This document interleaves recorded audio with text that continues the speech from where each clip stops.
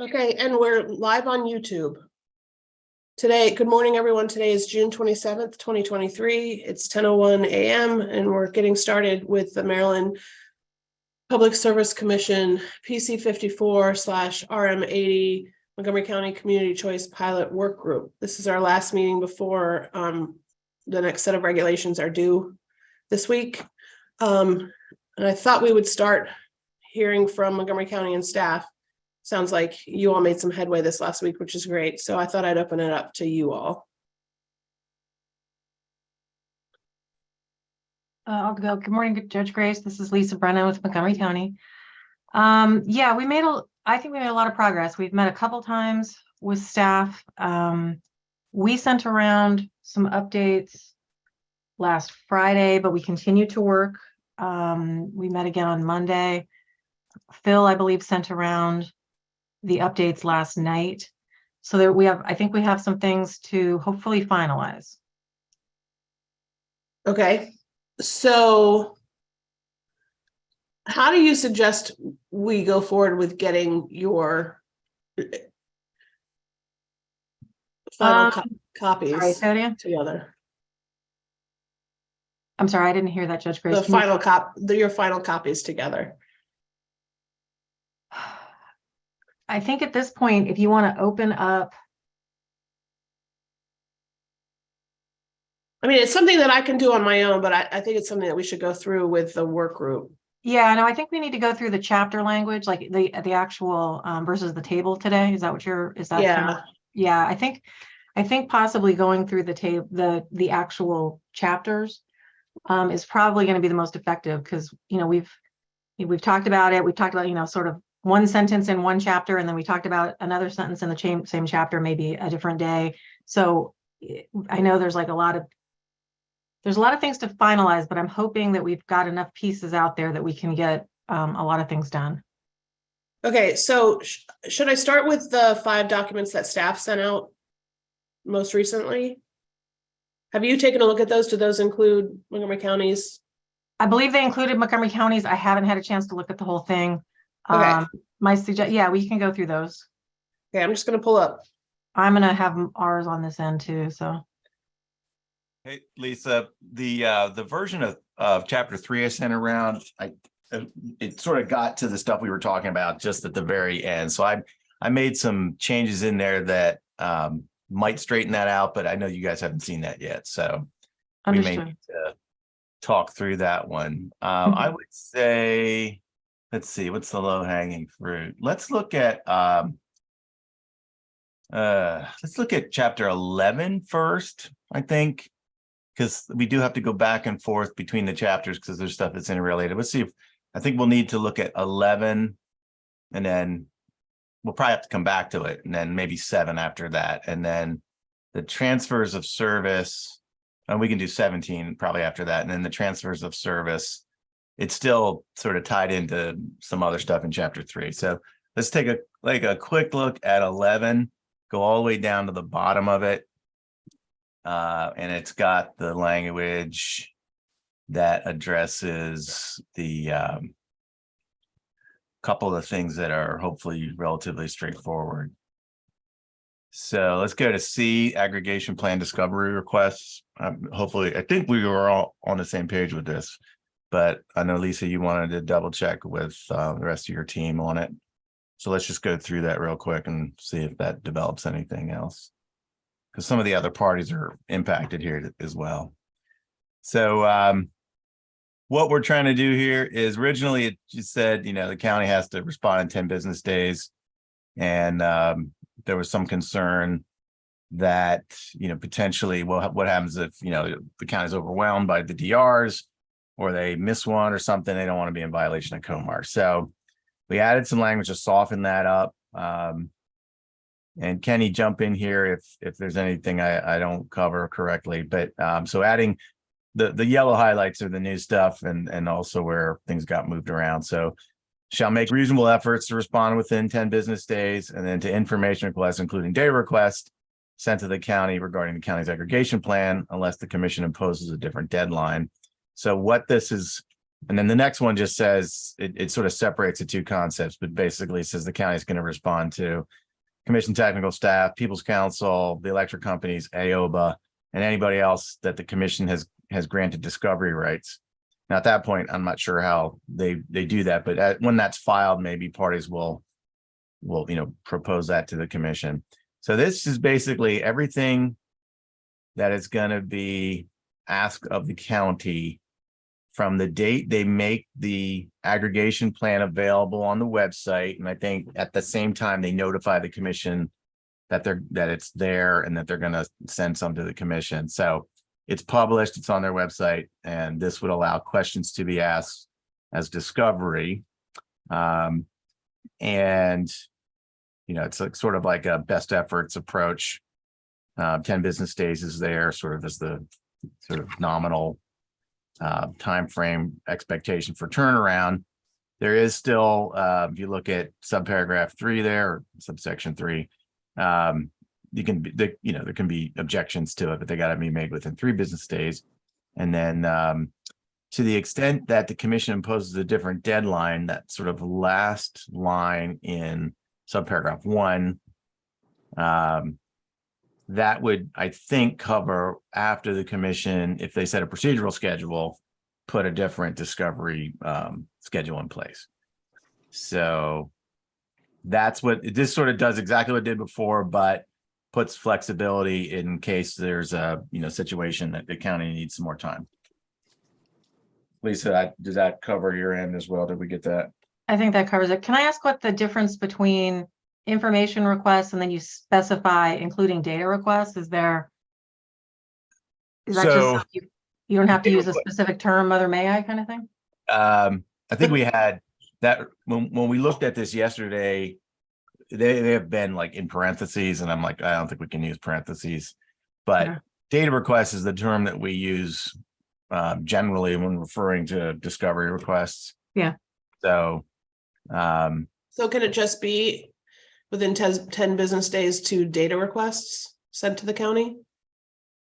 Well, I mean, I think what we're trying to clarify that it's information requests, but including, the term of art that means data requests. So that doesn't really imply 2 different things. It's just trying to, like, somebody looks at information requests, which is a good generic way to describe what's being asked.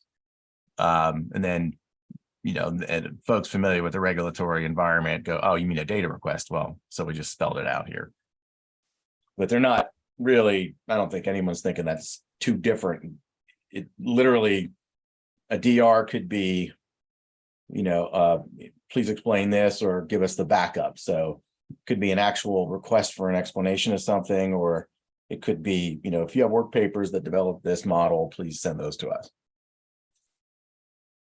So what's included in the subset of information requests outside of data requests? Nothing that I can think of. It's just a clarification so that folks, when they're reading this rule, understand that we mean, discovery the way it's thought of in regulatory terms, without having to sort of go and define that somewhere.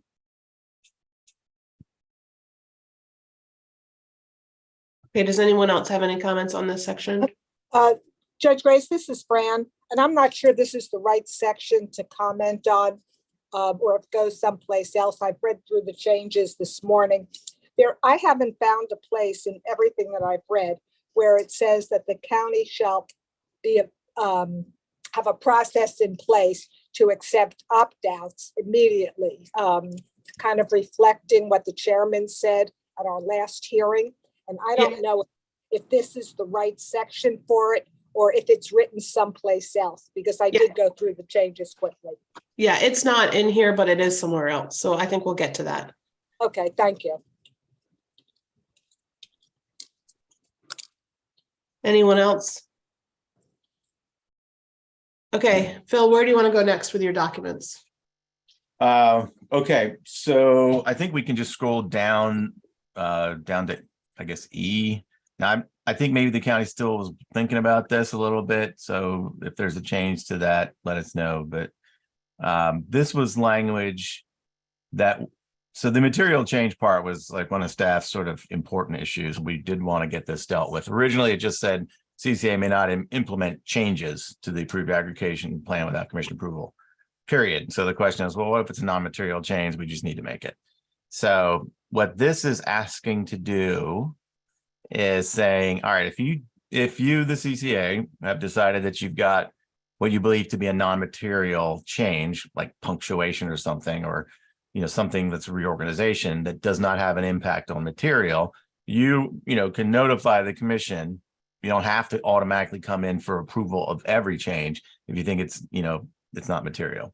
So notify the commission 30 days before you're going to make that change effective, and then you're set. And if the commission will then have its typical 30-day response, and it's not the same, but it's akin to when a tariff filing is made. There's 30 days to react to it.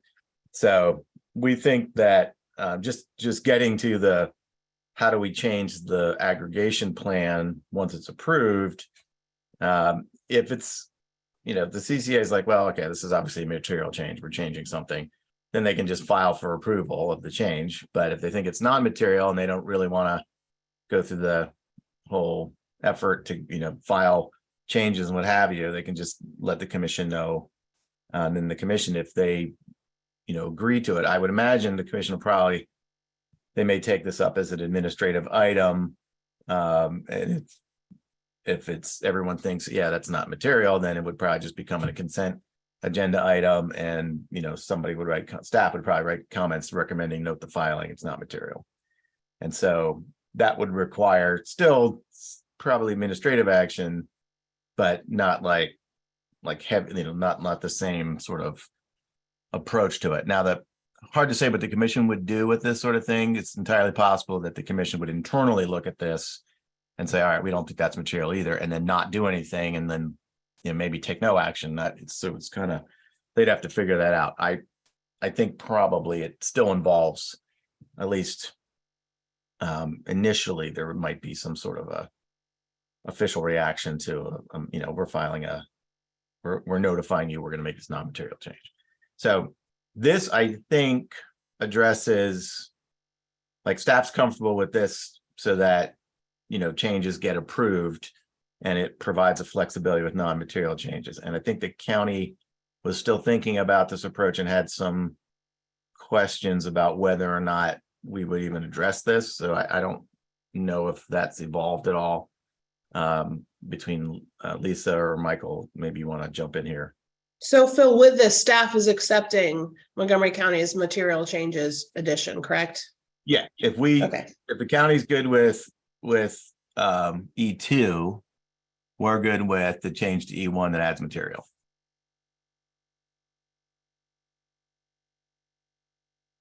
Let's look at this for a second. Did you want E2 to say at least 30 days prior or no later than 30 days prior? It just seems like, do we normally set deadlines where it's got to be like on the day? Absolutely. That could certainly be, no less than 30 days prior, whatever is the appropriate language. Yeah, it's not like on the dot. Yeah. No, I mean, I know that's not what you meant, but it's just, yeah, no, that's good. Maybe to think that was a thing. That's totally a good catch. So somehow I'm seeing hands raised now, which I usually don't do when I'm sharing documents. I think Lori. Yes, thank you, Judge Grace. Just to clarify, Phil, and maybe you already said this and I missed it, but is there sort of a presumed concurrence built into 2 that if the county notifies of a non-material change and the commission does not take action in some timely manner, I don't know if this needs some kind of time bound there, they may proceed with the change? So that's probably a great legal question. Maybe one of my attorneys will jump in, but I think we are assuming that if the commission chooses not to take action, then that material change this rule does not require approval of in this case a non-material change.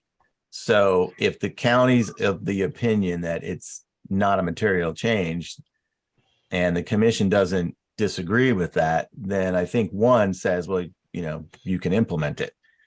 If it's a material change, you have to get commission approval. So that's really, from a procedural standpoint, I think we'll have to probably discuss this with the commission. Will figure out how they want to deal with these, but basically, if the county makes a non-material change and everybody else thinks it's also non-material with this opportunity to say something about that, and then the commission also agrees it's non-material, either because they say nothing or because they say, yeah, we agree this is non-material, then the county can just put it into effect and doesn't require approval.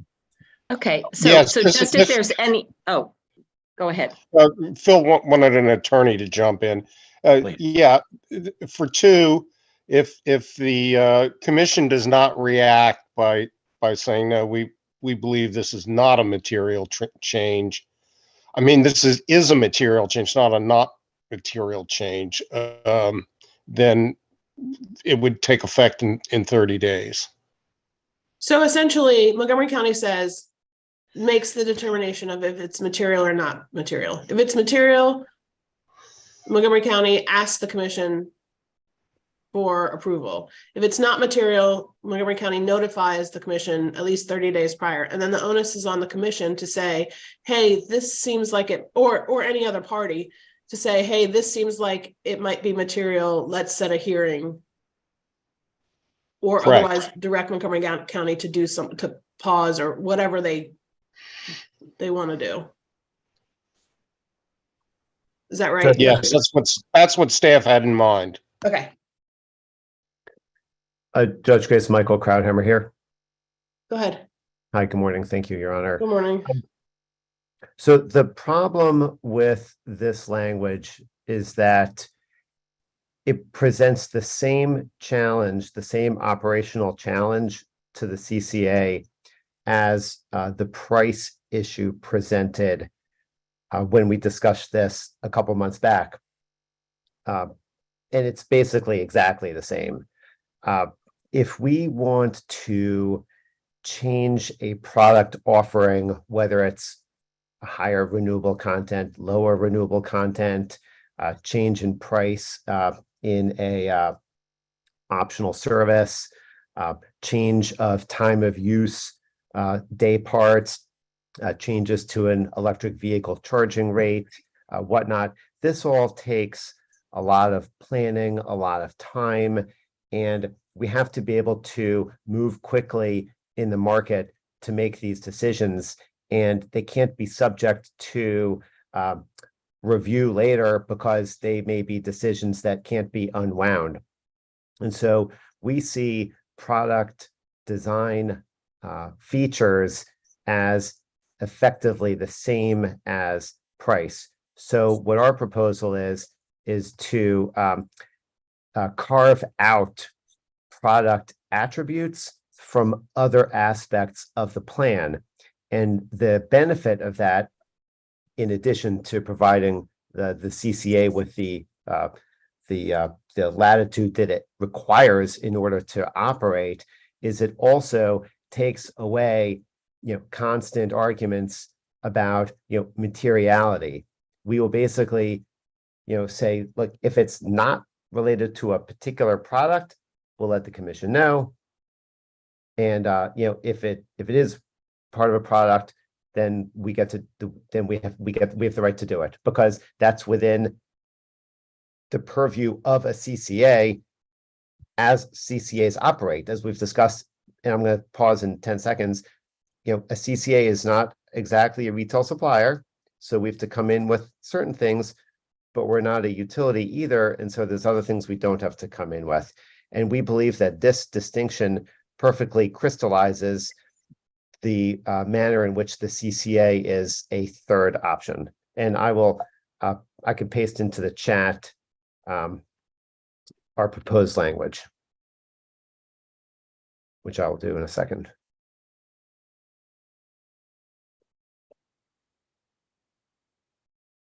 Chat.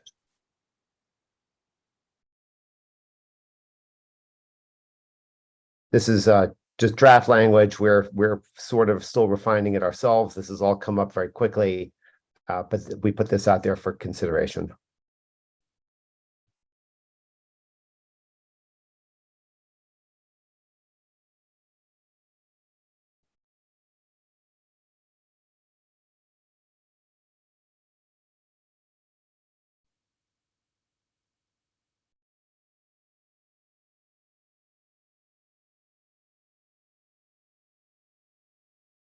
Judge Grace, this is Lori, may I just ask for a clarification from Michael? Go ahead. So Michael, the language you're proposing is irrespective of the requirement in 7.9, notice of enrollment, that the CCA shall provide written notice to customers within 5 business days upon change in CCA service option, and also that they must notify customers by posting on the website any change in rates at least 30 days prior to the change taking effect. All of that still is in place with the changes you're proposing. Is that correct? Like the third, there was a lot, I think the key part I heard there was the 30-day notice of changes in rates. Yes. Yes, So in yes, my yep. comments, I tried to, thread through the relevant sections from a customer protection standpoint. Yep. Where notifications would happen, because this came up at our last meeting. So I want to be sure in terms of customer notification, you're talking about plan approval, but in terms of customer notification, even with your proposed language and the changes that you're making, you're still on the hook to do the notifications of change in service option, Yes. providing written notice within 5 business days, and the 30-day notice of changes in rates. Well, hold on a second. Which language are you talking about with this 5 days and the 30 days? I'm talking about 20.7, 9, and 10. I can put it in the chat.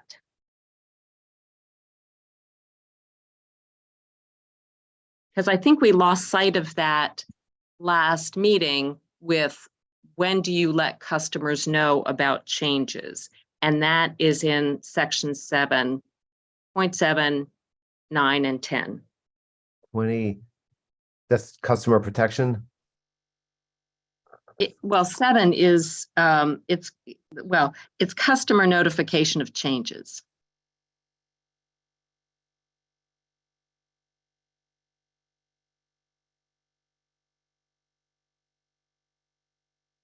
I'm working with only one screen today, so please accept my apology for trying to keep up with the flipping screens here. I'm looking at the you said 20.xx.07. Lori? Yes. Dot 9, notice of which enrollment. is notice of enrollment, Mhm. and 10, notice of changes in rate. Yeah, we're not proposing to make any changes to those sections. Those sections would remain in force. Okay, great. What we're basically saying here is we can't go to the commission and be faced with great uncertainty when we want to make changes to the services. But when we do make those changes on our own, we will let customers know within the timeframes that we've already agreed to.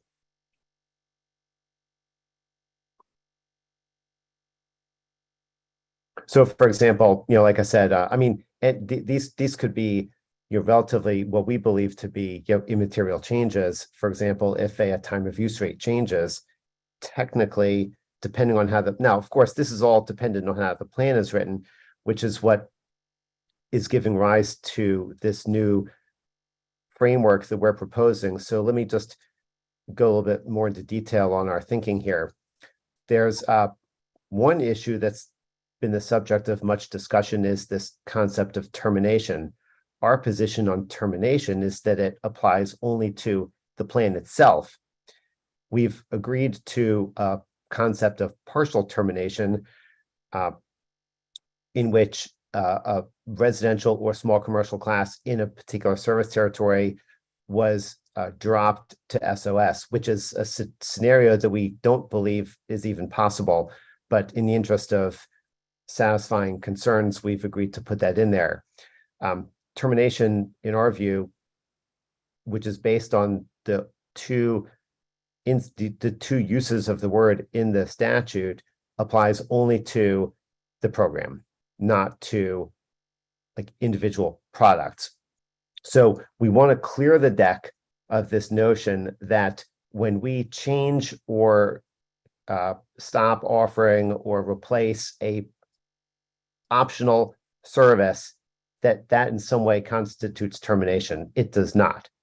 So we want to sort of clear that away with this by clarifying in this provision that we posted into the chat that the CCA has the sole the CCA is authorized to change its optional services without commission approval.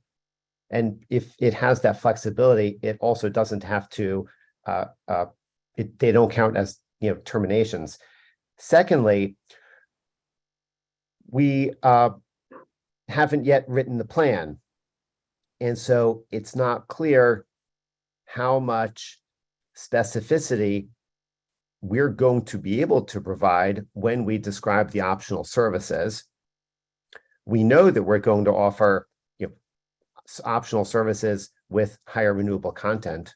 For example, there may also be time of use features. There may be an electric vehicle charging rate. Like these are all things where in the early stages of developing.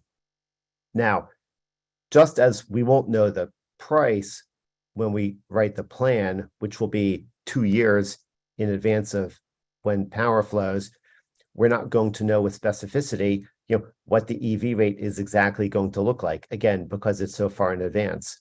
Same thing with time of use. But we're anticipating having a protracted discussion when the plan is before the commission about, well, why you didn't provide enough information on the time of use rate. What time is it going to start? What time is it going to end? When's your off peak? When's your super off peak? How come there's no super off peak in this season, but there is in that season? Just we don't want to have that discussion when we submit the plan, nor do we want to have that discussion after the plan is approved. So we're trying to head off all kinds of conflicts at the pass now by just declaring that the way the optional services are developed and what they are is within the CCA's discretion. And that way, when it comes time to write the plan and have the plan approved, we'll be able to describe them in as much specificity as possible, but without being, having our feet held to the fire about why did we pick 6:30 and not 6 o'clock as the end of a particular time slot? And then the same disputes will also be avoided for the next 7 years. So that's why we don't like this idea of materiality. We believe it just sets everyone up for conflict. We want to have two buckets where we will advise and buckets where we won't. And the ones where we won't is as narrow as can possibly be defined, while still allowing us to do what we need to do.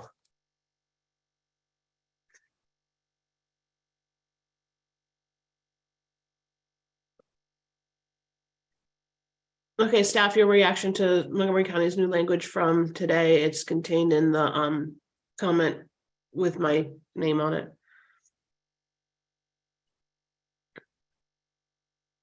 While everyone's pondering that, I'll just also add that there are numerous times in which, well, first of all, everybody, the commission will be, apprised of our product offerings because we're going to post them on the website.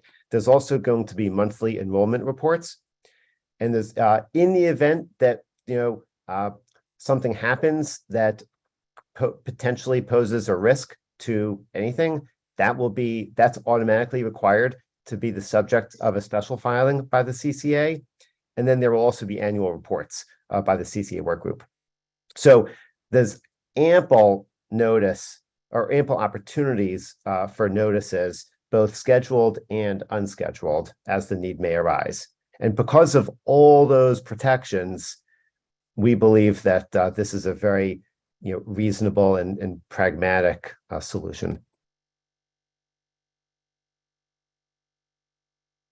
All right, so let me just try to get to what we are trying to, and I'm going to react to the new language a little bit, to the extent I can. But so anything that the commission actually approves, we think what's going to happen is the CCA will submit an aggregation plan. It'll be a document of some kind. Commission will sort of look at that and then hearing, what people have to say about it. They may approve it flat out. They may not approve it, or they may approve, it with changes or something of that nature. Sort of, that's kind of what they do with everything they get. Approve, disapprove, or, make changes to it. So if there's a document that the commission approves and words on that document change, it makes sense to us for it to be subject to reapproval if changes are made. And I think we've solved the material or not material issue if, a change is made. That's housekeeping, and, you don't need to go through the whole process.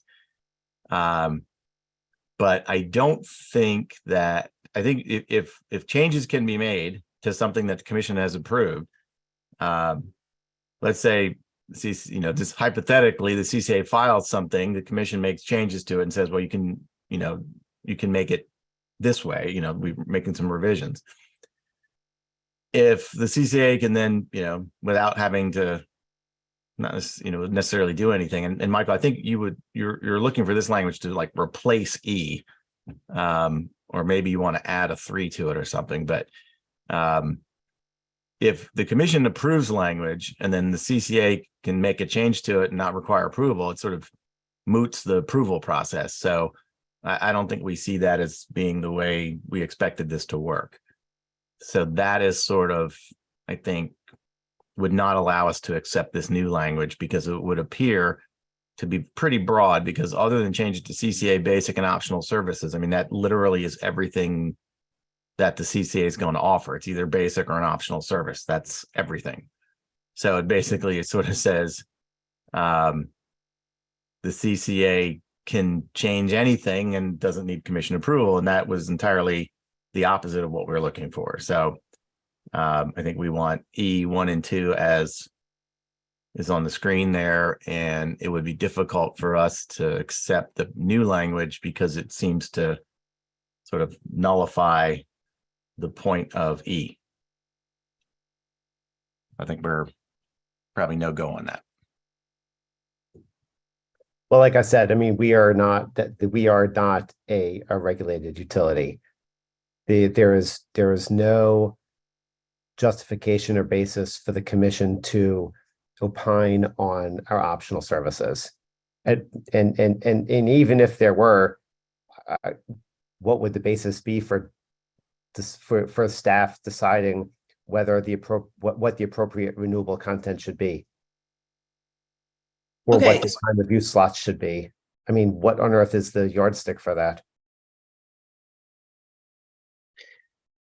Okay, so staff, this new language, is this the language that you want to go before the commission? I know this was an attempt at, an agreement. So is this staff's final language?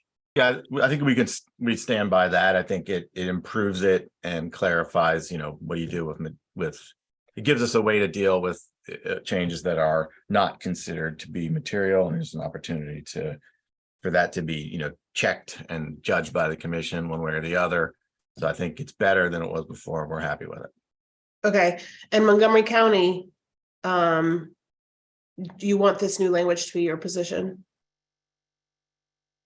Yeah, Judge Grace, this is Stan. Can I ask a clarifying question of Phil? Sure.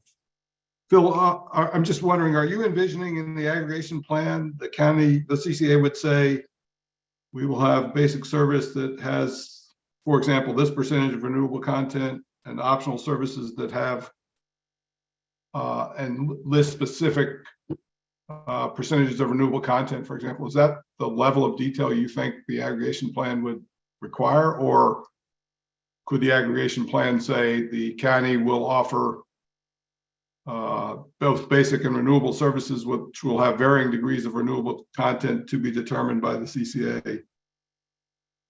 So, Stan, it's hard to speculate till we actually see like the whole thing.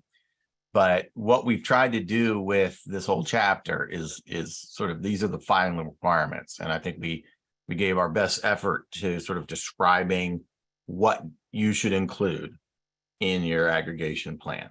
But once you figure out what you want to say, like if the county decides to describe, optional service, or let's say you describe the basic service as it's going to be, X amount of renewable components.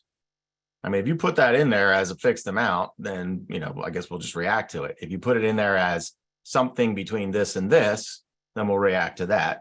But once it's been set and approved, what this language would require is that if you change that language in that plan, you have to get that approved. And there's something else, there's another place in here where it says, once you get the aggregation plan approved, you're obligated to follow it in the provision of your service. So it's hard to judge at this point how staff or anybody else would, or the commission would react to what you propose. But once you do propose it, the words that get approved, this language simply says, well, you got to operate according to those words. And if you change them, you got to get approval for it. So, I mean, conceivably, if you said, well, we're not going to be able to know what the renewable component is for this optional service, but it'll be greater than what is offered in the basic. I mean, that might be sufficient to, all right, well, as long as you tell folks what it is when you're offering it, maybe that's not an issue. But you might get a question back was, well, all right, well, our customer's going to know. So put some terms in there that explain like how they're going to find out or something. It could be, so when, there might be some desire to have something that has some flexibility written into the terms, also come with sort of some disclosure about like when customers would find out about such a thing. And if that's not already written into, what the requirements are for the filing, that, that might be the reaction to it. So that's the type of, thing. It's sort of, I think folks are going to look at what you file and then be responsive to it. And it may be more than up or down. It may be like, well, you can have this, but you've got to also, we would like to see this additional provision of the terms in order to clarify for customers, what it actually is when they're buying it or before they buy it. Sure. It's sort of like, we can't really speculate, but we can't really, this locks the terms according to what the commission approves until the commission approves something different. Okay, thanks for the clarification. Judge Grace, I think that language that Michael proposed is what we'd like to have as our position. I think ultimately this question can't be, or the discrepancy in the views here won't be answered until we submit an aggregation plan and the commission weighs in on that aggregation plan. Well, yeah, but the commission has to have it. I mean, the regs come before that, so that's why we have to have. I understand. I'm saying, regardless of which language they approve in the regulations, it's the approval of the aggregation plan that is the determining factor. So, for example, as I agree with Phil, that if the aggregation plan says the basic service will have this percentage of renewable content, optional service will have these percentages, and they approve that, then if we change that, we would have to go back and approve that. I would anticipate the aggregation plan would not say that.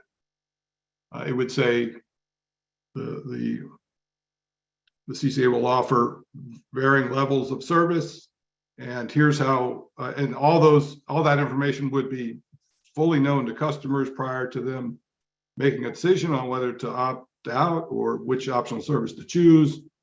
As 07 says, they would be notified when those things changes. So I feel comfortable that we can, in an aggregation plan, describe what we're doing, and am hopeful that the commission will approve it. But so in your first example, where there's a specific amount, then that's where the difference is between your language and staff's language. But if you write your plan to be the second one, then there would be no difference between what you would have to do based on staff's language and your language here. Yeah, but we're trying to avoid that dispute later by having the conversation now. Yeah, because staff will not commit to agreeing to a plan which says that we're going to offer a variety of, renewable products. They won't agree to that. They're already showing their hand as to what's to come. Okay, so we have both parties' positions here and we can move on. Staff, which document do you want to look at next? Judge Grace, there was one more thing in chapter 11. Oh, sorry. I was trying to go through my notes, there's multiple documents here, sorry. Oh, staff, you were going to think about, sorry, Lisa, let me interrupt while you're going through your notes. Staff, you were going to think about whether you needed the cybersecurity plan here. It doesn't require a different approval in the code section that Montgomery County has cited, and it's part of the aggregation plan. So it would be required to be approved by the commission. But do you still want this to be a separate item here, even though it's not a separate item in the statute? Judge Grace, we'd actually recommended an edit to that. It may still be in your comments. It's on the version that I'm looking at. It's not on this. This is the only comment. Okay, so it must be looking at the 620 version as an older version or something. I don't know how Okay. this one. Okay, so I'll put in, this has been there for a while. Here's what I think you wrote, Judge Grace, but I'm not, it just says, this, I put in the chat, this is the 620 update. It doesn't say who the author is, but I think it might've been you at our meeting last week. So what we had tried to do was make it clear that what the commission's going to approve is the aggregation plan, which includes these three things: terms of service, transition schedule, cybersecurity plan. So all the pieces are still there. It's just trying to make clear that the thing the commission approves is the aggregation plan. And staff, are you okay with Montgomery County's language? It's essentially reorganizing that one. The reorganization sort of, I think, changes it in a manner that we sort of want a very specific, I mean, obviously the aggregation plan needs to be approved, but if the aggregation plan does not include the other items, B, C, and D, or if it has to, according to the other reg, that's the point. when we're not, I mean, it's like, so what if that reg doesn't get approved? I mean, the county's still opposing 16, right? Sorry, what are you? That, What I mean, other has the reg are county- you referring Has the to? county completely accepted or has accepted the language that requires the cybersecurity plan in that as a sort of distinct component of the aggregation plan? Yeah, we agreed to that, I don't know, last week before. Yeah. So I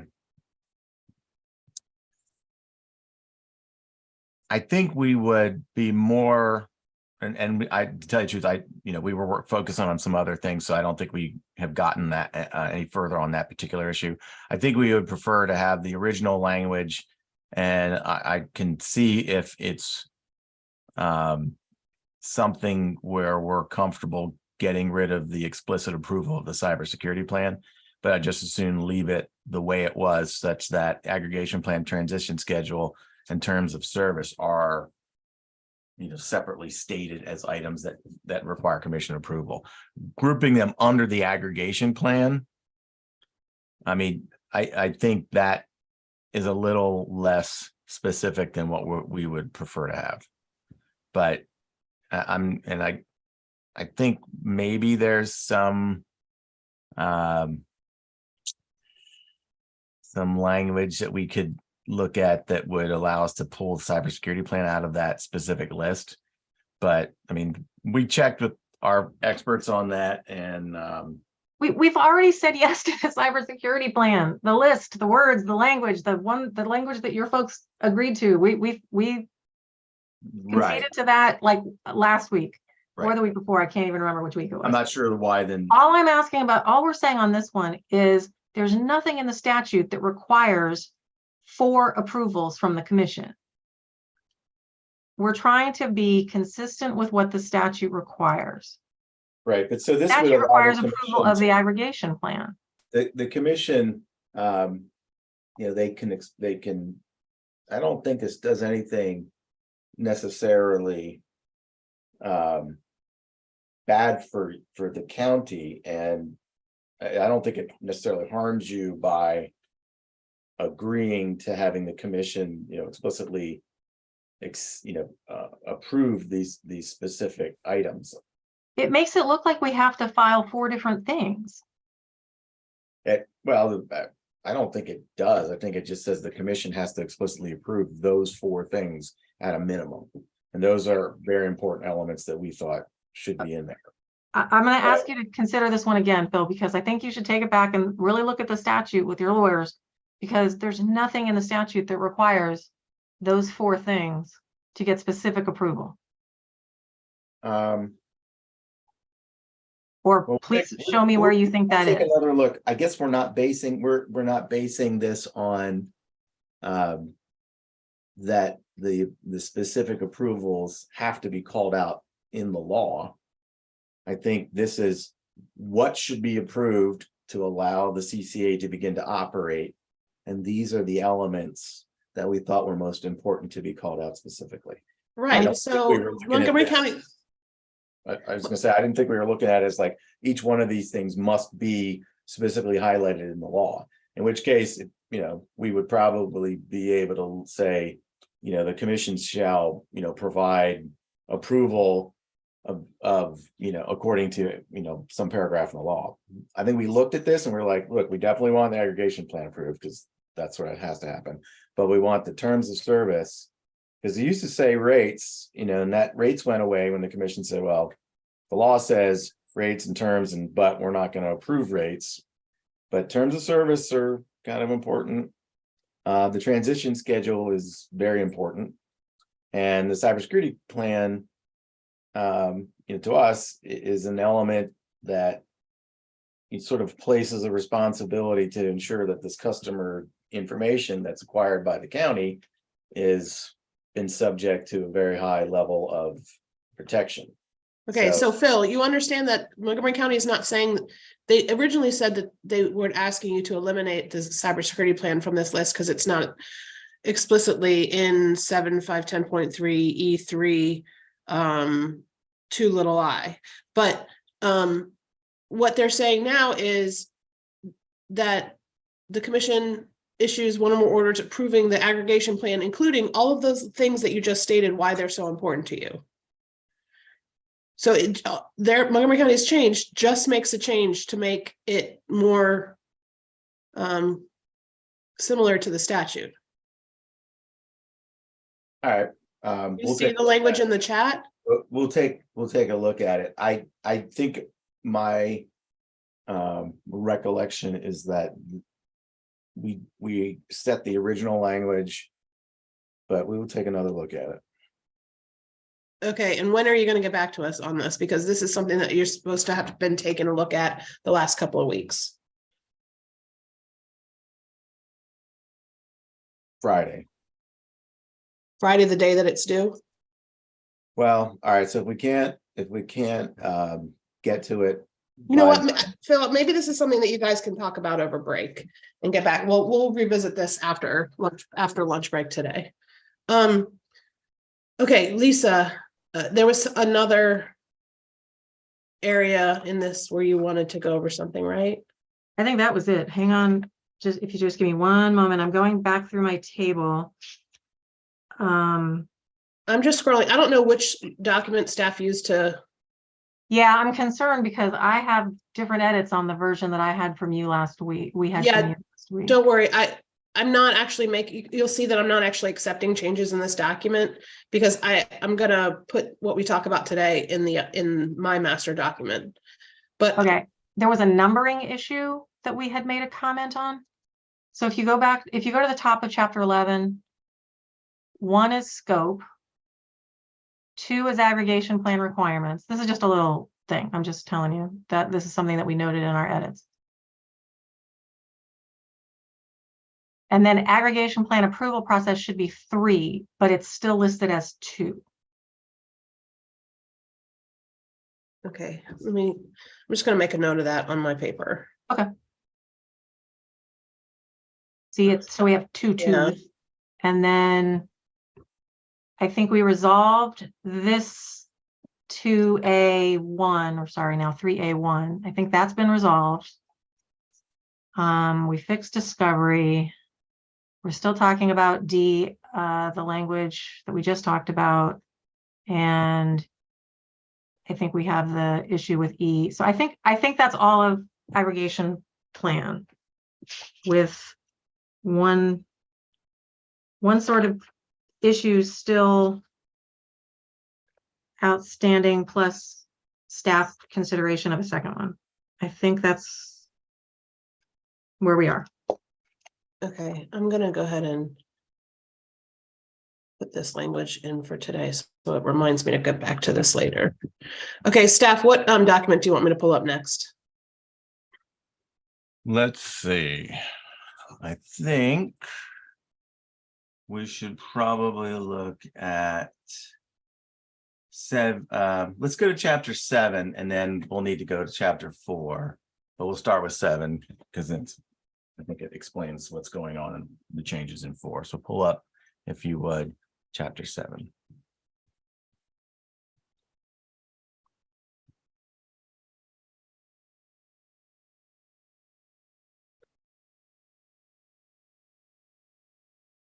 Okay, So roll down to the very bottom of the document. All right, so just take a quick look at N here. We're adding a provision to regulation 14, which is information that goes on the website. So it's like right now, it doesn't say specifically information about customer protection dispute resolution, but that's going to be added. And if you scroll up a little bit further, so remember N, and when we go to 4, in 14E, the change there, it used to say explanation of costs recovered through rates, and now it's going to say summary of costs included. Oh, you know what? I forgot it should say summary of the type of costs included in rates. Lisa, I think that's the language. Yeah. Yeah, All right. thanks. So I think both of us are now good with what it says in 14E. And I think everybody's happy with 14N, but to see why you want to change N, we got to look at 4. okay, hang on a second. Lisa, 14E and N, is Montgomery County in agreement? Unless I hear something different from Stan or Michael, I think hang on one sec. I'm looking at the changes. Yeah, I think we're good. We're definitely good with N. And I'm looking at the current version of E. Yeah, I think we're good. Okay, anyone else want to comment on these 2 changes? Okay, now you want me to go to Grace, it's Fred. I didn't want to comment on these 2 changes, but I had another comment on 07. I mean, Okay. something else. Under, I guess, 5 enrollment disputes, where I had a continuing, I guess, objection that I was objecting to in 05A, shall submit an initial inquiry. However, my problem is that when I look at B, it says a consumer alleging a violation of this regulation may file a dispute with CAD. That's fine, but it makes it sound the way it's written that Part A, you must wait for a resolution. And I don't think that was the intent. So what I would like to do is add the words B, at any time. A customer alleging a violation of this regulation may file a dispute with the CAD at any time. And then I can live with the fact in A, it says shall initially submit any inquiry. But I don't think the customer should have to wait for a resolution from the CCA in order to file with CAD.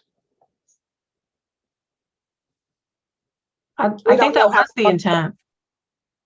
I'm sorry, I didn't hear you. Is that Lisa? Yeah, it's Lisa. I thought that was the intent, that, generally the utility complaints, they try to address it with the utility, and then if that doesn't work, they can go to CAD. That's, okay, I thought this required that you should have to file with you should have to file with the CCA first. But I didn't think there was any intent for us to delay a filing with CAD, waiting for a resolution from the CCA. I just wanted to clarify that by saying in B, a customer alleging a violation may file with CAD at any time. So Well, that's currently, what if I have a problem, I have to call the utility, right? And then as soon as I'm done calling the utility, I can then call CAD. And I think, Fran, what you're saying is at any time makes you feel more comfortable that that can happen now, and that you don't have to wait for this resolution before filing with CAD. That's Is that exactly, right? that's exactly what I'm saying. And that's why that makes me comfortable that I can live with the word shall in part A. Okay, so staff in Montgomery County, at any time, do you object to adding that language? As long as it says you shall file a dispute with the CCA first? I would put it after the word may. To be clear, that's what we're talking about. Fran, is That's that fine. good with you? Yeah. Can we May say at any That's- time subsequently or file something? dispute questions. That's about it. fine. Subsequently would be better. Lisa, you broke up, so I couldn't hear you. Lisa said subsequently might be better than at any time. Make it clear that there's they need to go to the CCA first. I mean, I think this A makes it pretty clear.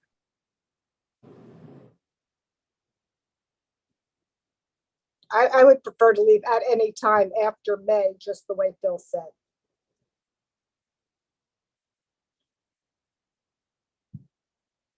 So does CAD currently not accept a dispute if it hasn't been brought to the utility first?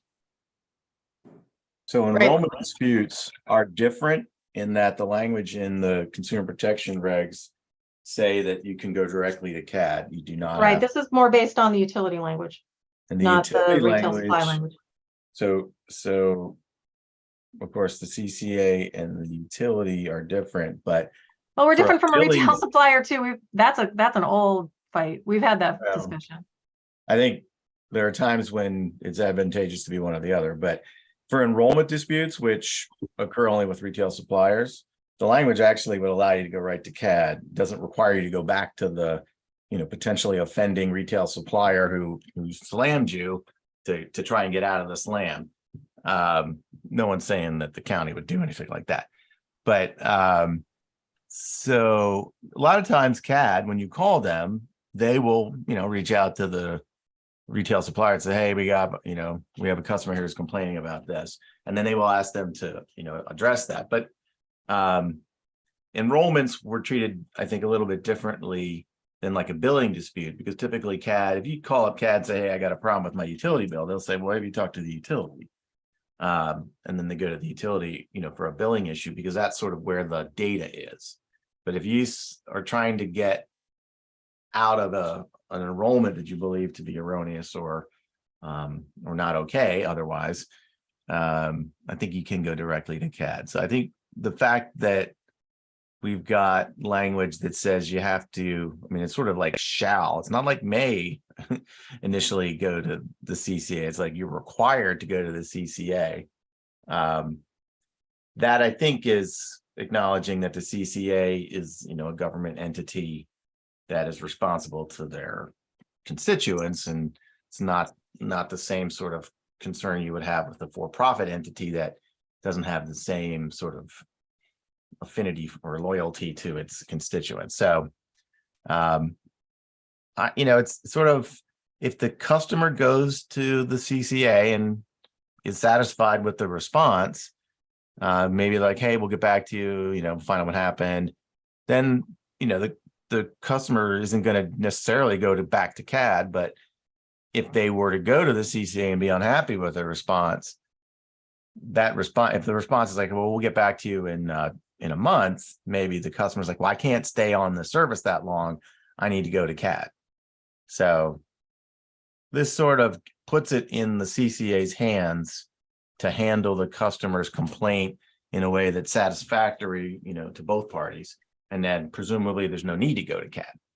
But if that doesn't work out to, both parties' satisfaction, the CCA and the customer, this allows sort of the traditional approach to handling enrollment disputes for retail supply, at least, to go forward on a timely basis. So that's probably not a bad move, and it shouldn't really hurt the CCA, given with the expectation that the CCA is making the customers happy in the first place.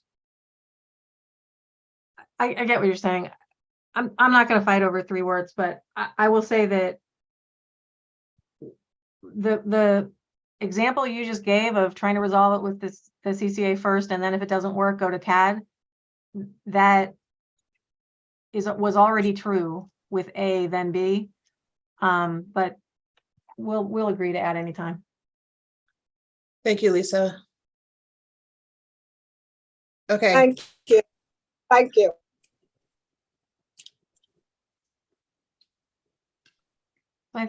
I think, Judge Grace, there were some other things in 7 that were still being discussed. tell me where to go. Hang on,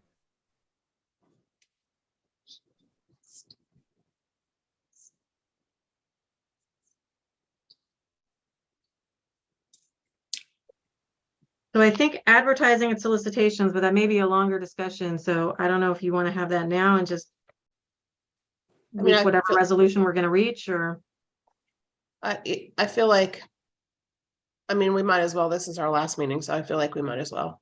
Let's Okay. get the low-hanging fruit first before we start spending an unknown amount of time dealing with the other stuff. Okay. So Phil, you want to go? Lisa, can you make a note to direct me back when we're done with the low hanging fruit? sure.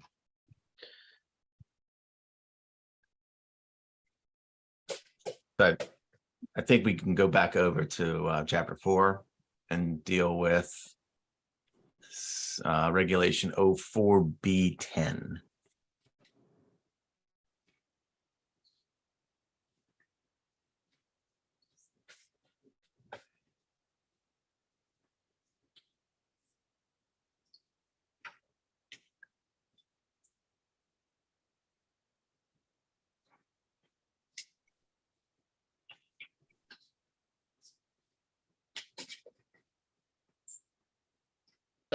O4B. 04B10. Okay. All right, so there you go. With 10, this is when we're adding 11. So the highlighted yellow is the only text that's going to be there in 10, used to say, information on dispute process and et cetera, et cetera. Now it just says information on the CCA's customer protections, plural. So that, and then like period. So that is going to be information. This is something that's going to be provided to customers, like where they find out about that. And then 11, which is new, basically is basically a reference to the CCA's website for all the information in sections B 1 through 10, which is the information that's provided in the additional information about what's provided in this letter. So what we're doing here is, without sort of posting information that might be viewed as negative by the customer, dispute resolution or that sort of thing, it's more of a generic information on the CCA's customer protections, which is typically perhaps positive.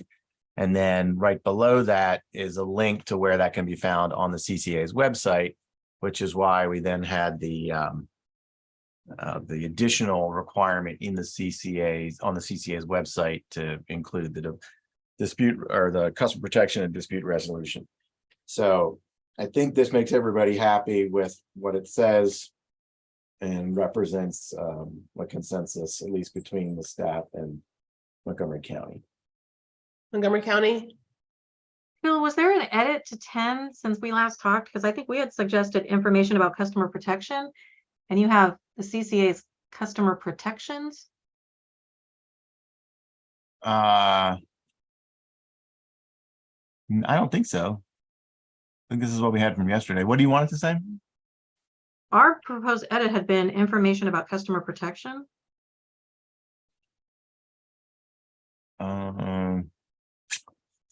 Information on customer protection. Information about customer protection. I'm just trying to figure out why on the CCA's customer protections. I don't That's what I had. so- generally hear it as plural. Like it's usually a thing, you know?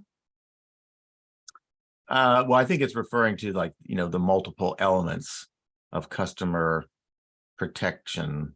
So that's why I was plurals, but let me ask, I think Kenny had, I just think it reads weird. Like I said, I was an investigator at the county's Office of Consumer Protection for more than a decade. So I'm just telling you, I mean, if you want the language, if there's some reason, I think it amounts to the same thing. It's just, I've never heard it phrased in the plural.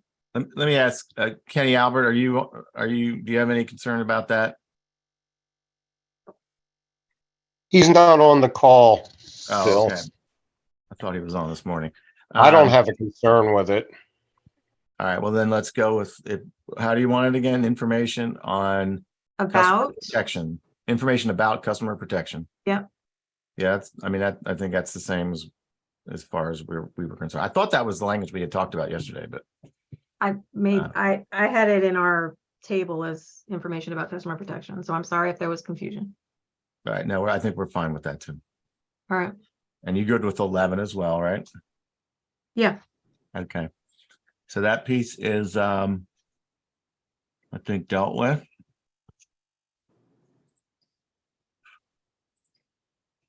Anybody else want to comment on this? There were comments from other folks on the earlier language.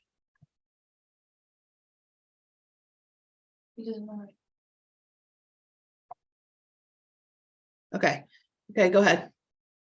All right, now, let's see, there's a couple other changes that I made in here that we did not get a chance to talk to the county. So I can go over those because I think it's mostly trying to kind of sort a couple of things out and make it easier to read by putting titles in. So I can do that. I don't think it'll take too long. So if that's all right, I'll just go ahead. If you would take it all the way up to the top to section or regulation 01.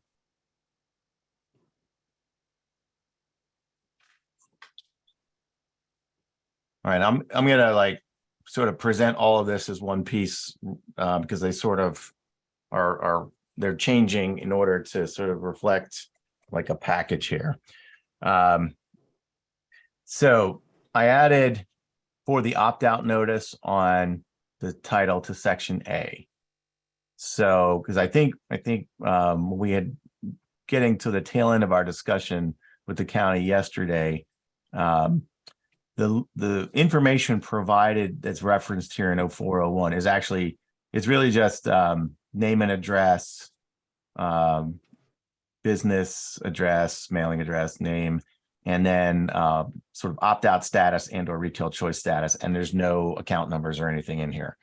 So this is sort of making that a little bit more clear that specifically this is the information that's being updated for the purpose of sending the opt-out notice. And so that was my first pass at sort of trying to make that a little more clear. In B, right below that, I noticed like the version I was looking at didn't have a number in there. And I think we were still looking for the opt-out notice to go out 60 days prior to the start of the CCA service. I'm not sure. I think there was some disagreement about that.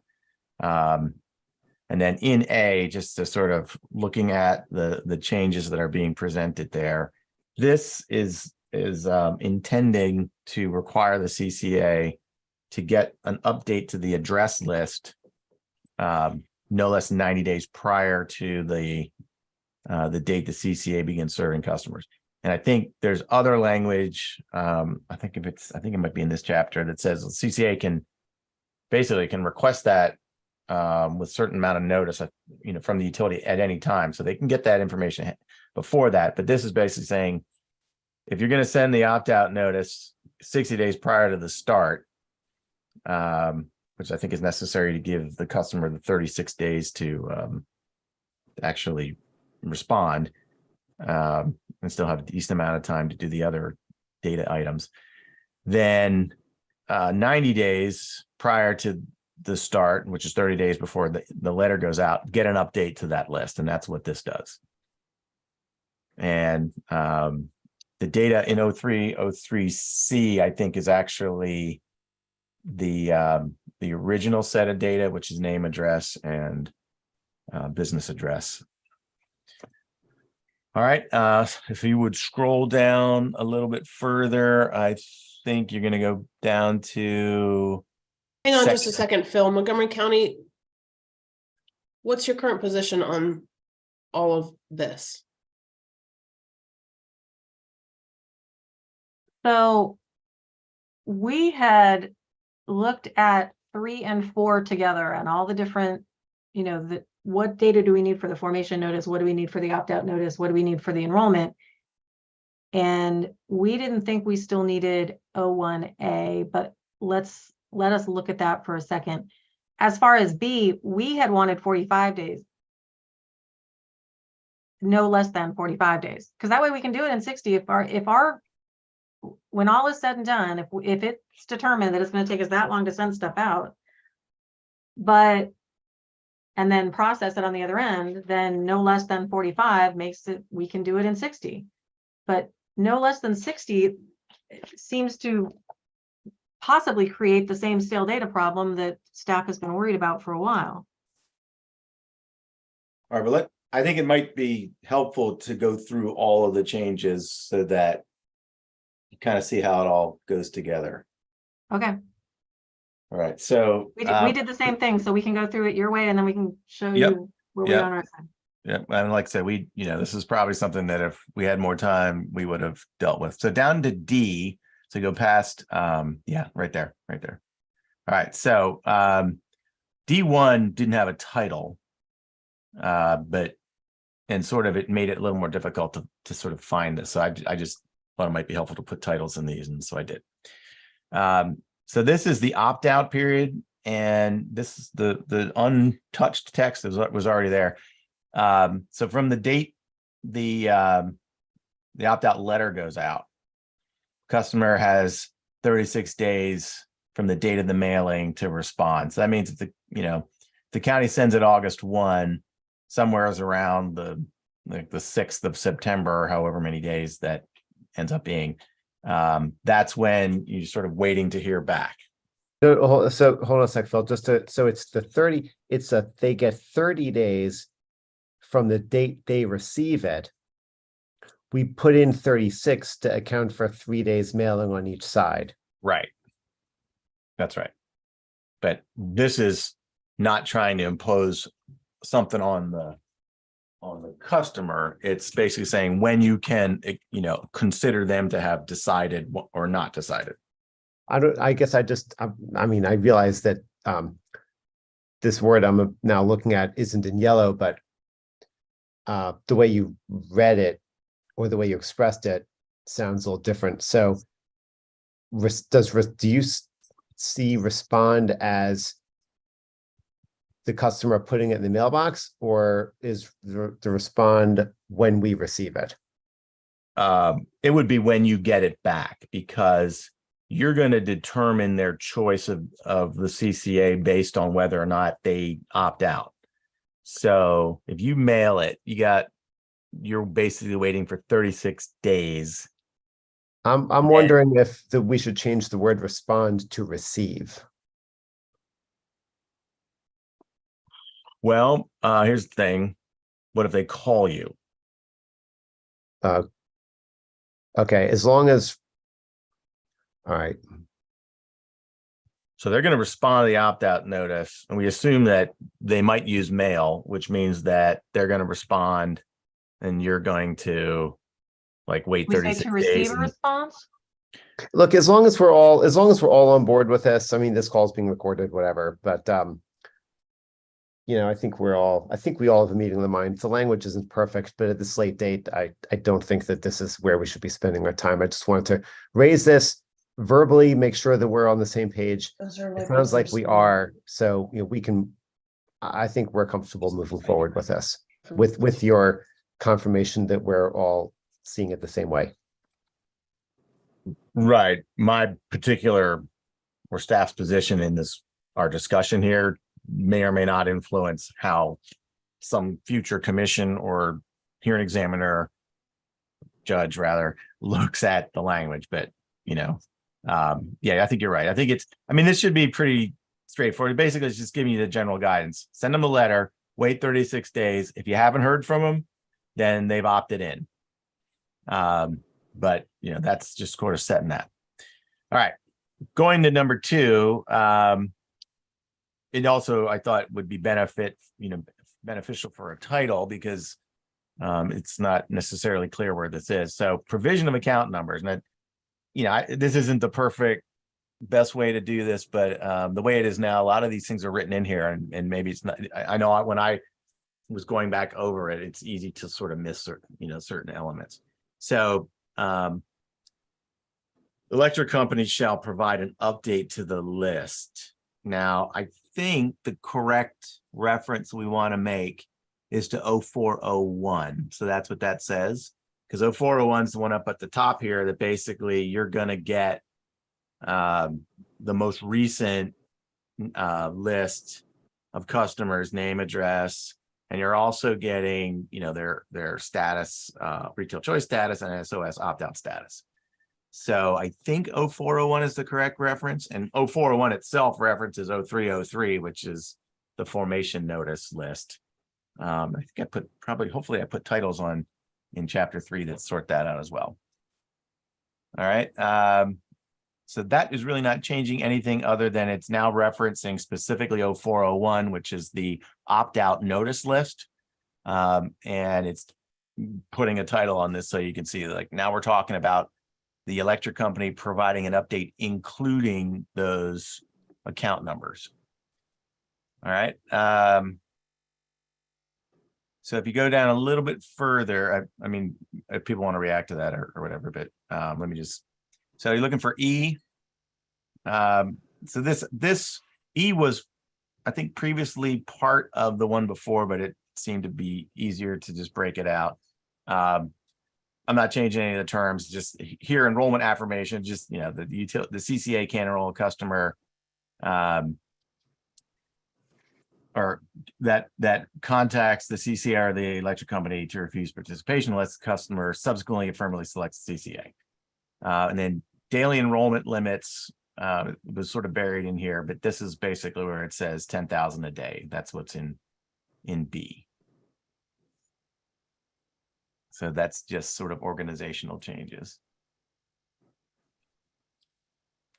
All right. And I think that is the only change. There are some more highlights in here, but I don't think was something that was made by me in the last bit there. So one thing I wanted to mention before we moved off of the account provision information, I just want to run this past the utility folks because it doesn't really have, it may need to have a turnaround time. But if we look at, let me just find it real quick here. Under D2, provision of account numbers, D2A says, there's going to be an update to the opt-out notice information list. So D2A says the electric company shall provide account numbers solely for customers who are not at the date and time the report is generated. So this would be 36 days after the opt-out notice, like at the earliest, but it could be a little bit after, depending on when the CCA gets going on this. So that we're now looking at, for an October 1 start, we are somewheres around, I'm going to say like September 5th or 6th, not counting for weekends, perhaps. Electric company shall provide account numbers in this update. Now, we don't have like a turnaround time in here, I don't think. So the point at which the CCA gets the account numbers is about maybe 3 weeks prior to the October 1 start date, if they're provided like immediately. Do we know if the utility folks, having, you know, put this into a report that they generate, and they've done a couple of times already, except now there's the fields, including account numbers, are going to be in there for customers that aren't on retail choice and have not opted out with the utility. Is that a problem, turning that around like right away when that request comes over from the CCA? Because if that is going to take more than a couple of days, it shortens the amount of time the CCA has to scrub that list for their own purposes, because the CCA will need to scrub the account list to remove any accounts that are on that list but have called the CCA to opt out. I think that's the only Hey, scope. hey, Bill. Yeah. Hey, it's Valerie. Sorry. I feel like we had this conversation and didn't we agree to 10 days for any turnaround on some of these items? Well, we may have, but it didn't look like it made it into sort of a deadline in this reg. Mhm. So this reg's been here for a while, but it doesn't. I don't know where it would say 10 days if it's not here. The problem is 10 days is going to then put them somewhere towards like the 15th. That cuts down, so they might be at like 2 weeks or less before they have to start running the transactions. And there's actually another deadline in here that says that they're going to notify you after they scrub the lists. The CCA notifies the utility, this is about how many you can expect are coming over. So there are some, Yeah, I don't know how the other utilities feel, but I don't know how we could commit to anything less than like a 10 business day turnaround for data requests, unless it's set up automated, or, you know, so where this we're, isn't a DR per se. You will have, but it's customer list, but yeah, Right. yeah. Sorry. I think this is where I got it. you run a report, it dumps it to a flat file in a spreadsheet or something, and then you Mhm. put it on a secure website for them to download. Right. And you'll have done this already, you know, at least twice at that point. Mhm. Although this will now have the account numbers filled in for the accounts that are on that aren't opted out and are on retail choice. So right now we don't have language in there that says how long. Like basically, if you provided it 10 days later, you wouldn't be out of compliance with this regulation, because the regulation doesn't require you to have a deadline. Like right now, it's Gotcha. not written in here. It just says you shall provide it for customers. So, you're covered right now. It's like the CCA Right. and the utility are gonna have to work together maybe to sort this for sure. out. But probably because it's not entirely clear like what all the deadlines are going to be. But so like as long as you provide it at some point in time, you're in compliance. If you provided it, you know, without enough time for the transition to start, you know, the CCA would have to figure out how to manage that. It might start a little bit later than the schedule, and that sort of thing would have to get dealt with. So anyway, Yeah, I would only say our intent isn't to hold anything up, but you know, for a manual request where they come and say, hey, send it to us, you know, we do need reasonable response time. And I think that's a fair expectation. okay. Well, presumably, if everything is on a relatively sort of timely schedule, if the CCA waits until 36 days after they send the letter, and they send the letter 60 days in advance of the start date, they would know about how many accounts they have opt out or opt in, you know, from their end simply by responses. And anyone that doesn't respond by 36 days later, they're free to assume that they have the authority to enroll that customer. So then presumably they would probably tell you, hey, we're gonna ask for an update of the list by the 6th of September, because they figured out when the 36 days is. So they're gonna maybe tell you that well before. They're not gonna wait 36 days and then call you and say, hey, can we have that list now? They're probably gonna say, all right, we just sent the opt-out notice. In 36 days, we're gonna have a whole list of people that we know about are coming in. So can you be ready with an update to the opt-out notice list, but the one with the account numbers, can that be ready by September 6th? And then hopefully that's like a Monday or something. And then, so you'll have plenty of notice. Like they're not going to wait and see. I think you just give them the list as soon as, as they need it. Presumably they're going to want that list after they know who's opted in, so that they can scrub that list against their list. Because, that way they get the most recent list. So I think maybe it doesn't really create that much of a problem and there's no requirement for the CCA to ask for it in advance, but presumably folks will be working together. I don't know. It's really up to the utilities and the CCA if you want to specify some determination as to how much notice is given, et cetera, but that's not in this one. Gotcha.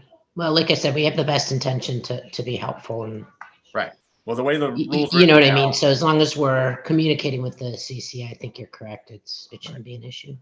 I mean, I think by reading the way the rule's written now, without a deadline, you just have to be responsive to it, probably in a reasonable way.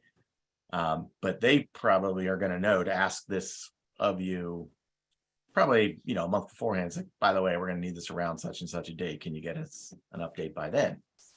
And then they can scrub it, and then they'll be ready to send enrollments over. So Lisa, maybe to sort of explain, so we sort of were running into, like, maybe I think you were looking to get rid of 0401A because it sort of specified when you had to send the opt-out letter. But we still are looking at because that, B like, says when we have to send the opt-out letter. okay. A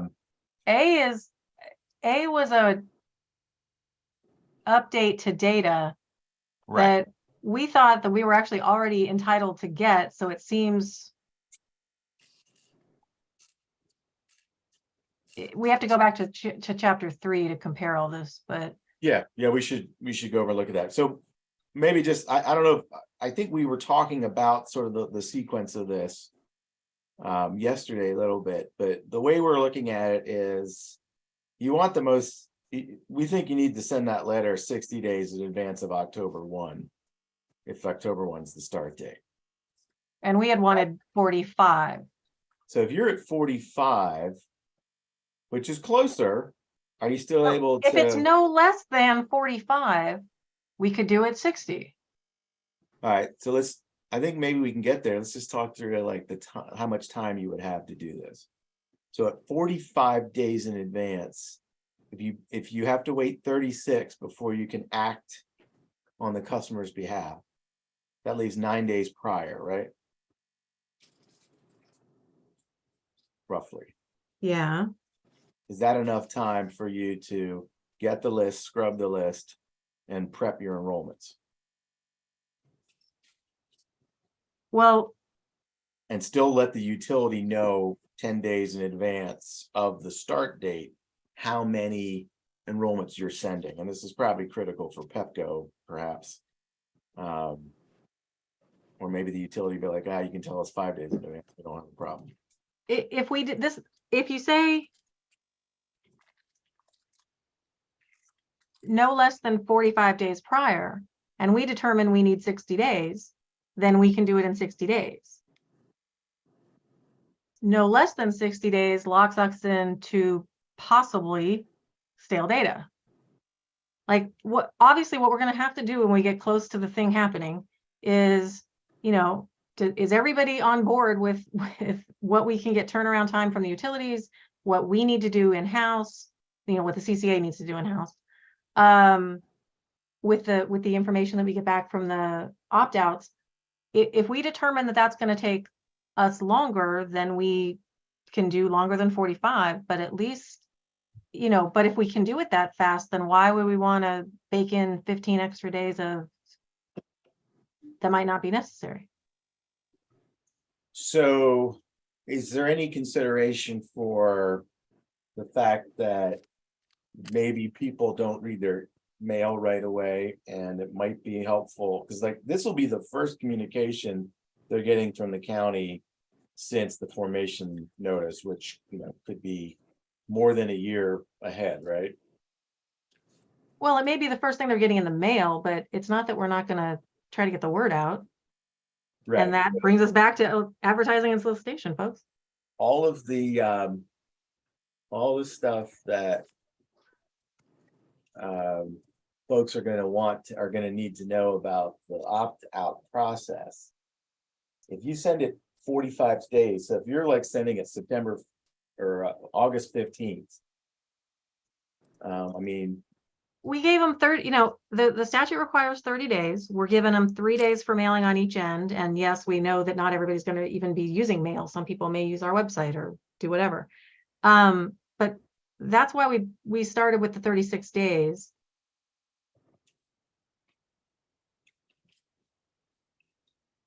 all right, well, I guess 60 is a little bit longer, but and now folks are still opting in or out by contacting the utility or responding to retail choice offers or something else. So that's another part of it.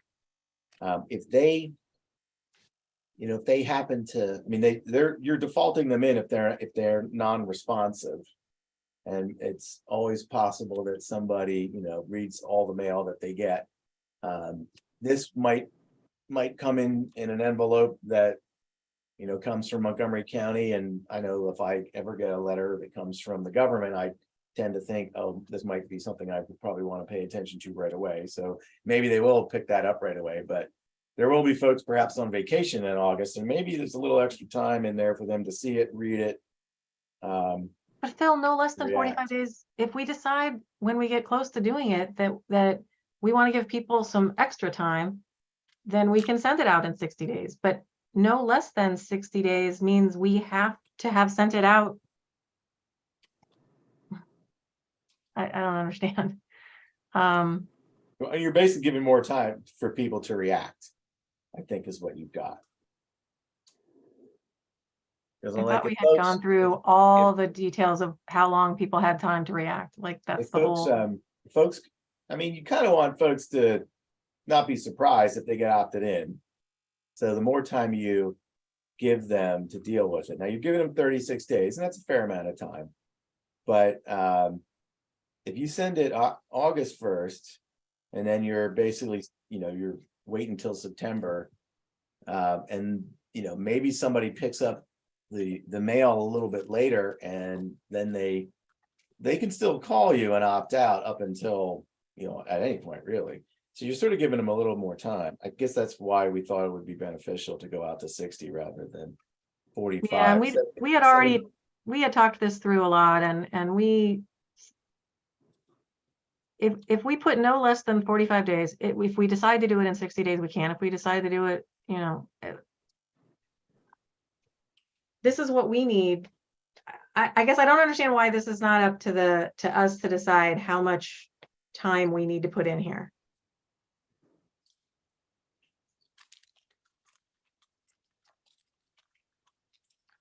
I Judge don't Grace- understand your objection to putting 45 days in B. Judge Grace, this strikes us as another one of those topics that Commissioner Richard specifically called out as, like, why don't you just let the CCA figure this out? Let them run their operations the way they need to run their operations. Lisa's request is for, our request is for, more flexibility. We want to have the most accurate data possible. And we do not think that this is something we should bring to the commission. But we also believe that this sets, we've been having this discussion for literally a year ago, we talked about this stuff. To be having this conversation at this late date is a little dismaying. Not to mention the fact, like I just said, this should be an operational concern for the CCA.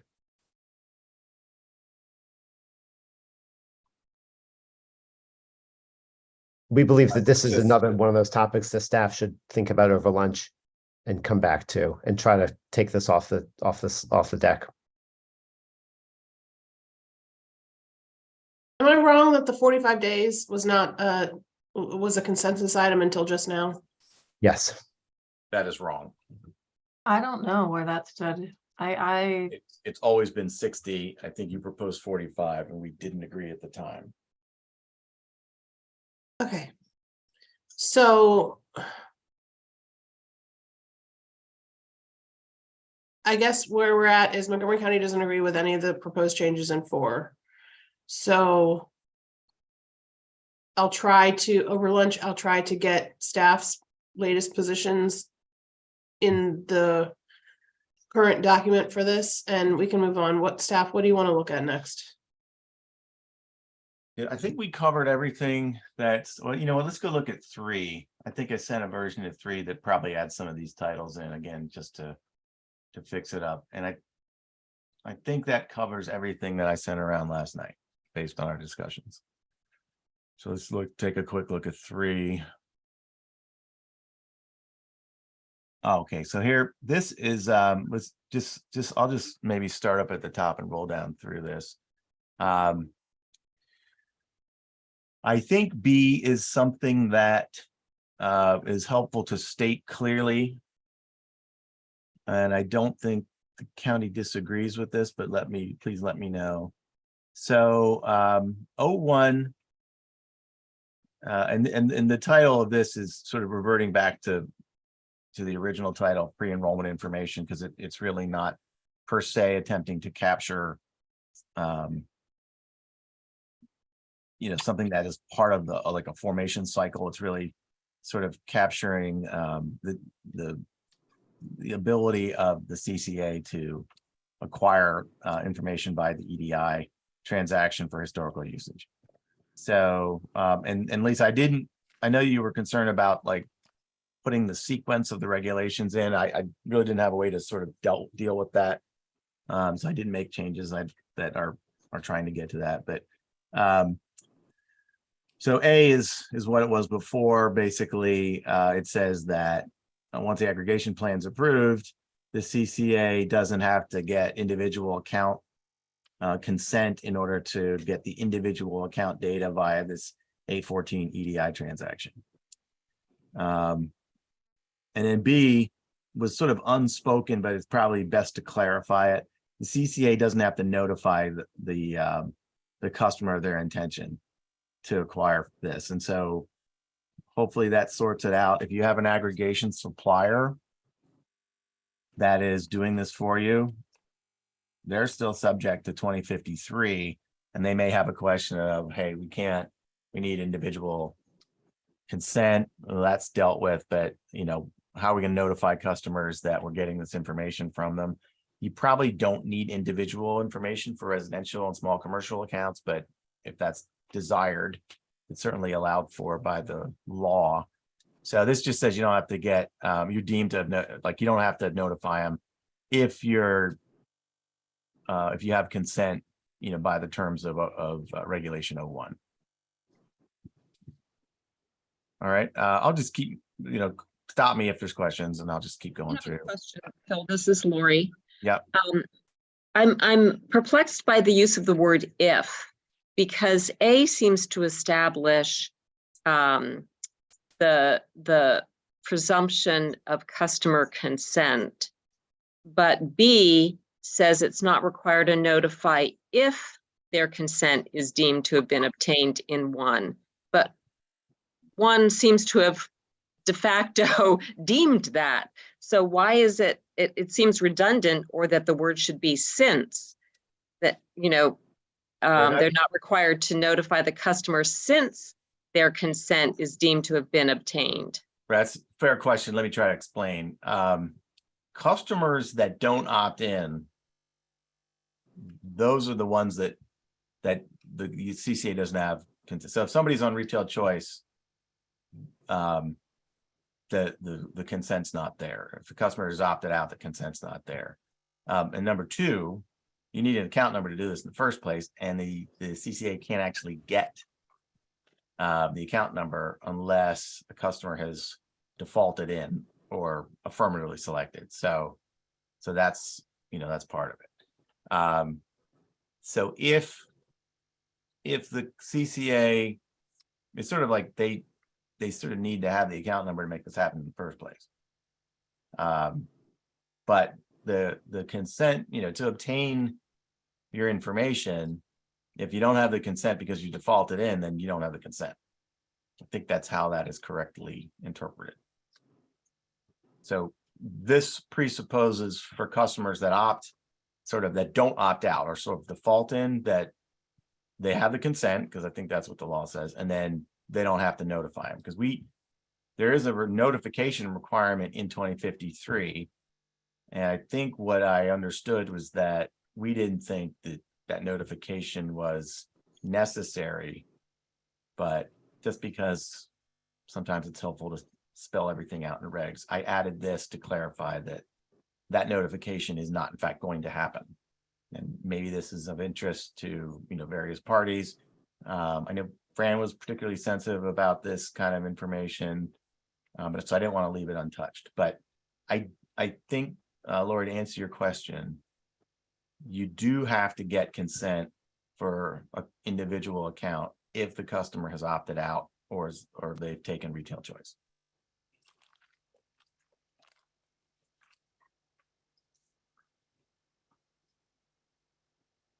Montgomery County, is this B language that you agree to?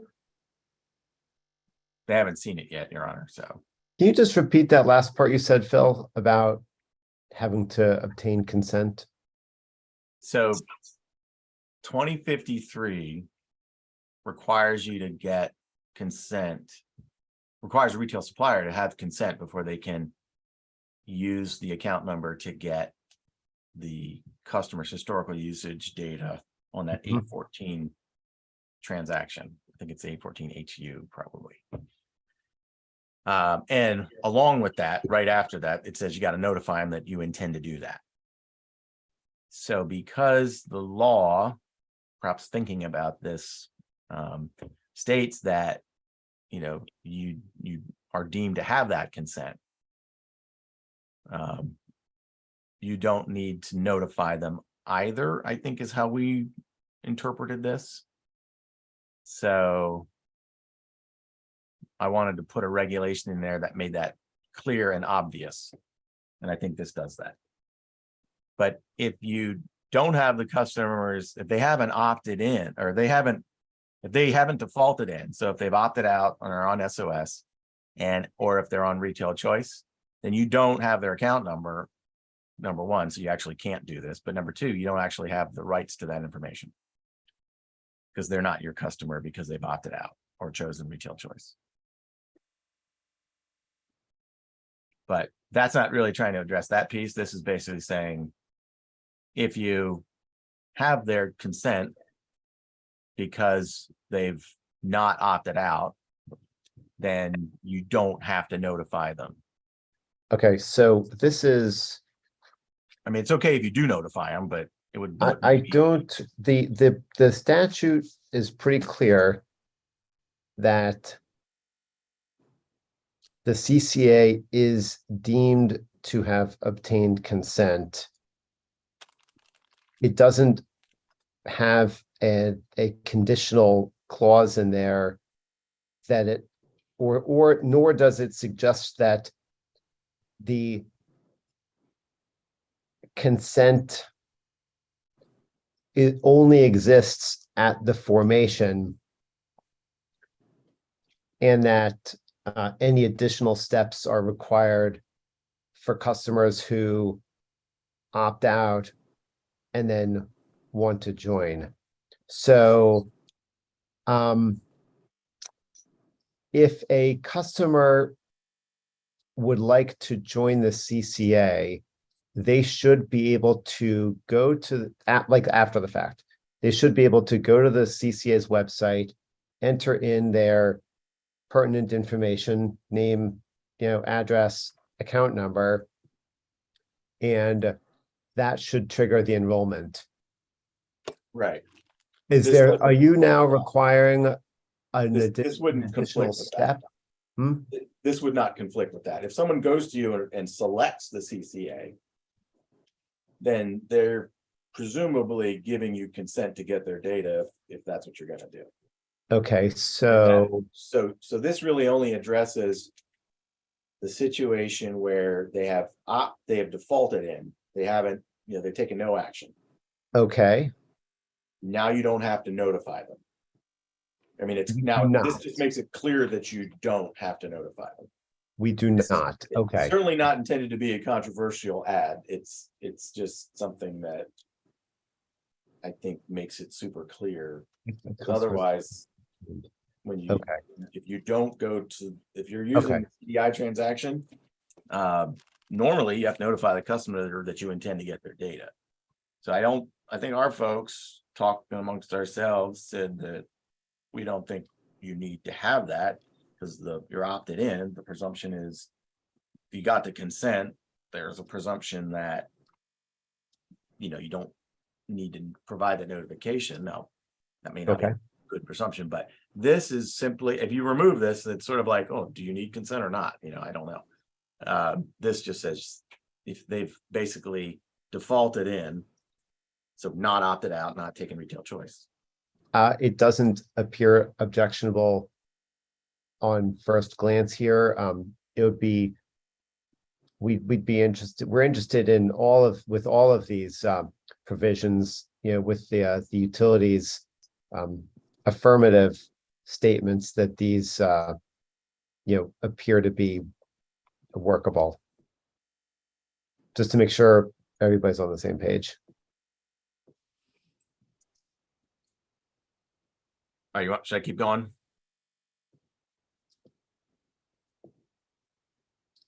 Were you asking a question of the utilities, Michael? Yeah, I mean, I think at each of the, these are complicated, they're mechanical yet complicated steps. And the utilities are, in the business of, performing many of these functions. And so given this late date, I'm a little cautious about assuming that silence is, consent. I want to make sure like everyone is affirmatively on board with these steps. I'm not asking for, everyone from every utility, but if at least one utility could chime in on each of these topics with their impression that, this should work, that would, I think, make us a lot more comfortable.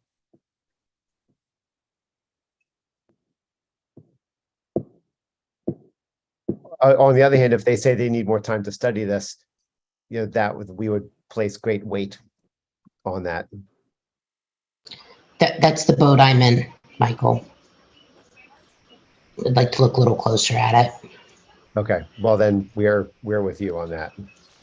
Okay. Judge Grace, that's our position then. This just requires a little bit more time to look at. I understand. My Here's concern is, go ahead.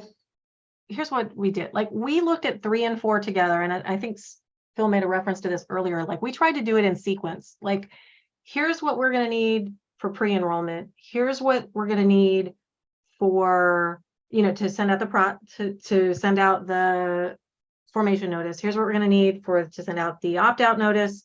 Here's what we're going to need to start enrolling people. And we tried to go through it looking at kind of 3 and 4 side by side. And we thought we had that. We thought we had an answer to that. So that's why we sent around what we sent around last week. But we've continued to talk about it with staff. I understand what staff is trying to do. If this is too important for us to just say, oh, sure, unless we're positive that this is going to actually give us what we need. So I understand. Can you give us, a day or two to, for us to sit down and say, okay, let's look at this. Staff is right that it's very hard because these aren't written in sequence. And that's what we're trying to make sure it accomplishes regardless. Like, we have to send them in sequence. So it's just like we're trying to make this format work in real life. And we just need to try to go through it again and make sure, maybe our edits were better, maybe their edits are better, but I think we need to be able to consciously, step by step, this is what's going to happen when. And it may be that we can say yes. I completely And we may need understand. the utilities to also say, and they agree too. So I'm, as Valerie said, she could use some time to. I completely understand. Right now, what we're supposed to be doing is we're supposed to be working towards consensus and having several different versions now of new things for everyone to consider. I'm really concerned with how we're going to be able to present this to the commission when we have to file this week. So I'm procedurally thinking about what's the best way to do this. Do we have breakout rooms and everybody goes and thinks about all the, do we just go through Montgomery County's proposed changes and staff's proposed changes and then give each party time to talk internally and come back and see so that we can get further through this towards the end of the meeting today? Because really, honestly, this is our opportunity. If you want to take a look at what I'm going to send to the commission, like the final version, then we have to do that today. Otherwise, I can send it out to folks, but if you make changes, not having you verify what changes or what your party's last position is, when I'm going through and putting the changes into the document, it's really not functionally. I'm fine doing it, but it's not the way I've run this work group, just this specific work group so far. So I'm just concerned with the way today is going, but we'll continue through staff's next change. Go ahead, staff. All right, so I think the rest of these sort of tie into sort of some of it addressed the changes that the county and staff talked about. So looking at O2, I think we're getting rid of A because the aggregate usage information is provided elsewhere. That was pointed out. So I think we can get rid of that. And that's like, well, what is this actually doing? Well, it's really just talking about the format of the specific pre-enrollment information, which again, this is in here because the CCA can get this information. Will they need it? Hard to say. They might need it. So A is gone away. B becomes A, and then what this to sort of make this a little more clear. It drops the reference to O2A. I think that was the suggestion from yesterday, and just covers O2. But what it's basically saying is you're going to use an electronic transaction to get this information. And that's what the term electronic transaction is what is used in the COMAR in 2053. I mean, it's specific, it's an EDI transaction, but they use the sort of generic term electronic transaction. So I use that. And then there's a new B, which makes, I think, it very clear, hopefully, something that we've already talked about a couple of times, is that basically the CCA is not permitted to make this request unless they have the account number or the retail choice identification number. So that's true, because there's no way for the utility to provide it, per 2053-0302, which requires an electronic transaction. That transaction is triggered by the account number. So just O2 becomes pre-enrollment information format and basically says you're going to use the EDI transaction the way it's described in 2053-0302. And this is hopefully not a surprise to anybody, you have to have an account number in order to make that request. And again, these are individual account requests that are done, maybe batched up, and a ton of them are done at one shot, but you have an account number, you ask for that particular customer's information. My understanding is that you really don't need to do this for a mass market, meaning a residential small commercial customer, because the load that they have is generally similar, sort of scaled against their monthly usage, which doesn't vary that much. But it's very important when you have sort of demand customers, but none of those are falling under the CCA. So this is just trying to fix that, clarify it, and maybe lock it down a little bit. And I think what Lisa was saying is like, this is sort of, I think maybe she wanted to put this in another place. And I think if everything's there that sort of says, here's how you're going to use this electronic transaction to get pre-enrollment information, doesn't necessarily need to be in this section, but it could be somewhere else, because you actually will get this. You're going to get this data once you have an account number, which you're not getting until somebody opts in or you're actually given the account number by the utility, which is probably happening like a month before the transition. So it certainly maybe could be moved elsewhere if that was beneficial, but it's in here because we were mirroring the language in the previous in the retail choice chapter on pre-enrollment data. All right. So 03, I just changed the title to, I think, clarify what is actually this is addressing. And this is it's not so much enrollment information, it's the CCA formation notice information. So 03 is addressing the information that the CCA gets from the utility so that they can mail the formation notice. So I just retitled it, and I hope that makes it more clear as to what's going on in that particular reg. So you added format? To 02, I did, yeah, because now we're just talking about the format that you're going to get the pre-enrollment data. And in 03, I changed the title to CCA formation notice information because it's just saying how you're going to get the address information you're going to use to mail the formation notice. The other change I did make is down in F, which is now saying that you can't request this information prior to the effective date of this regulation. It used to say July 1 of 2023, but I thought that was kind of meaningless if that's in the past relative to when the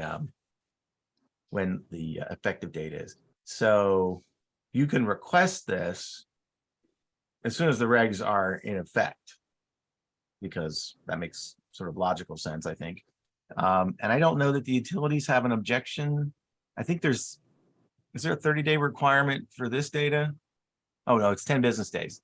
So basically the utilities, when they see these regulations, I think they probably know that they'll need to be able to respond within 10 business days of your request, and that you may make that request to send that data as soon as the effective date of the regs, because we don't think at this point, we don't know when you're actually going to do the formation notice, right? Like that's not fixed in stone relative to the October 125 service date, right? Correct. All right, so it said July 123 in the version I was looking at. I'm like, let's just make it sometime, anytime after the regs are in effect. Then it gives you, the utilities have 10 days to respond to you, and hopefully the utilities having, knowing this is coming their way, they're going to prepare to do that so that they're ready to go as soon as you are. And so maybe we need to see if the county's comfortable with that change and see if the utilities are comfortable being ready to generate that list as soon as regs, are potentially in effect. Yeah, Potomac Edison is okay with that. We'll be ready. Okay.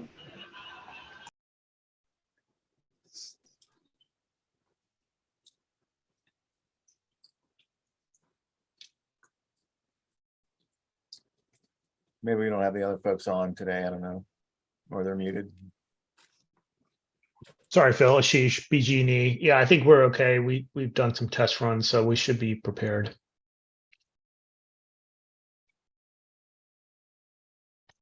This is Taylor for PHI. I don't see that Robbie is on, but I think that we may be okay as well, but I'll verify with him.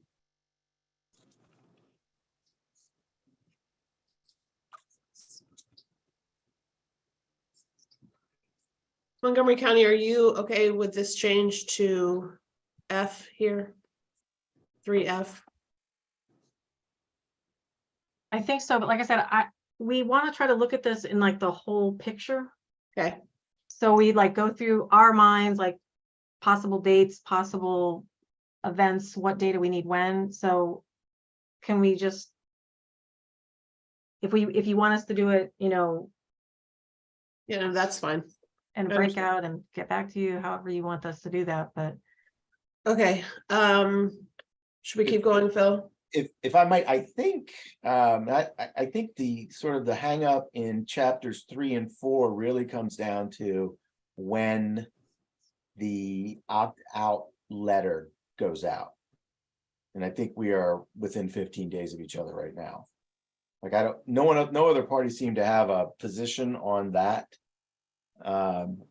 So like staff is kind of thinking 60 days is better because there's a little more time, and the county's looking at 45, such that it gets you closer to the start date.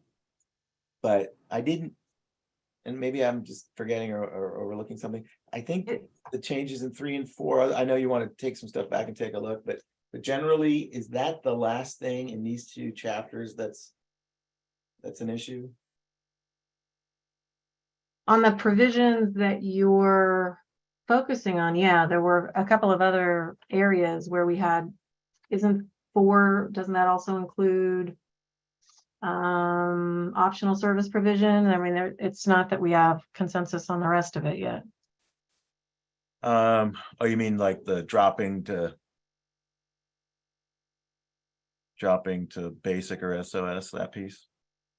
Yeah, we so did not I mean, have a chance to so- get together on that one, unfortunately. I'm sorry, say that again. We didn't have a chance to talk about that when we met Friday and Monday, so. So the county would like a few minutes to look at these changes that we've talked about in 3 and 4 thus far. And we would ask that staff look at this concept of no less than 45 means we can do it in 60 if we need to. So I guess I'm not quite sure why staff is hung up on no less than 60. I mean, generally, it's just it's more of giving customers enough notice to react, and that's generally because, well, if they don't react, they're going to get opted in, and it might not be sufficient time for them to sort of realize this is coming at them, because there's no, while you can promote and advertise and everything else, at this point it's unknown to us as to whether or not, when customers get that letter in the mail, somewhere between August 1st and August 15th, are they going to be looking for it, number one, and number two, will they react early enough?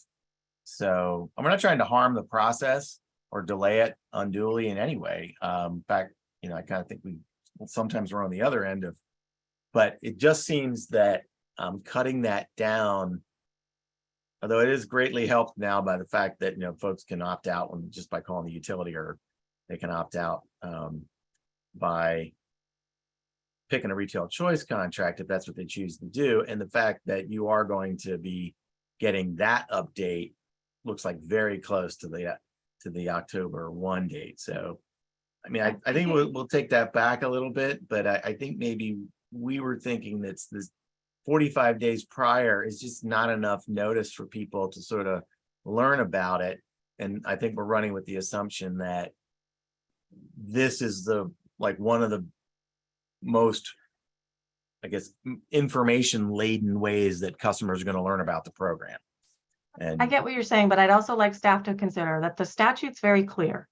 In the case of a customer receiving standard offer service within 30 days after the notice required by subsection F of this section is given, if we haven't received the return notice, if they haven't opted out, basically that means we can put them into the CCA. The statute gives us the time, and we've added time on either side for mailing. So what you're really saying is you want us to be required to give them more time than the statute allows. No, that's, I mean, they still get 30 days. You're just finding out about their choice slightly earlier, and you can begin processing that. The other thing that I think was part of our original concern also, so it's sort of like another element here, is it just looks like it's going to be really tight for you to scrub that list and prep your enrollments. So, and maybe not for like BG&E or even PE, but it's like 200,000. It just seems like there might be some benefit to adding a little more time to that schedule. And 15 days. Then we can. If it says no less than 45 days prior, we mail out the notice. And if we decide then we can do that. We also you know, if it takes longer at the other end, then it takes longer at the other end. That's on us. But we're gonna have to, Yeah, I mean, I guess we're asking you to sort of send that letter out earlier rather than later.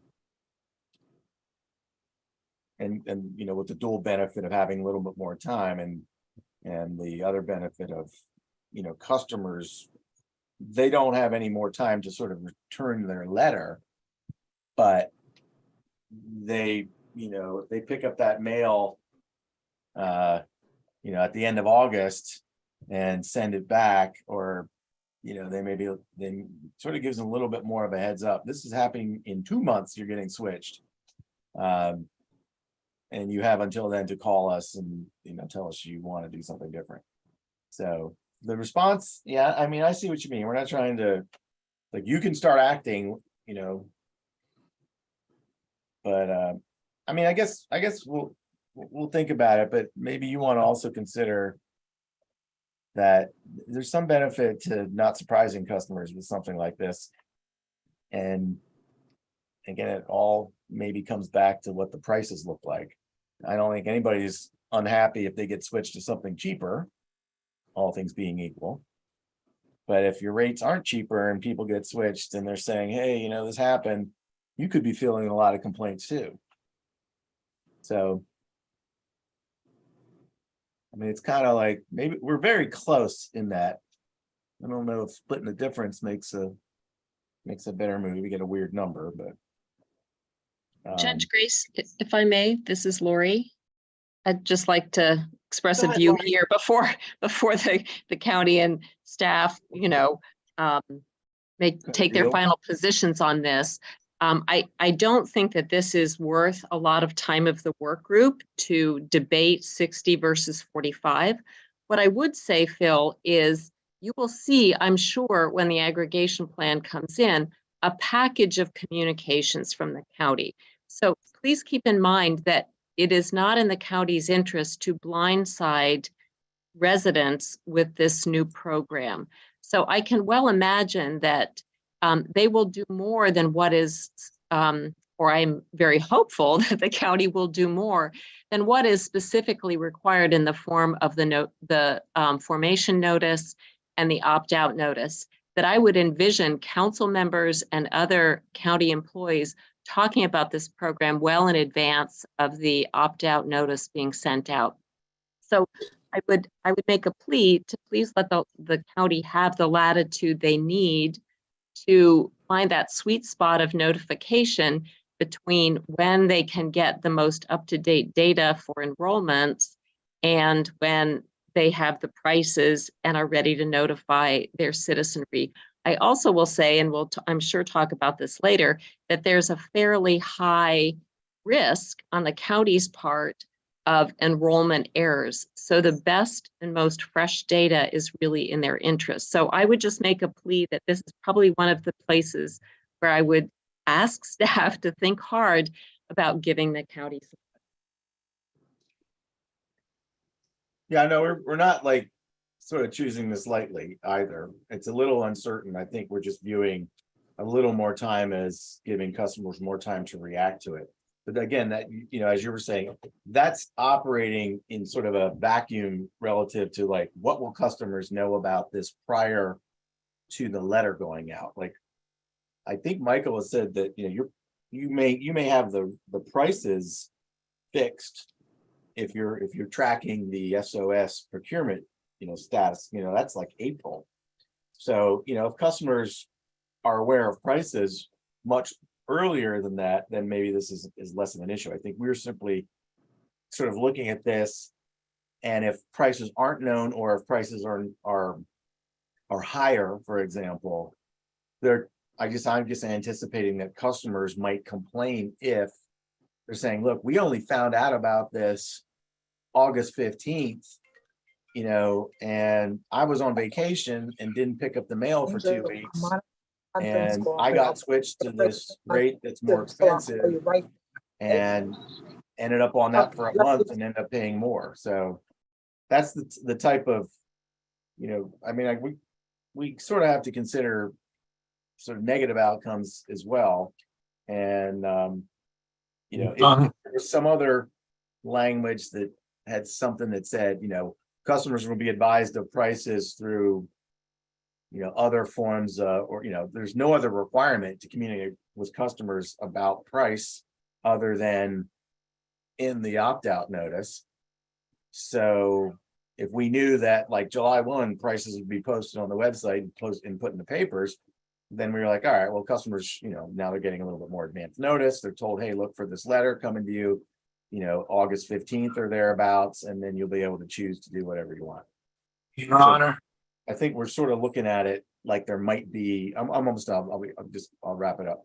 That there might be a desire to have a little bit more information in the customer's hands a little bit earlier. And so I think that's where 60 days comes in. Thank you. Your ahead, Jeff. Honor. Yeah, go ahead. So this is not my issue, but I strenuously agree with Lori. This is not worth another hour of staff trying to persuade the rest of us that 15 days in the rules, as opposed to in the real world, but in adding another 15 days to the rules matters. Staff has made its arguments at great length, and Lisa and Lori and others have responded to it, and I move we go on. And if this debate winds up occurring in front of the commission, someone will probably be thrown through a window, but so be it. Yeah, no problem. I agree with you. So the next thing is, so Montgomery County also submitted some changes. Montgomery County, I don't know if you want to go through those or if No. you just want to reference the email. I do not. Yeah. Here's what, Go I'm ahead. sorry, I didn't mean to cut you off. No, go ahead. I don't think, I think what we should do internally, Montgomery County needs to compare staff's changes to our changes, figure out what we can live with, figure out what this is the most pure example of operational regulations. Like these are literally how we are going to function. So I would ask that we get a little more deference on if we say we need something, we know what we need. But that being said, we just need to take this offline. Yeah. And So Montgomery County will consider theirs and ours and try to come up with an answer yes, no, or punt it to the commission. I agree with Jeff. I think that if we have this fight in front of the commission in a couple of weeks, somebody will be put through a window. So, we've got to get as much done today as we can. So what I'm going to do is we're gonna take a long lunch break, and it's gonna be a working lunch break. Folks need to go back through and consider what they think about all of staff's proposed changes today. Staff needs to go back through and think about some of the things that have been proposed in the last few weeks that maybe staff hasn't responded to, because when we come back from our extended lunch break, everyone's changes are going to be in one document, and it's going to look a little worse than it did last week. We were supposed to be working towards consensus, and now we're working towards like a much messier document to send to the commission. So when we come back from break, I'm going to go straight through the regs as they are now. You can let me know what your position is, and hopefully you've had time to consider it. If not, then I guess you're going to have to put those in additional comments to the commission. But I would urge everyone to look at where we were last week and to think about what things really matter and what things are just, you've dug into your position and you're not willing to consider anything else that might not be a big change. Because we're not doing well today. So I'm going to break for an hour and a half lunch. That's all I'm giving it. We'll come back at 1:45. Is that right? Your Honor, I don't think you should overlook the efforts made to reach consensus on multiple issues within here. I think you're overlooking that, and it took a little bit of time to walk through some of that, but significant effort was made by parties to get to those. And I think that should be acknowledged. Okay, that's just a statement based on looking at the documents, having added things as opposed to the documents where we were over the last few weeks. So we'll break now until 1:45. I really hope that parties will consider your position, and you want the commission to listen to you on the things that matter. So maybe, not arguing the things that really don't matter might make you look more reasonable to the commission. At this point, we're on a break until 1:45. Happy working.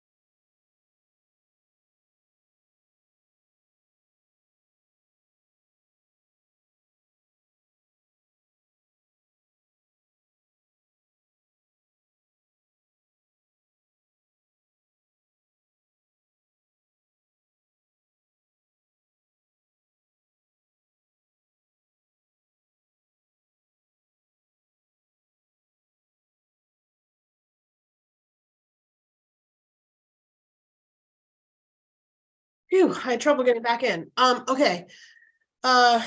It's June 27th, it's 1:48. We've just come back from lunch. We're trying to work towards a consensus document. I don't know. So my documents at this point have the suggestions made from AOBA and Lori McGilvray last week. In addition, they have in them the comment from Taylor, I think maybe it was this morning or yesterday, and the response from Jim McGee. So, but over the break, I was not able to get all of staff's and Montgomery County's changes in there, and I didn't know, I got frustrated and decided it might not be useful to do that because we don't know who agrees to what, and so I might be entering them all and then removing them, so I didn't do that. But we can start with we're going to go through, unless somebody has another suggestion for me, which I'm open to, unless anyone made progress over the break in your internal meetings, working lunch. We can start with 0.03. I was able to put staff's, I think, language that they proposed today in 0.03. But we're going to be going through all of the regs this afternoon in preparation for presenting them to the commission this week. Does anyone else have any other suggestions? And please just speak up, don't raise your hand. Judge Grace, I just want to say, as we go through these, I think a couple of the changes that were adopted will alleviate some of AOBA's comments. So as we go through that, I will let you know. Okay, Judge Grace, it's Lisa Brennan. Yeah, go ahead. We were productive over lunch. So for chapter 3, we'll agree to staff's changes. For all of chapter 3? Let's just go through that real quick. Mm-hmm. Let me see where my chapter 3 is. Ooh, okay. Okay, so the first language proposed by staff today was B in 0.01. Actually, I think they suggested an edit to the title, but that's up to you. Oh. Or staff. Okay, hang on. Let me just make this smaller. We'll put them aside, but gracious sakes. Okay. And I mean, I'm not trying to be difficult. I'll just say, like, it doesn't mean we actually agree that this is the best way to do it, but I understand that we need to make progress. So I get exactly what you're saying, and I appreciate it. I didn't want there to be some like, well, they said yes, so they must have agreed with us. That's not necessarily true.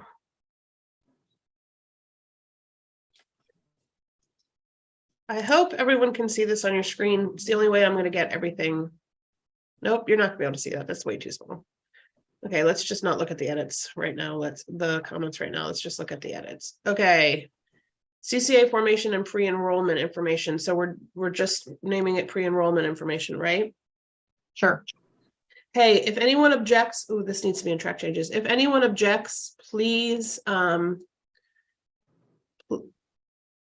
please speak up. Okay, next is B. The CCA is not required to notify a customer of its intention to obtain customer information from an electric company if the customer's consent is deemed to have been obtained according to regulation 0.01 of this chapter. Montgomery County will agree to that. Okay, I didn't type it in this morning, Lori, but didn't you weren't you concerned about the if? Are you okay with the if at this point? Yes, if the county's okay with it, I get it. I think it's belt and suspenders, but it's okay. Okay. Also, Lori, as we're going through the documents today, I should mention, please double check. I want to make sure that I have everything that I was supposed to have for you in there. Oh, okay, I'll do my best to track with you. Thank you. Because you had some old comments and some new comments, and I just want to make sure that it's all Yes, I wasn't sure about removing the old ones, so hopefully I can keep track of what I did too. Okay, good. We're on the same page. Okay, next was the title in 0.02. I think what's happening is, so I put the new information in a comment because it was just faster, but we can switch to this side. So we're at 0.02, Montgomery County. Yeah, we'll agree to the change in the title. Deleting 2A, we had suggested deleting all of it, but we'll agree to deleting the existing 2A. And Michael and Stan, if I got any of these notes wrong, you let me know. The current, so now the new, sorry, I'll let you Go finish. ahead. The new A then has using electronic transactions. I don't know if you've added that. So see, I just put it in the comment. So Oh, sorry.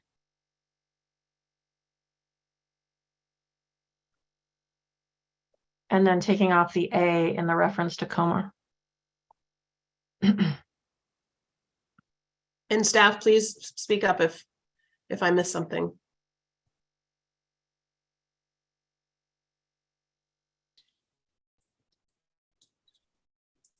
And then we're okay with staff's, we'll accept staff's new B language.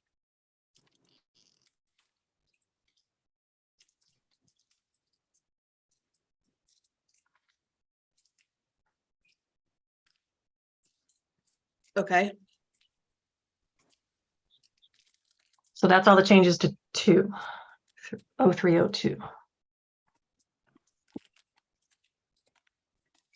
Judge Grace, are the comments that you're typing on the left, the final comments, and you're looking at, I guess, staff's comments or Montgomery County's comments to the right, just so I Yes. can follow? Yes, that's exactly what's happening. Okay.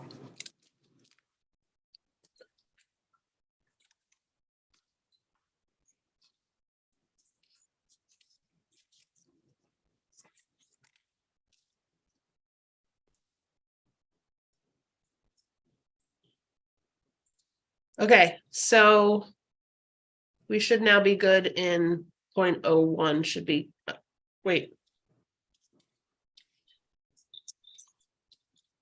That's 0.02.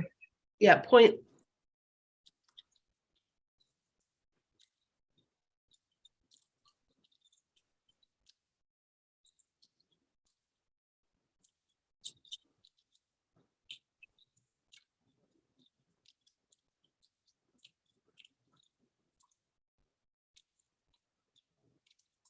Okay, 0.02 should be right at this point.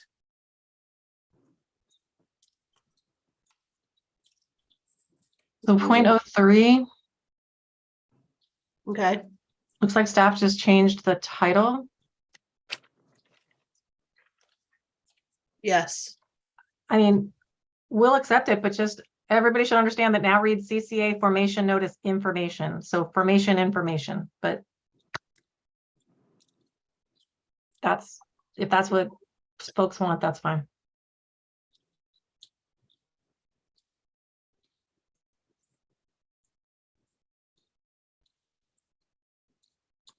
I'm relying on folks to speak up if you have an issue with what's going on right now.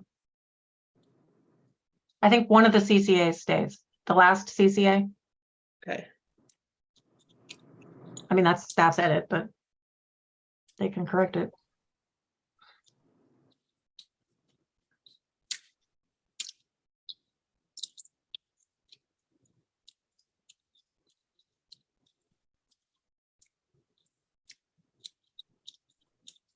okay.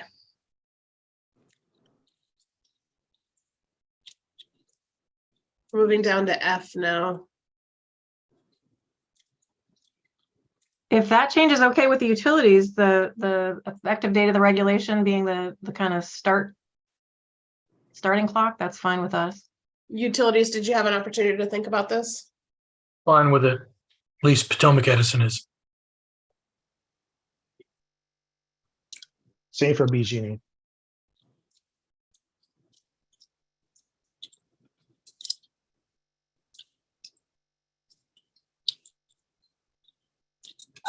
Judge Grace, I'm looking for the language where it says, That's an right. electric company shall exclude from the list provided in section C and D of this regulation customer account numbers or retail choice identification numbers. And I think that was under 03C. Maybe I'm just missing it because the tape is kind of small. Okay, I see it. I see it. Okay. You have that. So you're talking about E, Fran? Yeah, I'm 3E? sorry. I'm sorry. I just didn't see it. It was down below.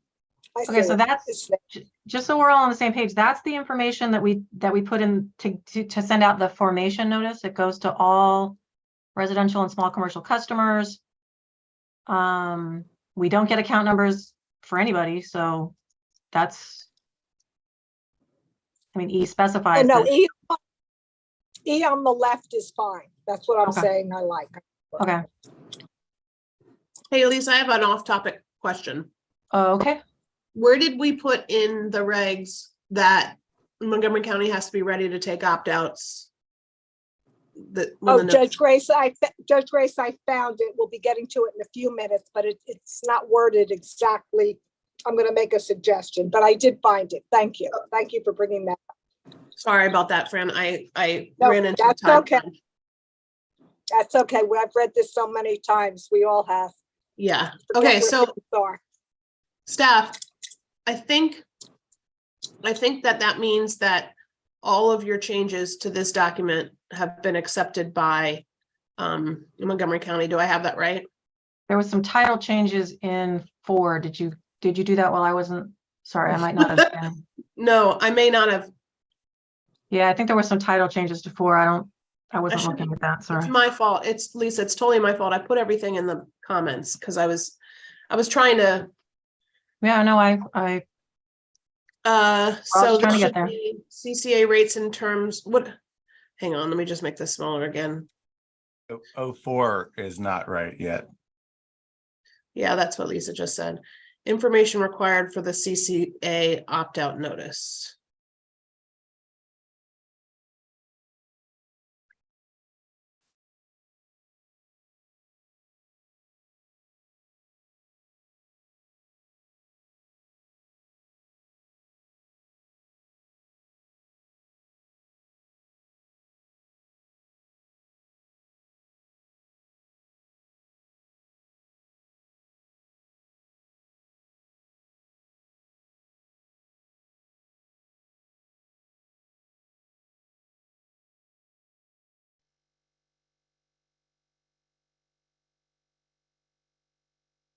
Is that right? Can I ask you to keep 3 up before we switch to 4? Like when we switch to 4, can you at least keep this version of 3 up? Because I need to refer back to it. And I think it would be helpful if people could follow along. Oh, yeah. Yeah, no problem. Okay, so let me make this big so everybody can see it. And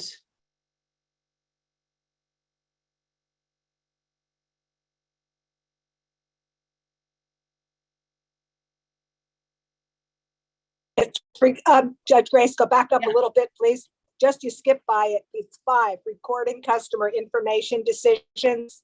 yes. Okay, that if you take a look at A, Okay. it says the CCA shall retain records of customer affirmative requests for CCA. And then it says B, a CCA shall retain records of the time and date of customer request to opt out of CCA service.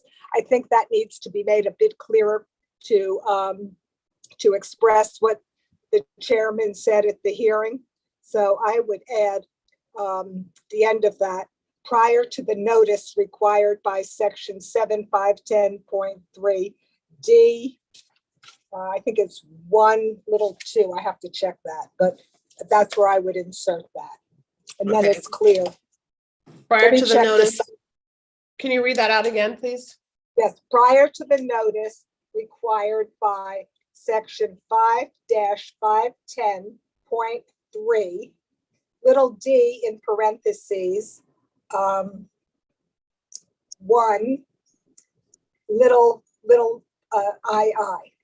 So that's the section that says at least 60 days before initiating the process to form a CCA, a county shall give written notice of the aggregation plan to each residential and small commercial electric customer in the county. So this says prior to the notice required by.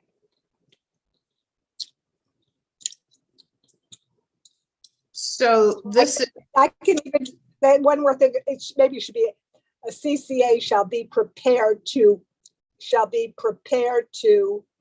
retain records and shall retain such records.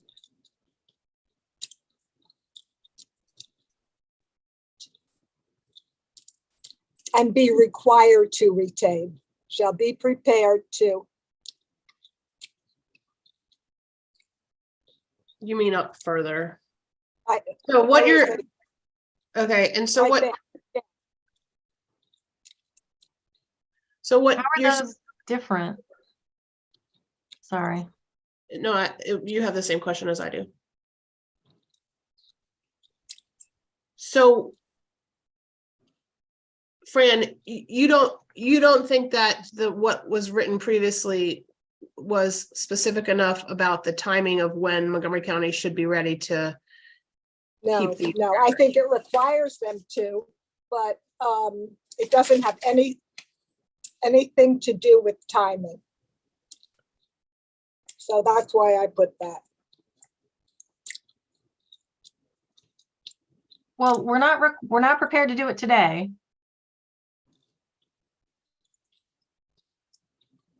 Lisa, didn't we at some point put in here that just a clause that says the CCA should accept opt-outs upon sending out that notice? Didn't we put that in here I somewhere? have a document from staff that had that language in it, and it would have been in 0401D. And it read, a county in the process of forming a CCA shall be prepared to accept and record a customer's request to opt out of CCA service no less than 1 day prior to sending the notice required by POA 7-510.3 D1 little 2. Okay, that's fine. I just missed it. I don't care where it is. Could you tell me where that is again? I'm sorry. I don't know that it got added, but it was one of the tasks of the 6 that we had for the June 13th meeting was Okay, to that fix that is language. I fine. think we sent it out. But here's what it looks like in the chat. It's 0401D what? It would be 0401D, and it adds a new D1 on top of the existing, at the beginning of the existing, right before, I think the current D1 says a county shall allow a customer at least 36 days. This would go before that.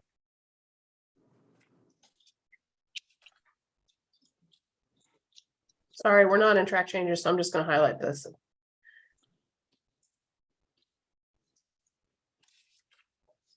Okay, Montgomery County.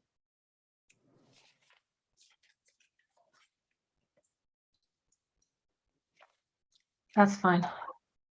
Unless Stan or Michael want to chime in. That's fine. And there was a corresponding change to 20XX0305B. 03. 05B.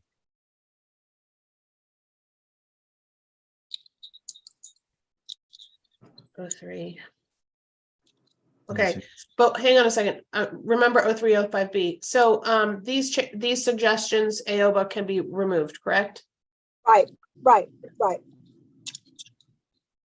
Could you just show me the other, as soon as you're done with that, would you just highlight again? Because you were going a little fast for how I read. 0305B. Okay, I'm there. Okay. I'm there, Phil. All right, so it should read here. I'm gonna just drop the entire B that I've got here in this into the chat, and it adds some language.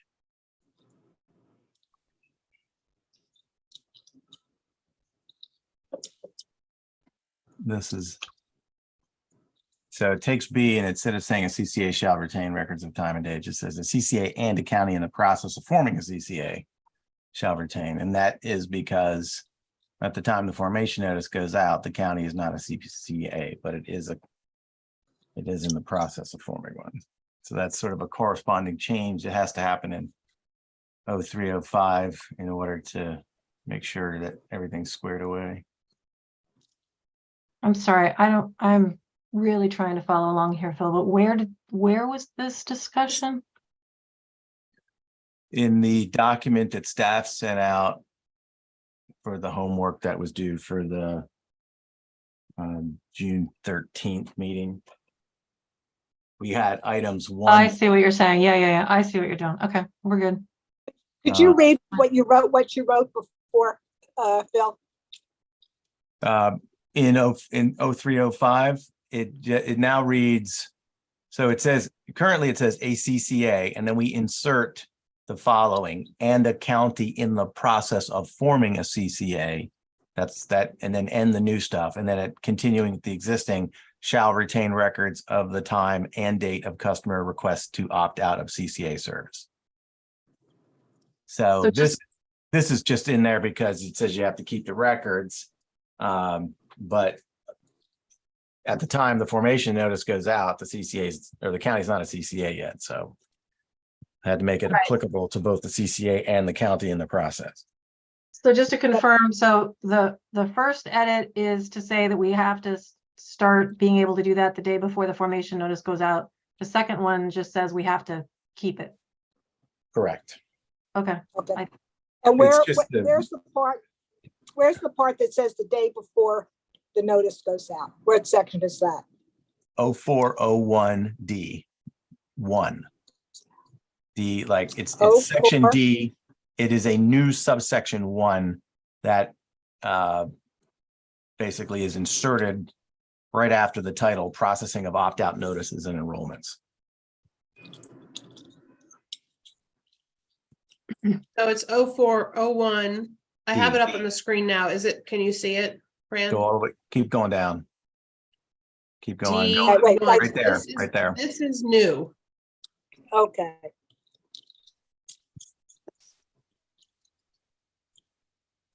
That's the language that I wanted. That's fine. Okay. Thank you.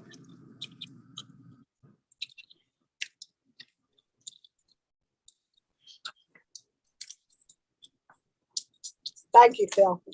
Yep. And I think there is one more item that seems to be linked to this.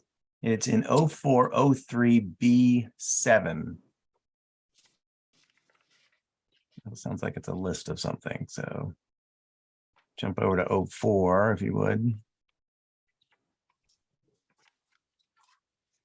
0403B7. 0403B subsection 7.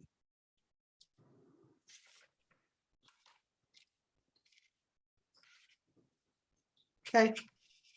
0403. All right. So let's see. This is after the word where it says to select SOS. We've got or declined to participate in the CCA.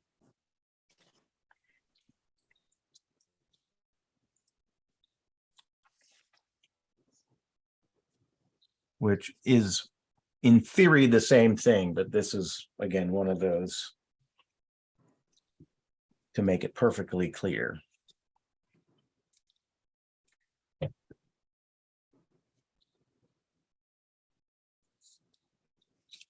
And then we've already addressed. You have not selected a retail supplier or have not contacted the utility to select SOS or Who have or have declined to participate in the CCA. Sure. Montgomery County, are you okay with this one? Yes.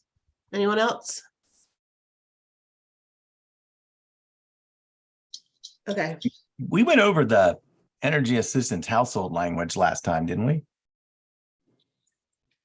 I don't know, but we're gonna go over it today. Okay. So I started with 3 just because I had put staff's highlights in there. 3 at this point looks like a consensus document to me. So does anyone else have any further comments on 3?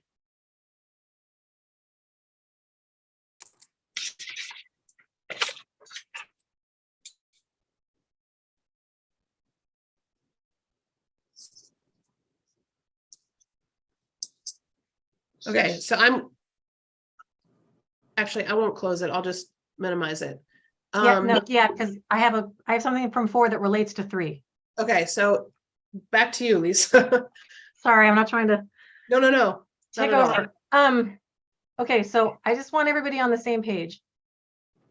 In 03, 0.04, 3 is the formation notice, and 04 is the opt-out notice information.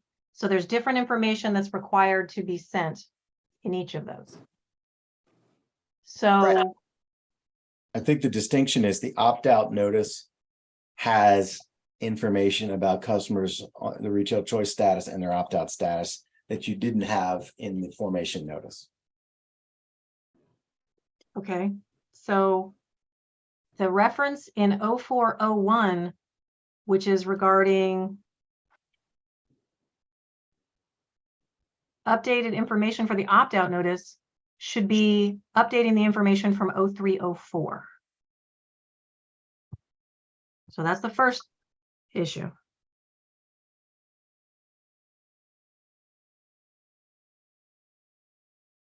I mean, staff, can we agree on that? What is 0304 now? Did we change that title? Information required for the CCA opt-out notice. Okay. Isn't that the opt-out? Yeah, I guess so. So 04, so 0304 is giving you the additional data, but you're actually getting this. That's actually 04 in the transfer is telling you that this is when you are going to request this information. So it's not actually an update to the data. I mean, it is an update to the data in 0303, but it's actually the data that's described then in 0304.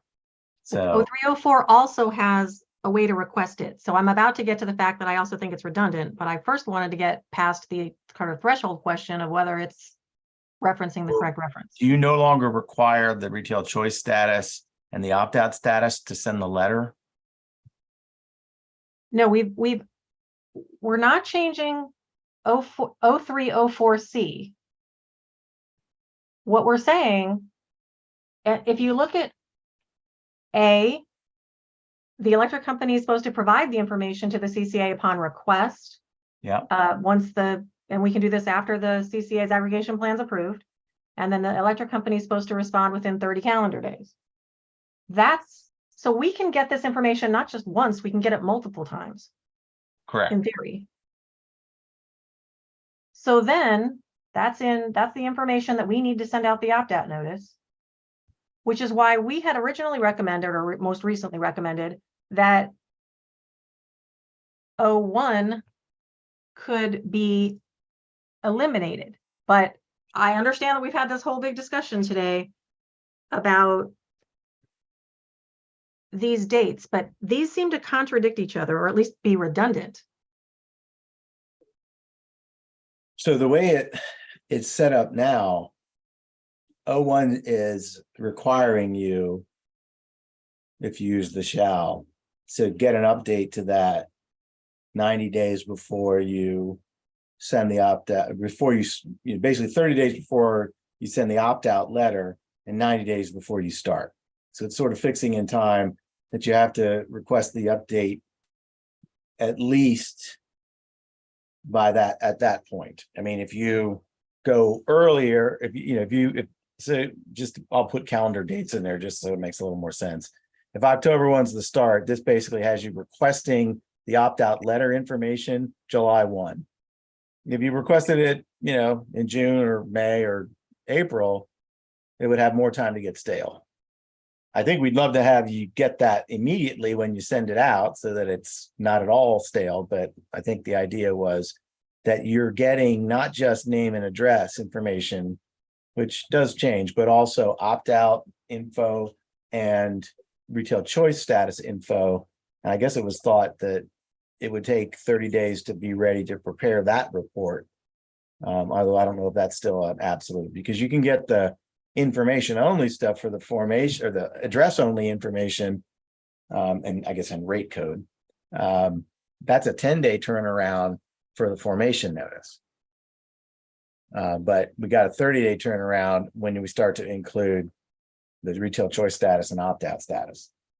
So maybe that's no longer necessary.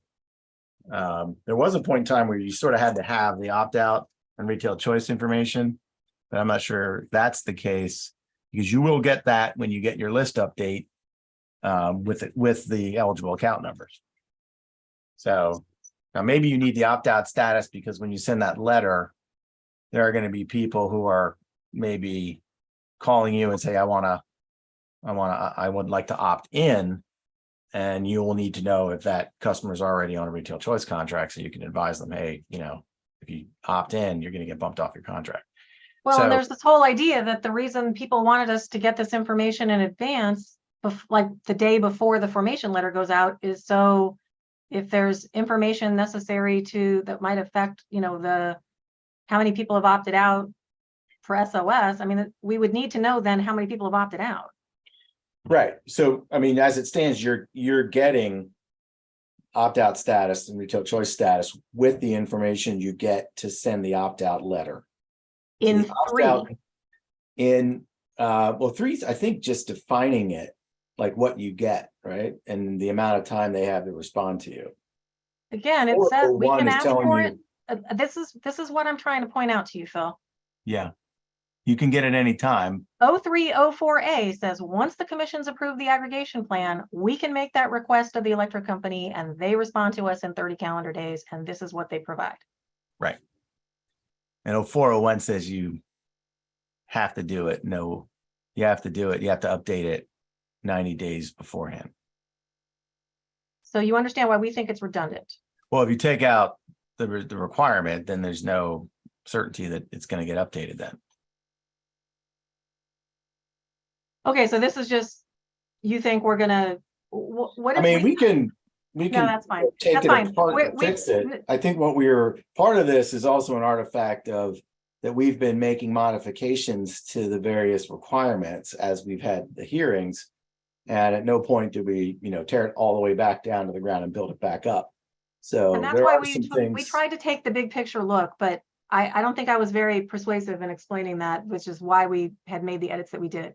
We think that 0401 is redundant to 0304, but we're willing to keep it. For today's purposes, we are willing to go ahead and keep it, but we would suggest that we fix the reference in 01A.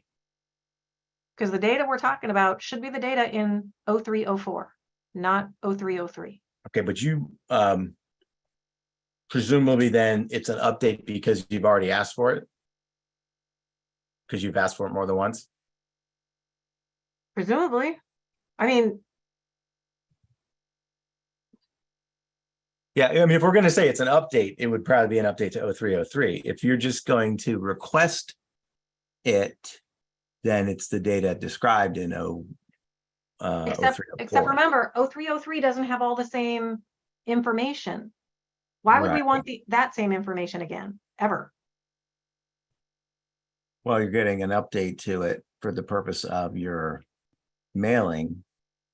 But no, I see your point. You want to be able to get the opt-out decision data and you want to get the retail choice. So I guess if it says it's an update, that maybe throws it off. So I think looking at 0304, that is the opt-out information. So you would just be provided that, and it wouldn't really be an update at that point.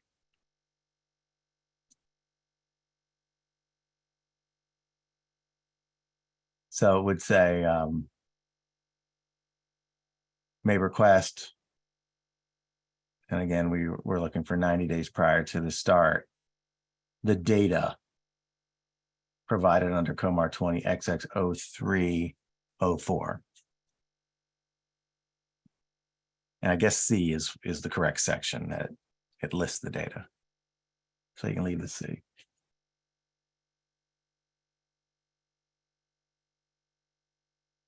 And we're looking for a shall on them because you already may request anytime you want it. But this is a requirement to request it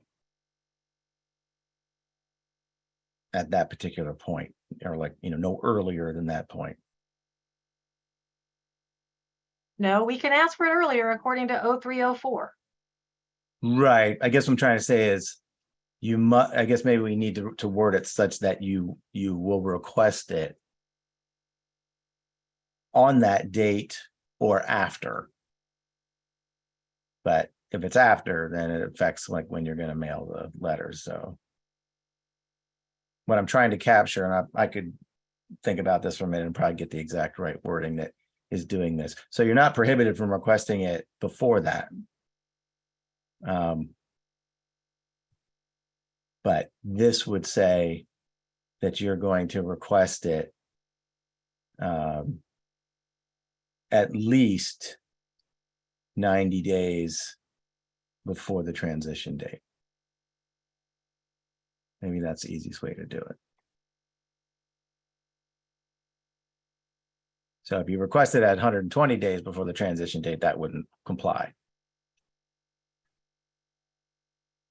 But we can ask for it before that. We just have to ask for it again Right. if it hasn't been. We are in agreement. This is why we suggested the whole section be deleted. I want to reiterate that. I don't see that if you take it out, it removes the requirement to request it at 90. If you just remove it, then you're in the sense that you're going to request it. Judge Grace. So what if you put something in here. 0304? What? I'm sorry. What? I don't know who was talking. What if you put something in 0304 that says they have to request it at 90 days and then take out 0401A? So I think the function of 04 is trying to get to sort of like what happens at the transition, whereas 03 is sort of being used to sort of describe data and certain conditions. So yeah, maybe had we, started from scratch with everything the commission's already decided, we would end up with a different set. But Judge Grace, I think Judge Grace's suggestion is a good one because I don't think 0401 does what you think it does, Phil.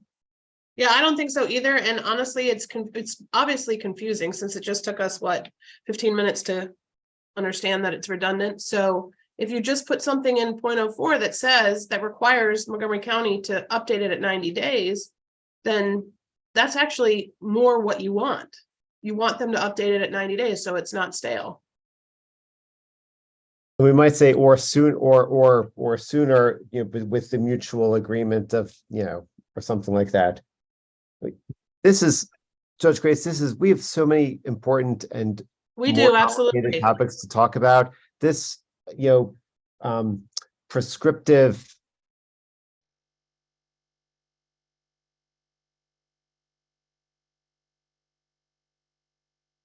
I got prescriptive and then I didn't get anything else. Okay. Okay. So Lisa. Yes. How do you want to take this to the commission?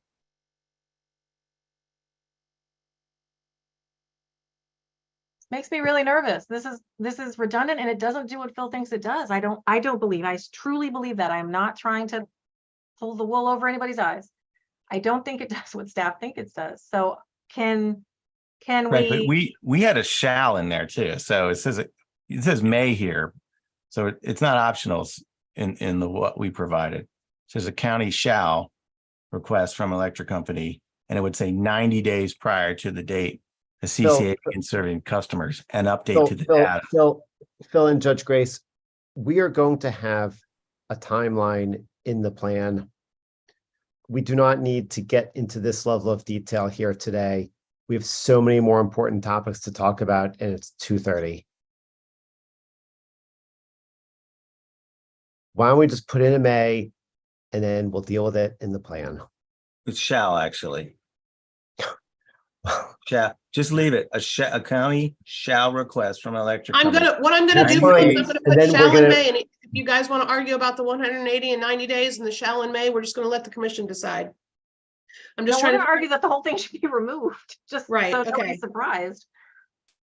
okay, so, I mean, you're not disagreeing with the requirement though, right? Or are you? Like, Do you I'm think, saying- what do you think? We're we want not you going to ask for data? What, We Phil? want you to pull that data at 90 what- days. Well, maybe No, you want us to pull it data with no 75 later days. than, or no sooner than 90 days to actually use it for the I mean- opt-out notices.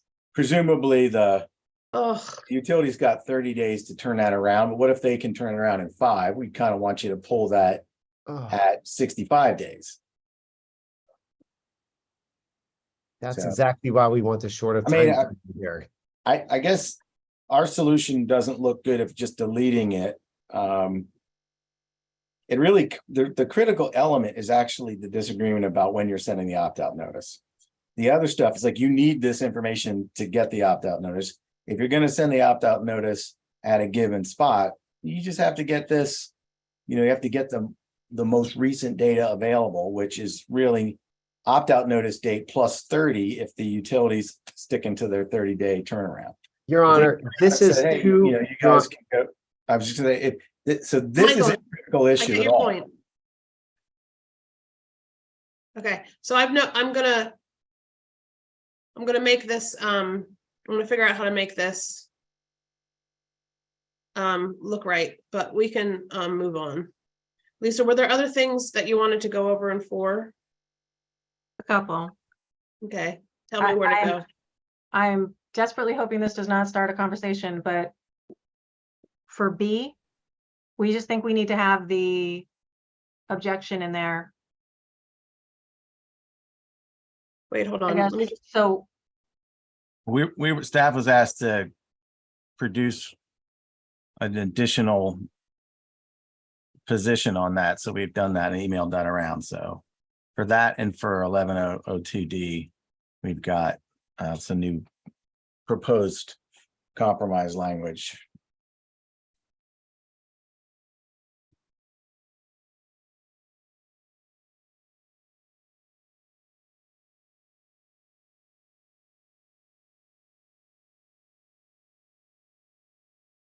okay.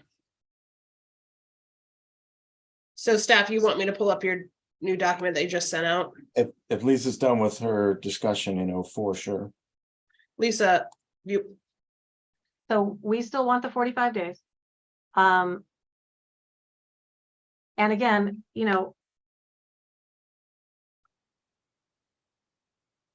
less than 45 days means we could do it more than that.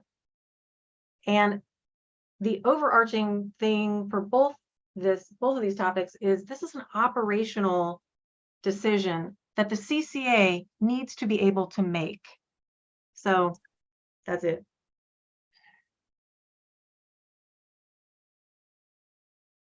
staff, yours was 60 days, right? Yeah. And we've suggested a modification that we would like folks to just take a quick look at if possible. Okay.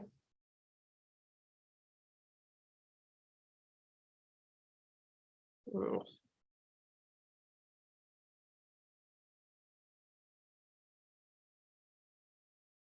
Here we go.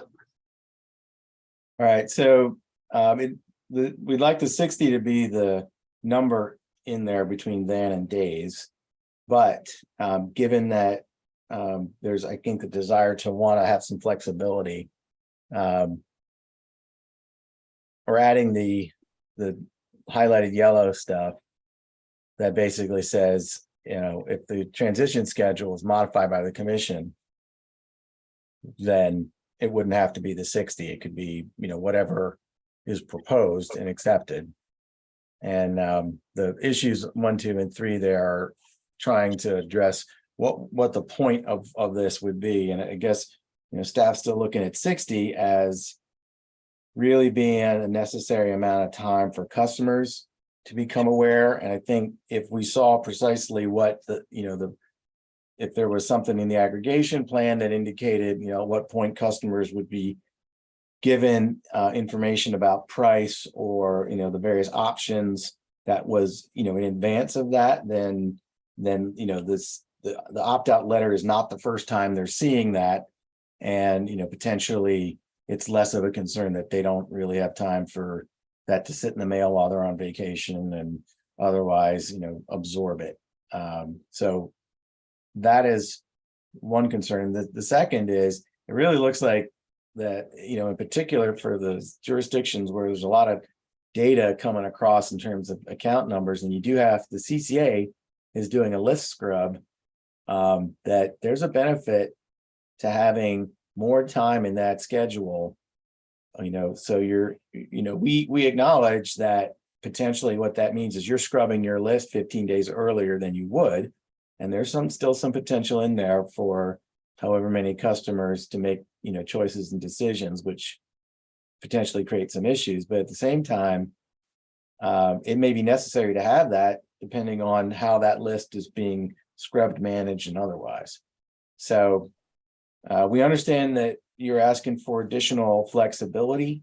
So, if you're able to sort of describe the process you're going to take when you file your aggregation plan, that you can address, those issues, I think we would be relieved that there's a particular concern about those two. But at this point, we don't have any data other than customers will get X information from the opt-out notice. And so we kind of want that to be in their hands, 2 months before the transition occurs. And again, like if we knew that, rates were cheaper than SOS, or that, there were other things that sort of mitigated the potential that customers would not like getting switched if they didn't know. I mean, it's a lot of customers, it's a lot of change. So that's where we are on that. But we're suggesting that the transition schedule, file with the commission would maybe put some more details around that would allow for a tighter schedule, and we could let the commission make that decision when they're approving the plan. And it will ultimately all be left up to the commission's decision. So the idea of making it more prescriptive here and then saying, but we trust you as long as you put it into the transition plan, to the schedule, it's contradictory. It's an operational decision. We're going to do what we think is best to actually execute this program. We don't want stale data. We don't want enrollment problems. I don't know how to say it any different. That's we would fair. like I mean, it we're offering this as a compromise, and otherwise we can just have that 45 or 60 discussion. Yep. It's a fair point. This even could be one of those things that we sort of package up and give to the commission as issues they could decide in advance of the rulemaking session. And Phil, I'm honest. I am willing to have this conversation in front of the commission. I really think we should try to do it before we walk in on July 11th, because I think if the commission finds us still fighting over 45 versus 60, to use Jeff's phrase, they're going to be mad enough to throw somebody through a window. Here's the thing, understand this. No one's fighting about this. We have different issues that we've raised, different interests. Okay, we're gonna move on because we've been on this all day. So we're gonna move on. You guys can talk about it in front of the commission. Before we move on, Did we come to some resolution on whether we're changing this to 4 and taking out an update to, or should I just change it back? It should be 4, Yeah, but 4, I think 4 is fine. okay, And we'll disagree on the shall, may, and 180/90. and Montgomery County, an update to is fine, taking that out. Sure, we're still gonna argue for the whole thing to be taken out, but absolutely. Yeah, okay. Sorry, there's no way 4 is gonna be consensus. I know we got there on 3. Yeah. Can I give you one more suggestion? Yes, please. So when we were looking at this sort of holistically, trying to go through like step by step, what's needed when, we think that the language in what is now 0403 procedure for, maybe that's, I don't know, maybe that hasn't changed. I can't even tell.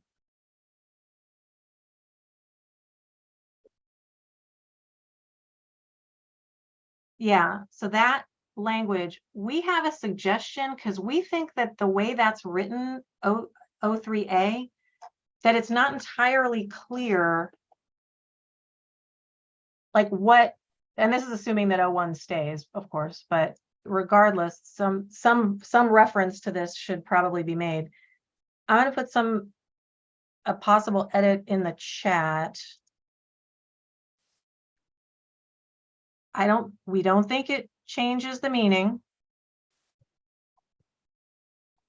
but if it's more than a 2-second discussion, I'm happy to just keep the language as is. What are you changing? Well, and let me Just a second, Phil, I'll show you. We also specifically ask the folks from the utilities to read this, because this is something that you are going to have to, be working with us on in terms of providing the data. Our intention here is to express the provision in a way that describes what we're looking for without being overly prescriptive as to the specific mechanism or process to use. And well, I'll just stop with that. That's why we're putting this out there. Okay, so the suggestion, Phil, is changing the language that we currently have in A to the language that's in the comment on the side. Yeah, I just can't see which of the words are different. Can you highlight the stuff that's changing? Yep.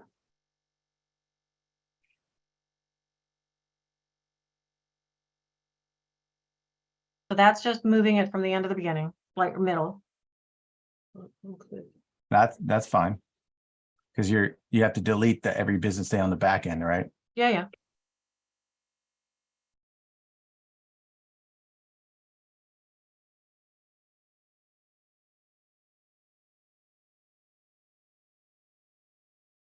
So mostly it's who are newly enrolled in SOS, because we don't think it's clear enough for the earlier version.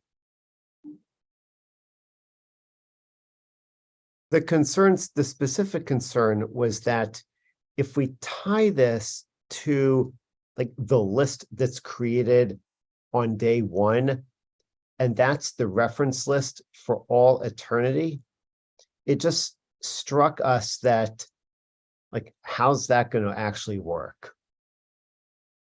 We've got this list carved in stone in the regulations, and then every future request has to be compared against that, but it doesn't account for the scenarios like people are going to come and go.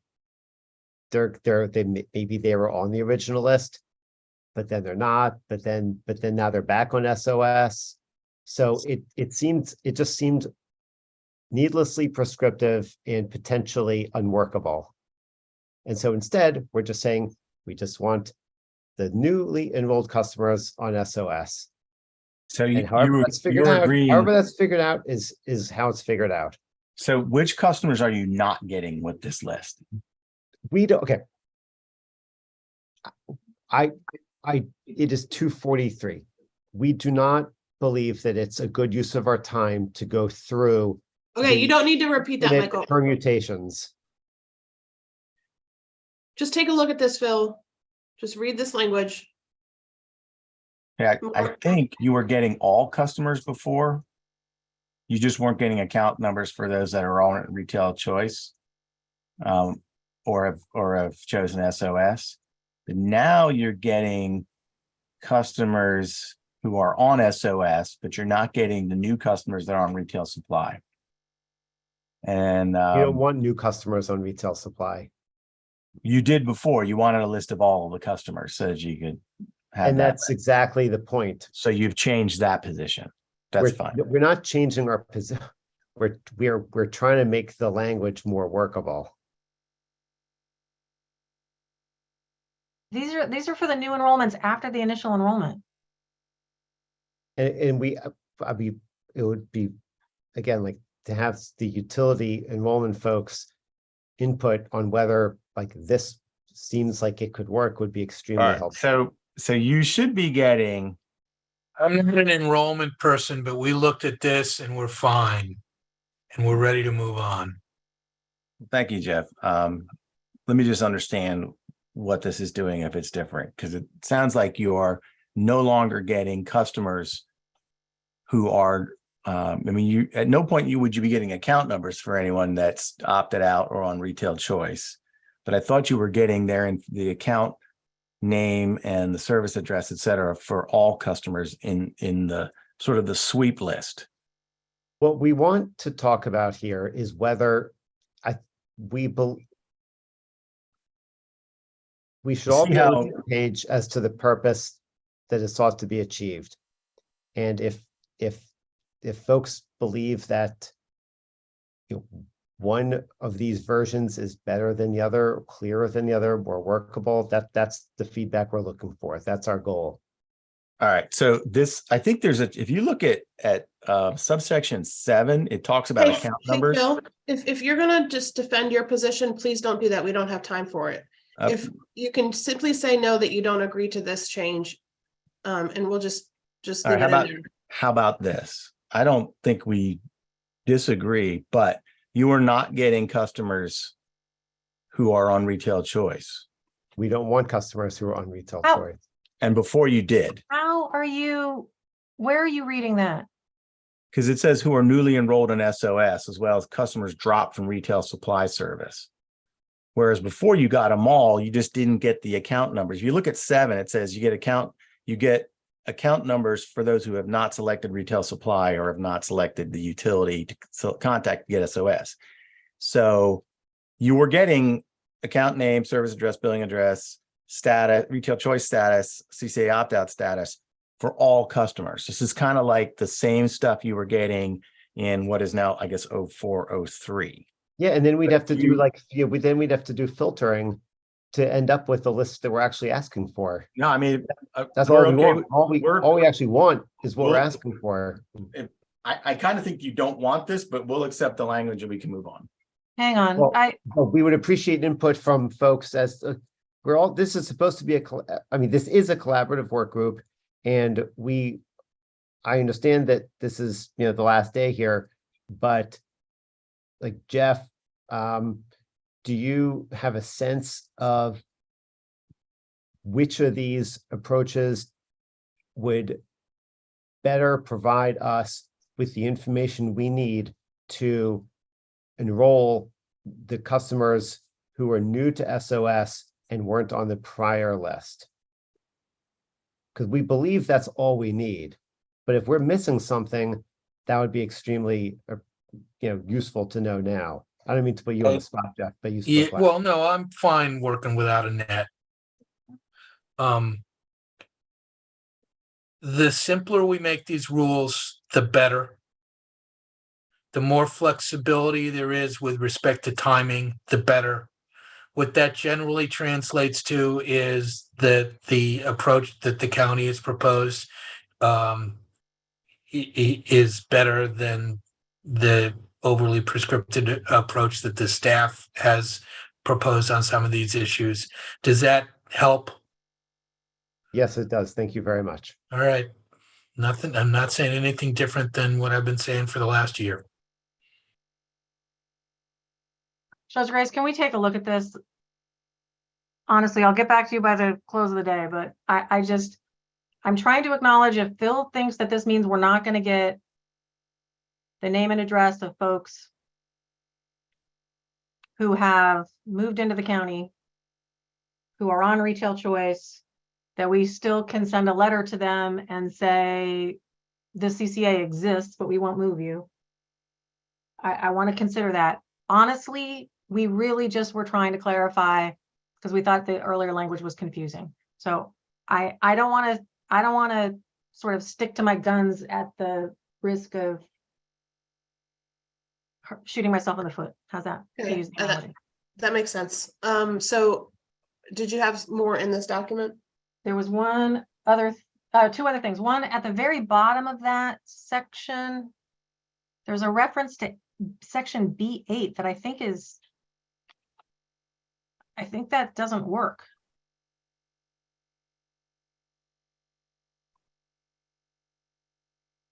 The bottom of. So it's in 3B8. It says any additional information needed to enroll a customer to retail supply service may be provided for customer accounts for which account numbers are provided according to B8. But isn't this B8? You're referring to it. It's referring to itself. Yes, yes, it is. We suggested saying this regulation, just deleting B8 of.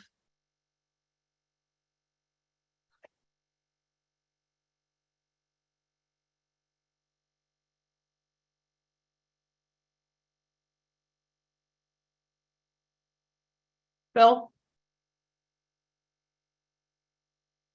I think that's supposed to be 7.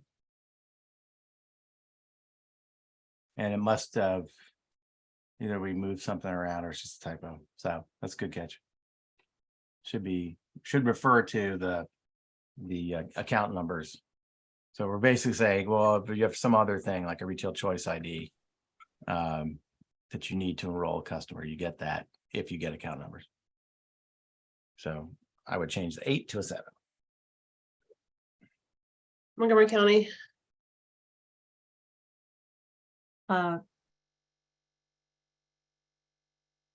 Sure. I think that works. And then there's one other thing. Sure, go ahead. Okay, so again, I'm not going to say, I hope this doesn't create a dilemma. O2 optional service provision. We clearly have a disagreement with staff. We think this is going to have to go to the commission. We did what you asked, Judge Grace. You asked us to consider whether the language in our proposed C, which is currently in a comment, go up one more level to optional service provision. There you go. Okay, so I think over on the right, hopefully our comment still exists. So we have an A, B, C, D, E.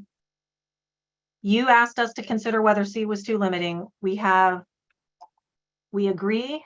We appreciate the suggestion. We have a new C. If you can just edit our comment, our language, this would be the new C in there. And I just took in the chat. I'm with you. I'm catching up.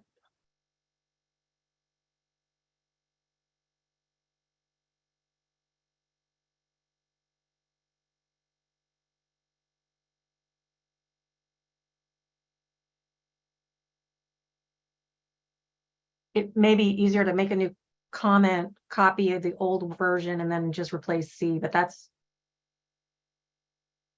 I guess I could have done that in my edit. I think I put it in there. C's in there now. CCA customer may select Thank you. optional services through a means which includes providing notice of the terms and conditions. All right, and then the previous. Wait, a CCA customer may select optional service through a means which includes providing notice of the Which terms. include, yeah, a means which includes, yeah. Which includes providing notice of the terms and conditions. It's Method? the first part of the sentence. The CCA customer may select optional service kind of doesn't match up with the second part of the sentence, which is something that the CCA has to do is provide notice of the terms and conditions. So should we say which includes the CCA providing? Oh, I understand now. Okay. Sorry, I wasn't following. Well, that's a good get then.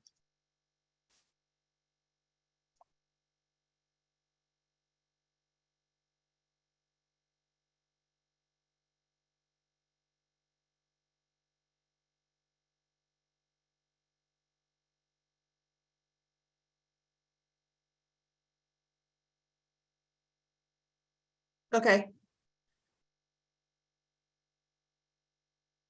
Um.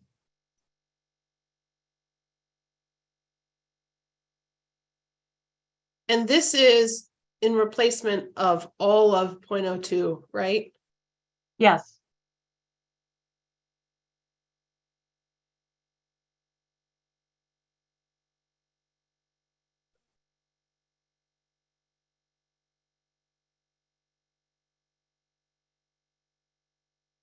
I'm just gonna put that in here.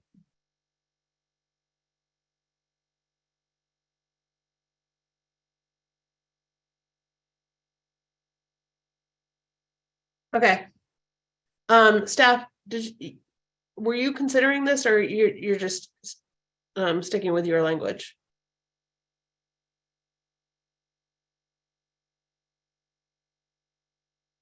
Laura, you had a comment here and I added it.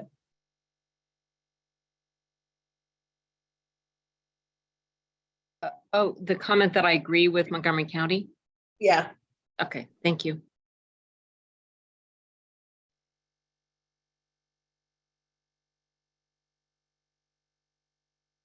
So staff, was this something that you considered, Montgomery County's proposal?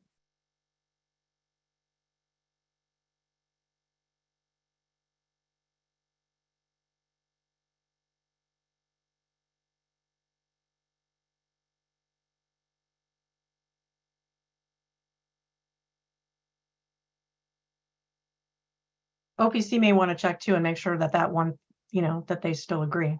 I don't think it, Yeah, it doesn't materially change what you said. all right, I just didn't comment, was based on a previous version. OPC?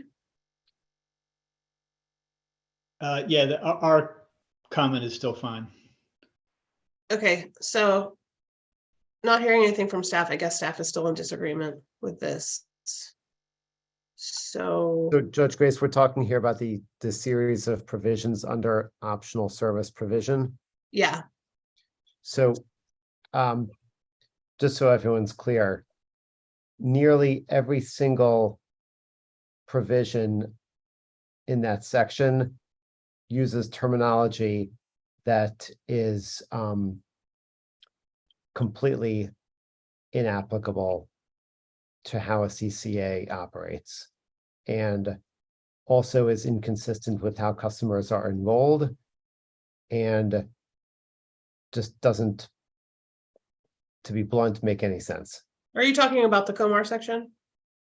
I'm talking about all of these sentences. A CCA may not enroll an account in an optional service without the customer's consent. That we do not enroll customers in optional services. A customer who previously opted out of CCA basic service may affirmatively select CCA optional service at a later date. That's not an untrue statement, but it's also kind of apples and oranges and doesn't really make any sense either. Okay, we don't need to hear. I'm this just is telling you all what we're based on- going to say. This is what we're going to say when we are in front of the commission. Like when Yeah, they say, we've- why don't you like this? We're just going to say, like, it just doesn't make it. It's not even like a disagreement. No, Michael, the problem is that you're assigning a specific, like you have a specific disagreement with the use of the term enroll as opposed to assign, which is not something that everybody's like, we don't all follow why that's so important to you or why that's such a distinction. So we don't need to go over this again. We've been over That this. one's actually less objectionable. We recognize that there's a terminology difference, and in fact, if we had to live with it, we would just live with it and everybody would just know that it doesn't really mean enroll, but whatever. But then there's all these other sections about contracting, which like there are no contracts. Like there are no contracts. There are not going to be contracts. So to tell us we shall use the methods of contracting, there will be no contracts.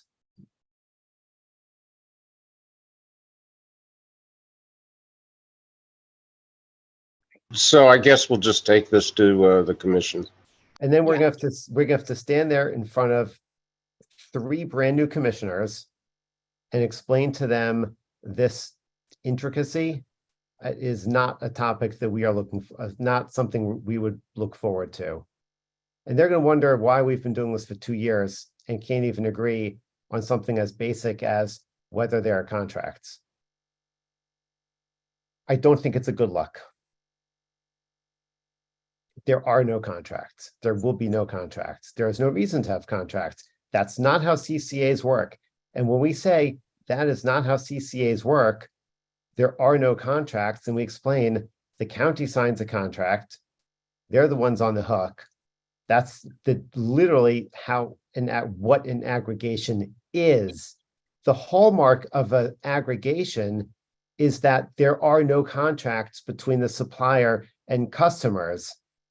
So if you would like to respond to that in front of the commission, you know,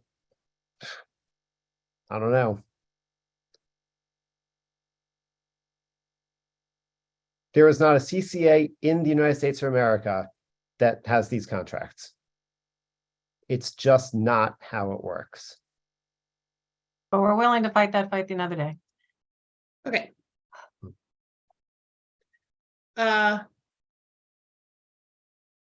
Okay, back to you, Lisa. I believe that was all we had for 4. Okay. Which I'm sure you think is quite plenty. Okay. And just to be clear, it's not like, well, we're not the rest of the country, like Maryland's different. Like it's not a Maryland versus other state thing. Okay, so I guess we can go back and start at 1 at this point and just go straight through. Judge, Yes. Mr. Vander Hayden lost his audio. He's going to, which is why he wasn't responding earlier. He will drop off and he's re-signing in now in hopes that that'll fix it. Okay. Well, at least we have you, Peter. So we have on 0.01 definitions, we have Lori's proposal for the aggregation program. Does staff or Montgomery County want to weigh in on that, or are we just going to leave it in there? And because the commission's going to want to know what folks' position is on this. Judge Grace, this is Lori. I have been waiting for the other portions of the regs to settle down to know whether this is relevant or not. So maybe we can just hold on it to see if you know what, that's a good idea. I always like to do one last anyway. So let's go to, we've done 3, 4. Let's see. Here's Judge, I'm back. I apologize. My audio went out and I could see the cursor moving around, couldn't hear anything. We made changes to chapter 11 as well. I don't know if you had a chance to get to that or not, but when you're ready. Did we start chapter 11? You asked us to take a look at 1102D that had language about approving the aggregation plan. And so I sent around, that was in the same thing I sent around with the changes to 04. So when it's appropriate to get to that.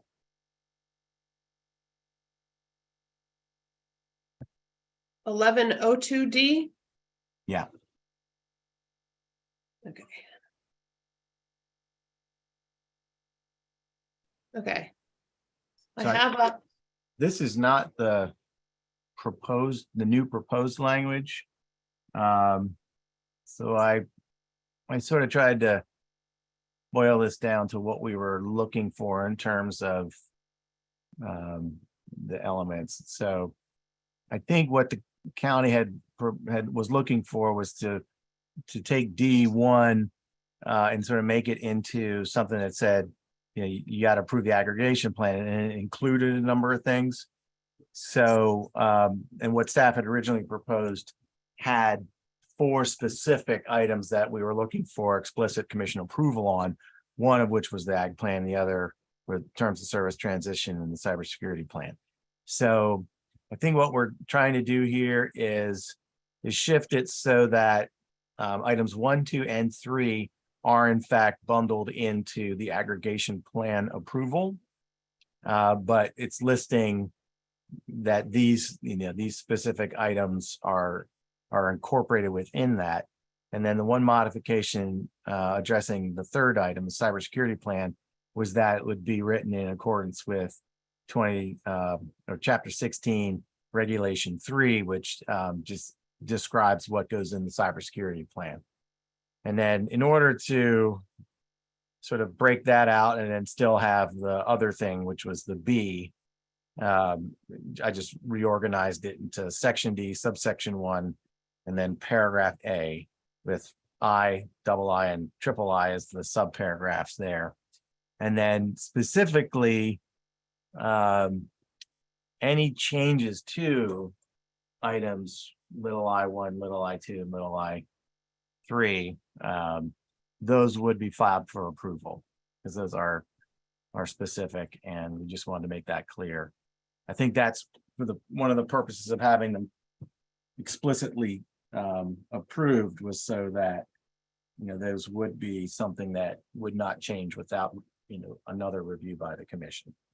So I don't know that this creates a problem for anyone's issues, but what it does is allows the approval to sort of start at the aggregation plan level, incorporate the 3 items, but make it a little more clear that those, you know, would require a review if they changed, and that the cybersecurity plan would be written, you know, the one that gets approved would be one that's in accordance with the data privacy chapter 16 in regulation 3. Okay, so just give me 1 second. I'm trying to figure out what's different between D. I got you. I'm highlighting it. A. Okay. This is what staff added.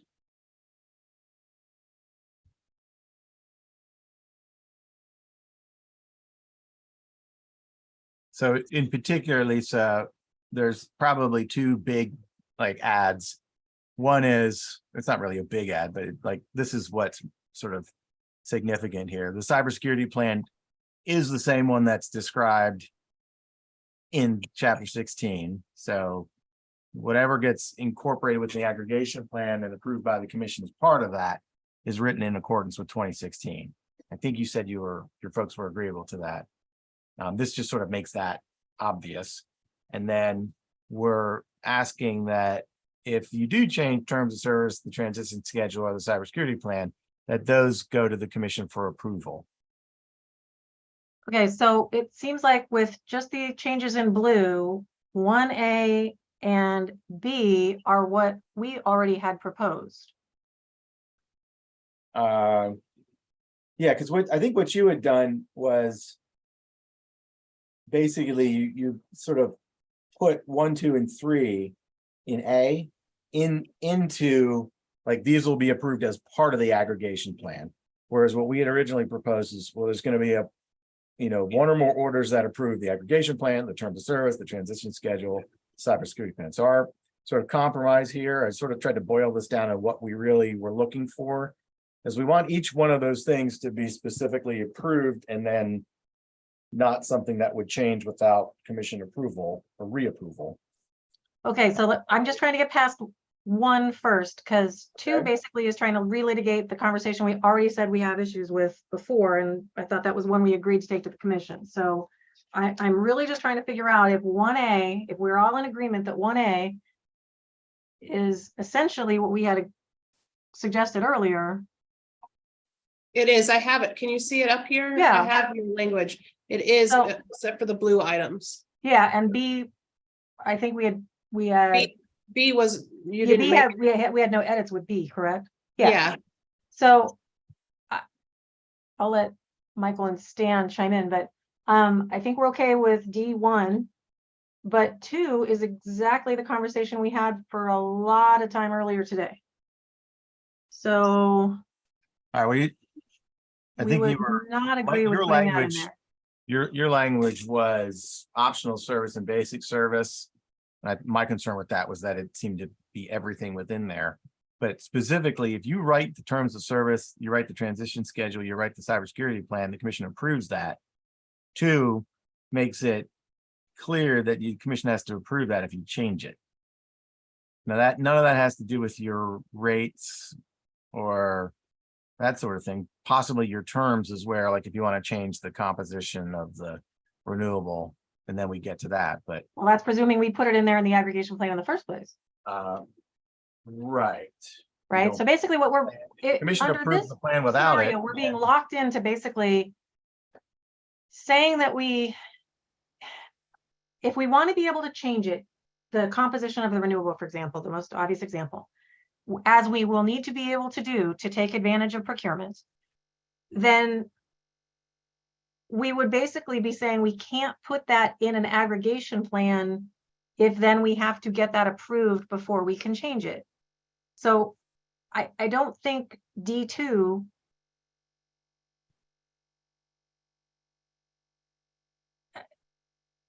we're okay with D1, we're not okay with D2. All right, well. We want to. Our issue of just having it from the original standpoint was to make sure each one of those things was explicitly approved. And we really didn't want any of those things to be changed at all unless the commission approved it. So we've added the issue where a non-material change can be sort of managed through a notification process. But if you put something in your aggregation plan and the commission approves it, then we can't really be in a situation where you can change that because it sort of makes the point of approving it completely useless.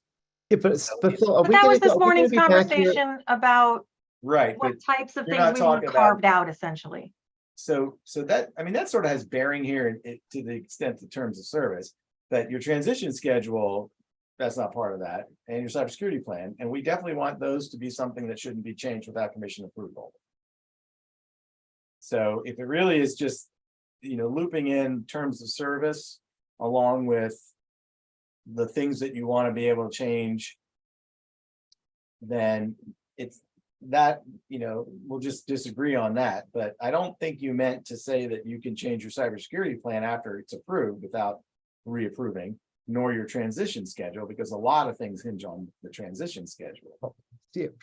By the way, I mean, Right. I we don't really understand what the fixation on cybersecurity plans is, but they change like all the time. Like they're literally being updated like every couple days. They're always changing. They're always looking for new things. And I mean, But we're not that's, talking about like the current good luck. virus recipe, right? We're talking about. I'm just saying, cybersecurity plans are really sophisticated, but we don't want to talk about cybersecurity plans anymore. If the past 2 years is any indication of what we have to look forward to, when we write this plan and we describe how the CCA is going to offer optional services with varying levels of renewable resources and time of use rates, we're not going to be surprised for staff to come back and say, look, we have to complete the record. We can't possibly approve this time of use rate until we know like exactly what time, peak, off peak, super off peak is. We have to complete the record. The commission can't make a decision without us knowing, and we have to know exactly what time because that makes a difference. So we're gonna be right back having the same conversation again. And then, you're good. And then we're not gonna be able to change those plans because they're gonna be carved into stone. We are not gonna play this game.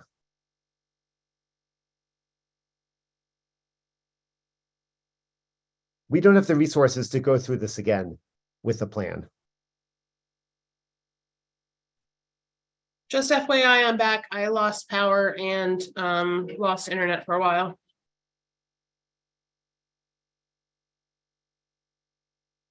Sounds like I missed some good stuff. Dang it.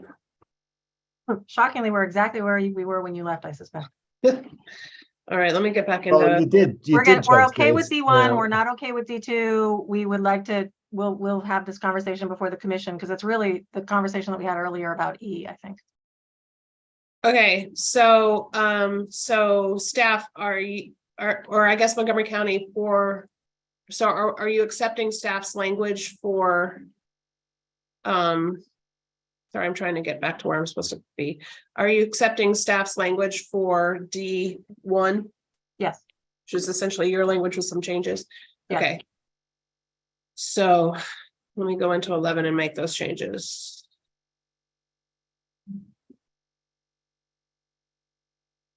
And staff, do you want while I'm making these changes, think about whether you want your two to be in the comments on the main document.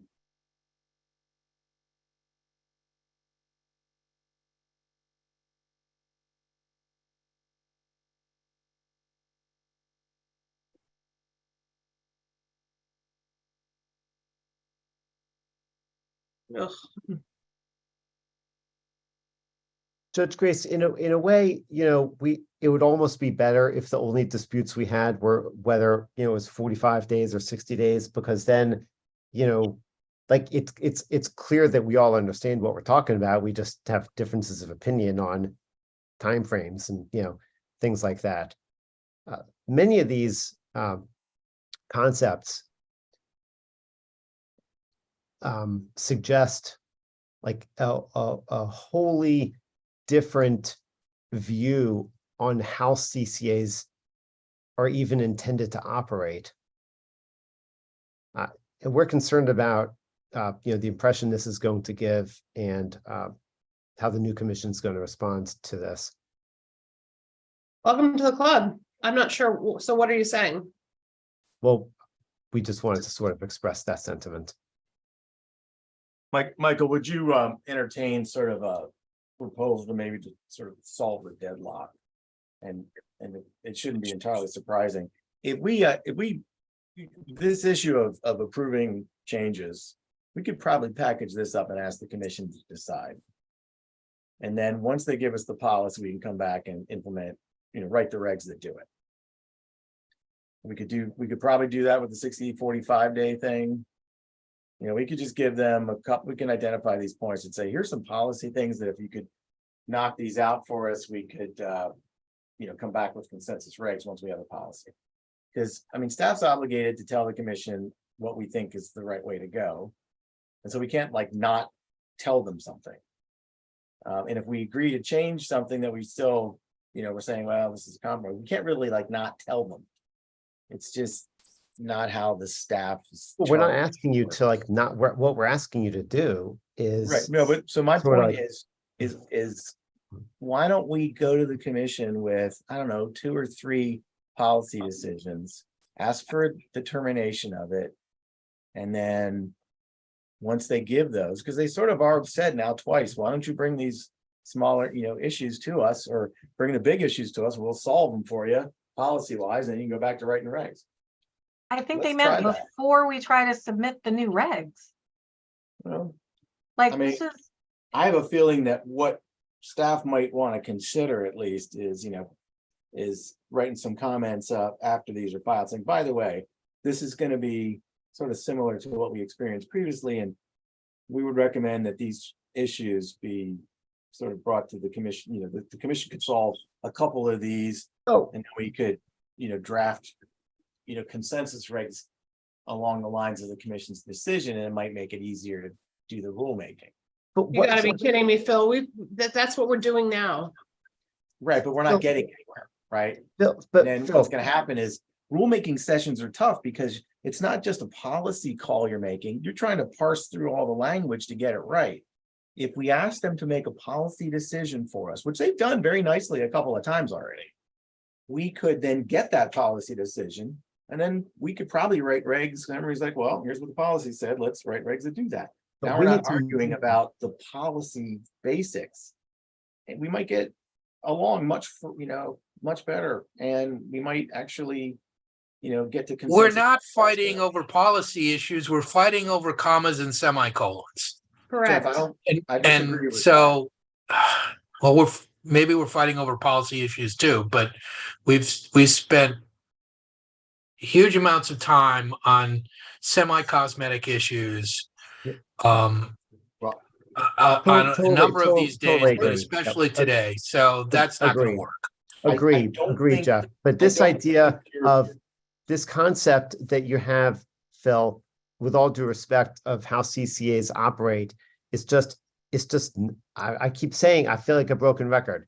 This is not how CCAs work. We're like, we shouldn't have to go to the commission to decide how something that's been operating for decades all over the country works. There's a proven track record. There's like literally a definition of like what CCAs are. Hey, why Michael, I'm they just going to exist, stop you for how a they second. operate. Hey, Michael, I'm just going to stop you for a second because you've All already right. said this. All right, But sorry, I'm I think the point is that there's a middle ground, which we're not hitting, because I think staff's right that not having any kind of updates nullifies the commission's like what it's supposed to do, approving the aggregation plan. So I don't think we're going to get any further with this. I don't think we should talk about it anymore. And I think we're entrenched. So let's take a look at the rest of 11 and make sure we have what everybody has noted. And you guys, I'll try to tee it up as best I can in front of the commission and we'll see what they say. To staff, Hang on. going in front of the commission and asking for them to make some more policy decisions at this point, that's something we should have done, right after the last hearing. So I kind of suggested that, Your Honor. Pretty sure. It's just, nobody wants to get in front of the commission with non-consensus and then have the commission try to, parse the words in place. I mean, the last two times that happened, they're like, we're not going to do that. We'll make these policy calls for you. If we could gather up all the policy decisions and say, these are the policy, like decide this one and that decides that, there's some of them are sort of linked, but this is kind of a big deal, like the issue here. And, Michael, I don't want you to think that I'm not appreciative of, you're trying to model Montgomery County program on something that works in other places. But, but maybe we could just get that decision from the commission, like they did with the rates and the other things. If they kind of come back and say, you know what, rates, we already said we're not going to, approve, and terms. So if you want to have any, if you want to have different offerings in your optional services that have different levels, we don't have to have oversight of that. Then we would be, that stuff goes right out the window. We don't have to worry about it. So I just think we can break some of the deadlocks if we can, bring policy decisions to the commission. They may be able to handle it in don't give them like all of them at one shot, but like, hey, have an admin meeting, take these two items, probably can, write some limited comments to sort of let everybody express what they want to do, spend, make a brief statement, and then ask the commission to decide on it. That worked. I mean, it worked pretty well in the actual rulemaking hearings. And, we got answers and then we came back and adjusted our regs. I don't think we were fighting too much about what the commission said. I think, they said, well, they said this, let's do that. I kind of think we'll get somewhere faster if we do that. But I mean, as it stands, Your Honor, we do not have a consensus on the whole Prince George's County, Montgomery County issue. And I don't know, that in itself is very, very big sort of thing that needs to get solved for this to work. So let's, you're on a schedule, you got to file something, but, I don't want to do anything that's going to create any sort of problem for anybody, but I just, wish that maybe folks would think a little bit about, would it be better? You know, we can tee this up, give them, you know, a bunch of regs, but then as an interim step saying, this is a couple of policy things that if we could have decisions, we could come back and revise these. See if All right, it, Judge they've Grace, asked for that, right? Judge Grace, you Sorry, closed go ahead. 11. Sorry. Thank you for your opinion. Thank you for your opinion, Phil. We're gonna move on. Do I need to go back and open number 11? Yeah, sorry. I know you were making changes, but you were moving a little, and then there was stuff going on. So I just wanted to make sure that a couple things got reflected. We didn't have much here, actually. Contrary to. So did you renumber the aggregation plan approval process? So yeah, scope is 1, aggregation plan requirements is 2. Hang on, back up. Yeah, so 2 is aggregation plan requirements. Did you change I did not. the next one to 3? I didn't. I thought that maybe not. So many pages. I know. Change number value, I think.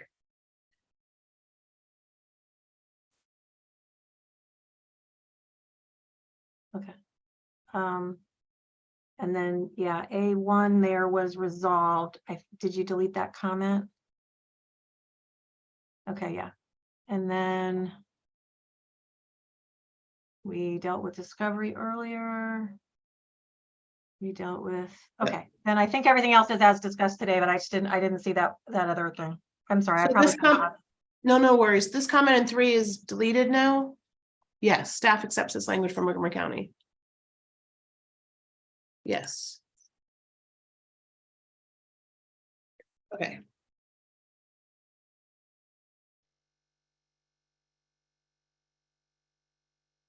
I thought hang on. I thought we dealt with discovery earlier today. Okay. We were on staff's document. I have not put staff's changes from earlier today, the ones that we dealt with in this document yet. Because it just got it. Sorry, that is where I got. Yeah. I was gonna try to do it at break, but I just ran out of time. I'm sorry. Can I just ask you to edit the comment though that says see new language from 627 or something? Because that way when we're going through this later, I don't know how else to do that at this point. Like I want to make sure I'm not ignoring things I should. This. I'm not asking you to make the edits right now, Judge Grace, just maybe a note in the comment that says I need to edit this. Yeah, edit. No, that's for me. I'm not telling you what to do. I'm telling you this is so when you send these around. Oh, by the time I send these around, it's gonna have what we did this morning with staff. Okay. But yeah, see edit on staff document. That was from this morning, right? Staff sent that email 620 on 6/27. Or was it yesterday? Oh, well, it was discussed this morning. We'll just staff document on 6/27. So. Okay. Sorry, I was. So we've done 3, we've done 4, we've done 11. So 5. Let's just go in order. That way we can keep track. There we are.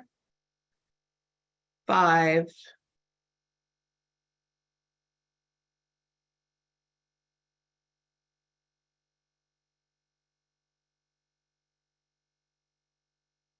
Okay, so this is utilities and Montgomery County made progress on like 3 out of the 4 issues. Unfortunately, this is the one that we couldn't resolve. So I think now that my suggestion would just be to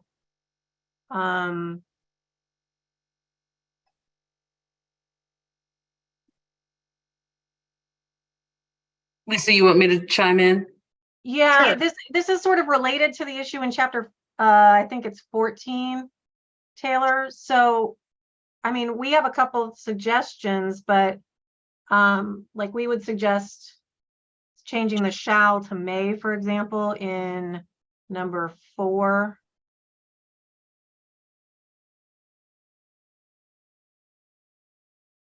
I don't think it resolves the dispute between the utilities in Montgomery County on whether or not they can be bundled, but we just we were looking at all these sections sort of with a fine tooth comb. Sorry, I mixed my metaphors, going through them with a fine tooth comb. Yeah. Well, yeah, overall, Judge Grace, we're gonna, for the bundling issue, we're gonna just put our positions forward in comments. As so- to May here,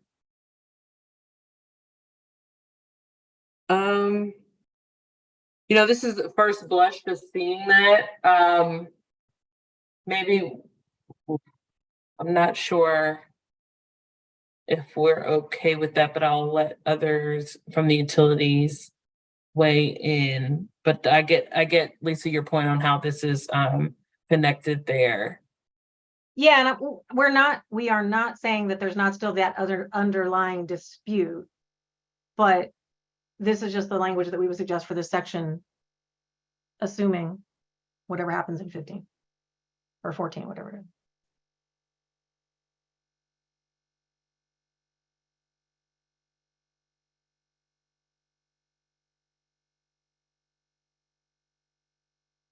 Okay,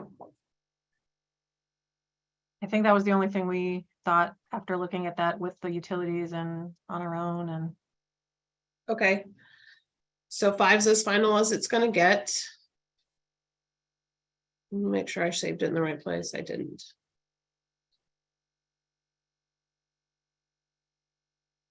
Judge Grace, this is Lori McGilvery. Sorry to backtrack. This is just, I'm putting a pin in it. Yes, Because I ma'am. know you'll send around the documents, but I did have a comment on 11. And it goes to the conversation from this morning about material changes. So when you send it around, if you could just include my comment, and then I can see how that relates to the other proposed language. It was suggested language, I'm probably withdrawing that, but as written, but at least I can see how it relates to staff's position and Montgomery County's position. So I think I have those in there on the right. Are those two comments? Is that what you're Yes, talking about? yes. Thank Okay. you. Okay. So there, 7.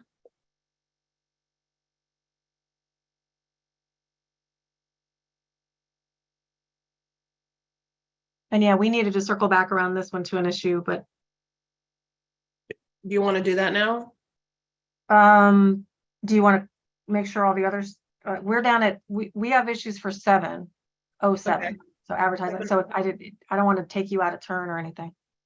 Okay, again, this version of the documents that we're going through does not have what we discussed with staff this morning. Okay. It doesn't have the updates from staff and Montgomery County's work from the last week. Okay, but go ahead. We basically, yeah, we're still with our earlier comment. So if the comment's in there, the comment can stay. Okay. Is So it we this had one? proposed language based on, yeah, that's basically copied from the language that's in the current regs for retail suppliers. No, the one up, the one above it, sorry. Yes. 07A, advertising permitted. Yeah, that top one. So that's our position.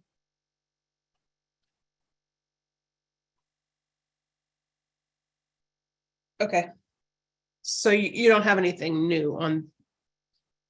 You're just saying that you're sticking with your position on 0.07, yeah? I mean, yeah, we can explain why we have concerns about D. That's why we've also recommended, so that would basically replace. Yeah, so keep going. So we objected to D. I know you don't want to hear our arguments now, so. Okay. So essentially, but you did discuss it with staff, right? Yeah, staff. My understanding is staff feels strongly about D. And we feel pretty strongly that 3 doesn't apply. 7 doesn't apply, and agents, I think it's going to get complicated because, you know, people are always responsible for what their agent, or parties are always responsible for what their agents do, but we just don't want there to be any question. You know, when the county council member or the county executive or whoever, you know, as was discussed this morning, those folks are going to want to talk about this. And it was suggested that it's a desirable thing to have some information that goes out somewhere between the formation notice and the opt-out notice. We actually think that this morning's conversation makes our position more important. Like, people are going to have to be talking about this in the county. And we don't want there to be any confusion that that means that's advertising, or, you know, it's just,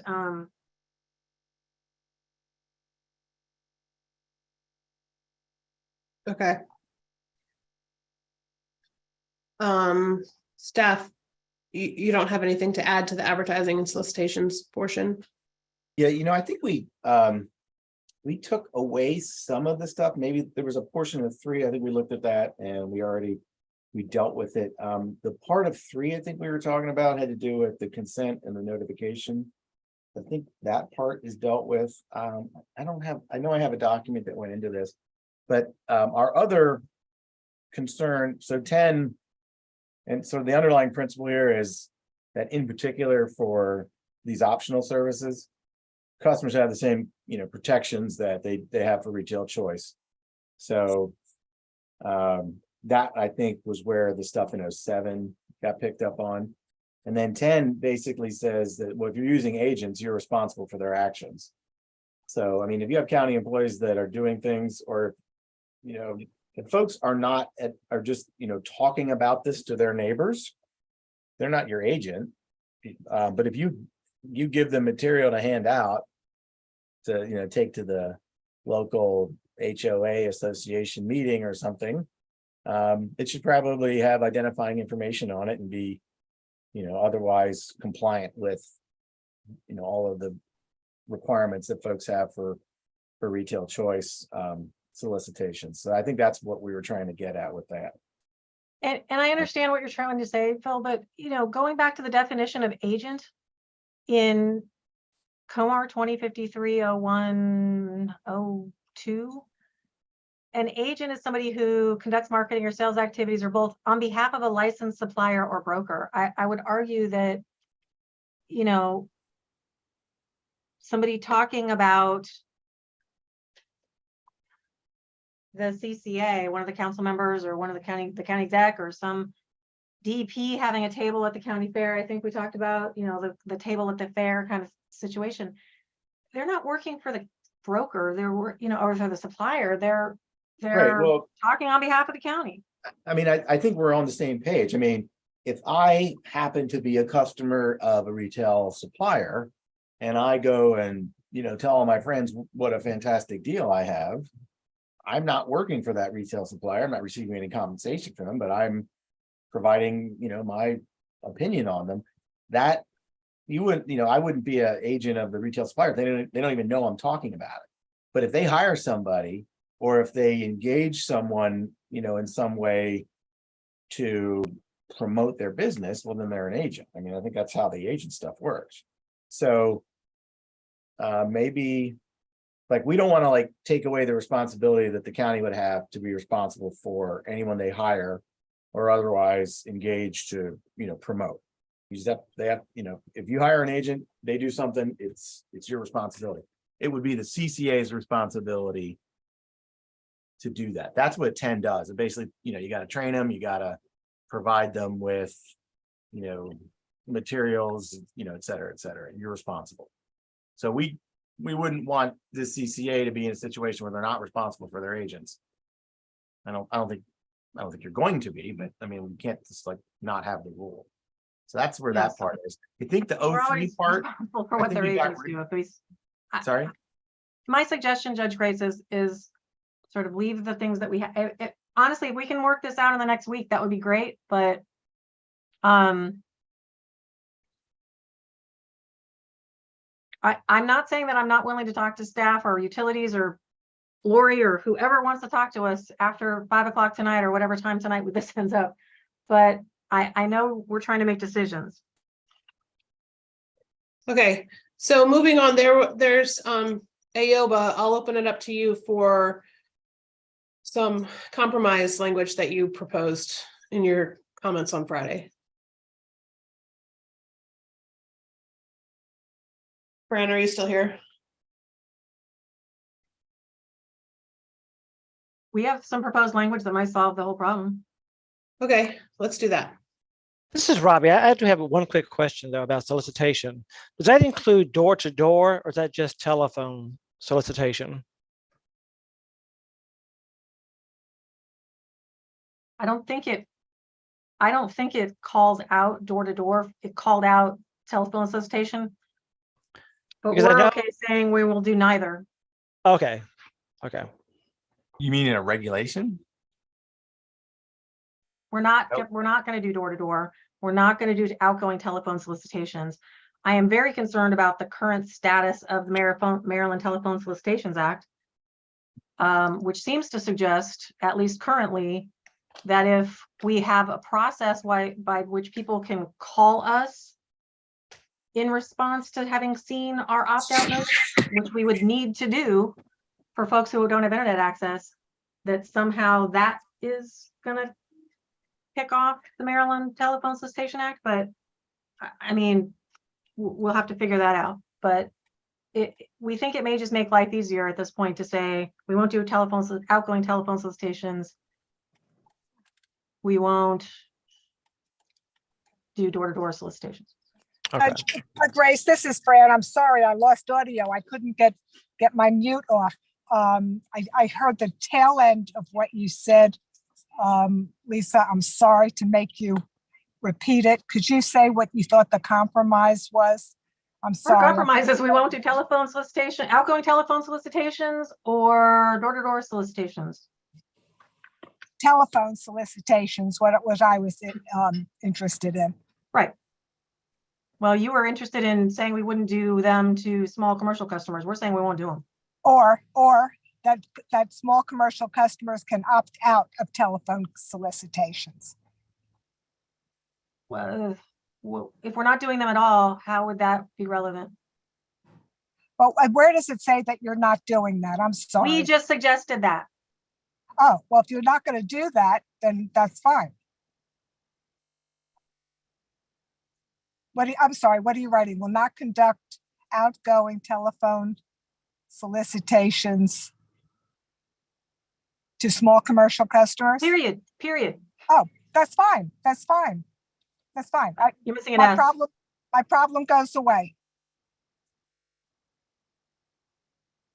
I think you'd have to make it say may not to comply with the way MAR works. You probably want to clarify what precisely that means, so you're not running afoul of what does outgoing mean particularly. So that means, like, if somebody sends you you send somebody a postcard and they call you back, that's okay, right? But you're not gonna like go down by a phone list and reach out to people. Right. So we're saying delete 1. Because that's irrelevant.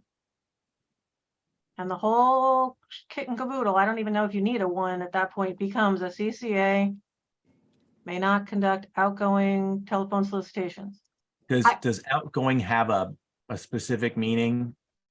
Or is that just the Why do we need the word outgoing? Can't we just say will not conduct telephone solicitations? So so what is the current status of the Maryland Telephone Solicitation Act case right now in the highest court? My recollection is that for some reason that was a letter that went out from a supplier. Somebody responded to that by phone, and the commission decision was that then triggered some portion of the Maryland Telephone Solicitation Act, which required a written contract. So we don't have written contracts. We don't, that's why we try to make it clear that I don't know how else would somebody phrase that distinction? We assume that for folks who don't have internet access, that the commission will want us to be able to take their information by phone. We have to send them a letter, an opt-out letter. So it's possible that those people will respond to the opt-out letter via phone. So That's not what a you're, telephone solicitation in our mind, and we hope that everybody agrees that that's not going to trigger the does this mean MTSA. that you or the CCA nor any of their agents will make sales calls to customers? Yeah. Or it will not initiate sales, through telephone solicitation? And does that, Yes. because you want people to call you and say, Yes. I'd like to sign up. Right, But because how and do the we commission will probably clarify that- require that, right? For people who Right. aren't So internet. how do we say you're not gonna call people up on the phone to initiate a sales, contact, but you will be responsive to, and you will be able to sign customers up. Now, if you do sign a customer up to an optional service, you don't have a contract, which I think that for us is still a little bit sort of strange, because like, what if they decide not to pay you? You don't have any means to compel them to pay you. So Okay, that's the fight for another section. We've yeah. So it's just sort of, it's tied in, but basically, I mean, you probably need to, I don't know, it's hard to do this on the fly, but if you basically just say that you're not going to initiate sales calls to customers, but you will respond to customers who respond to your flyer, that still puts you in the same boat as to what the commission said required to file telephone solicitation, because that was a postcard that somebody called back in. So that, unless that gets overturned, the commission has ruled that that is actually a telephone solicitation. So then do we have to say in here, the ability to process customer requests by phone does not? So I guess the question is, It's not impeded by this section. how would you? Is not affected by this section, or this section does not apply to.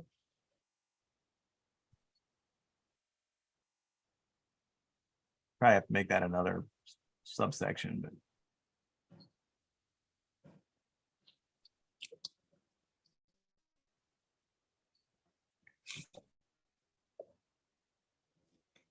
I don't know. I don't know whether to make it affirmative or negative here. Like a CCA may enroll customers via telephone calls made to the CCA in response to its mailings. You know what I mean? Are we not covered by like these statutes anyway? I mean, the law is the law.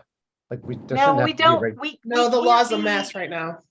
That's what we can't say that triggers the MTSA and still function to be able to address customers who don't have internet action. Those two things just are.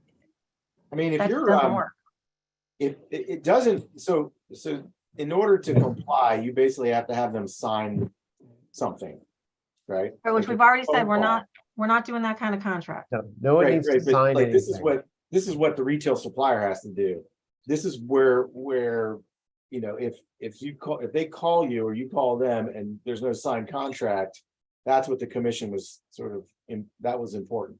You do it online, there's I guess the click box, and but it is what protects the retail supplier and the customer, the recorded like solicitation. In other words, you call them up and you say, hey, I'm going to record this call. So, and then they record you saying, yes, I want this contract. There's no contract. Right. But, I believe that's not sufficient under the MTSA is what was what okay, part of so that you still have to have a discussion wet signature. That's what's going on. And we don't have that we understand that it's different than what retail suppliers have, but we have the statute that gives us, this is the notices we have to provide. And this is Right. what we're How do you entitled to record- do. Okay, And we're just so- trying to make sure that we're able to address customers who don't have internet access, but not trigger some How will portion. you, So sorry, how will you record the affirmation for someone who calls you up and say, hey, I just heard about the CCA, I want in? How are Same you way, gonna record their- same way as with SOS. Uh, We are the contract holder. We are the contract holder with the what does that mean? supplier. though? We tell the supplier how much energy to buy for the load, and then we assign that to the customers who are enrolled to the. No. What I mean is, retail customer calls you up. The rules we have say that, like, they opted out before, and you have to get their their affirmative consent to put them on even basic at once they've opted out. But let's say somebody just gets your opt-out notice and then says, oh, I want in, and then they call you and say, hey, I definitely want to be in. You have to record that according to our rules. How are you going to record that they provided the affirmative consent? We're recording a non-opt-out. I mean, that's what it says. If somebody calls you to say, I want this, one way or the other. The answer is the answer. Are you talking about? But the answer is we tell them you don't have to do anything. But you have to have a record of you telling them they don't have to do anything. In what's the scenario? here? What? I think you guys are talking past each other. So in particular, this is applicable if somebody opts out and then wants in. You have to keep a record according to the rules we've written that they in fact did call you and say, no, I want the SO, or I don't want SOS now, I want the CCA. But someone can sign up with you. They can actually opt in when they get your opt-out letter, they can say, well, I see that I don't have to do anything, but I'm going to call and say, I definitely want this. Or I'm on retail choice right now, and I want you to enroll me in the CCA as soon as it becomes available. And that kicks me off my, so you have to record that. That's what's in our rules. So you're either recording their phone conversation or they're writing something down and saying, I agreed that I want this. One of the two, I think. No? Otherwise, you have no way to track that consent. And so if there's a complaint, somebody needs to come up with the record. Say, no, here it is. Here's the customer's signature on this document. Here's the recording of the customer calling in and telling us, hey, I'm on a retail choice contract, but I've heard great things about the CCA and I want in. Okay. Right? Phil, let's assume for a moment that we're going to come up with a process that we can actually use to prove that we did what we were supposed to do. I would rather focus on Judge Grace's language here so that we make sure that we are somehow allowed to take orders from folks on incoming calls who are responding to, for example, the opt-out notice who don't have internet access. That's a very specific thing. Fran had some proposals that didn't quite get it in there.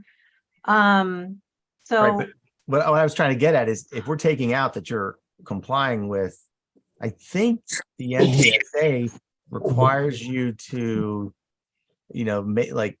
demonstrate that the customer has, you have to give them something to sign or you have to otherwise track them. So if we're taking all that out, I'm like, well, yes, we're still disagreeing about whether or not you have a contract for optional in particular, but I think we have written rules that say that you have to do the things that the MTSA sort of requires. Like practically, that's what, it's not just you calling somebody up and saying, hey, do you want a contract? It's like you have to have a way to track what's going on. So I just wondering if we take all that away, now there's nothing in place to require you to sort of follow that, kind of important customer protection. Okay, staff is going to be an objection to this language, but Montgomery County, we're going to have your language in the comment section. So I'm eventually going to undo what we have the changes that we just made, but I want to know, Montgomery County, what you want to have here. Or a CCA may not conduct outgoing telephone solicitations. Do you want a sentence that says, go ahead. How about, but will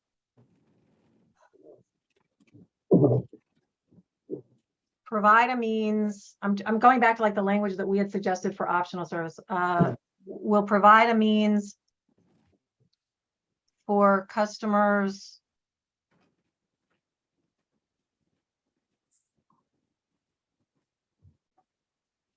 to enroll in the CCA via telephone.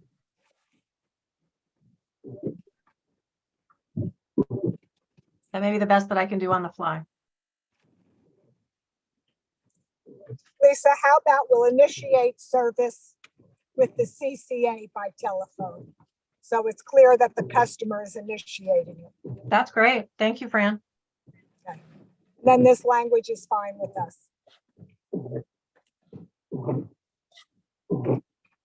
Can you say it again, Fran?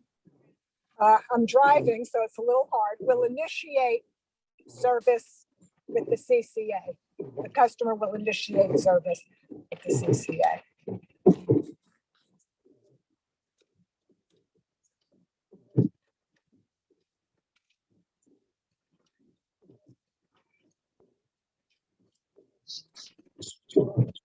Lisa, help me out here. I didn't really follow where that language was going to go. Okay, so I think it's, but will provide a means for customers to initiate service with the CCA. Yes. Yes.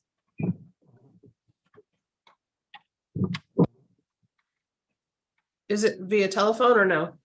Yeah, I think so. Yes, via telephone. Okay. But then you're going to leave the first part in that says the CCA shall not solicit customers. So Montgomery County's language is a CCA may not conduct outgoing telephone solicitations, but will provide a means for customers to initiate service with the CCA via telephone. That's fine with AOBA. Okay, so AOBA supports Montgomery County's language. Correct.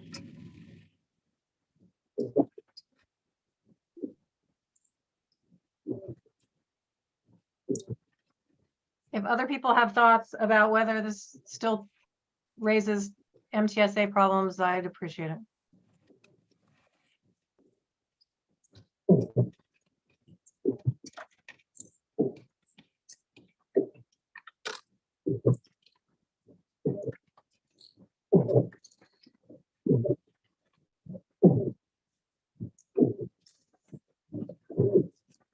Okay, so I think we're good here.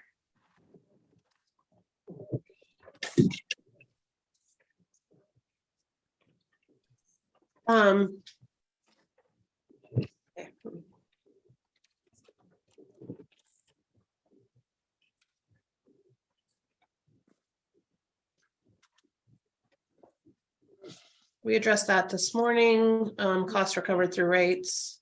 Yeah, I think the other ones were addressed this morning. Yeah, so, okay, so it looks like we're done with this one.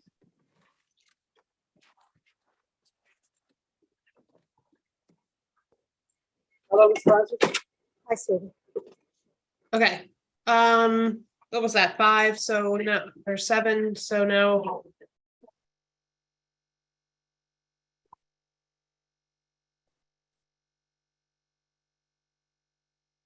We already did 11, so 12.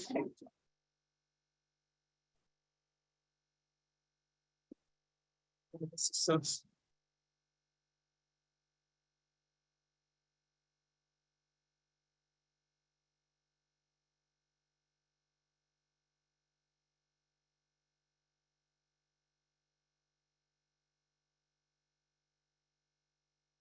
So we went through 12 with staff earlier. Maybe I should just switch to staff's version, right? Didn't we?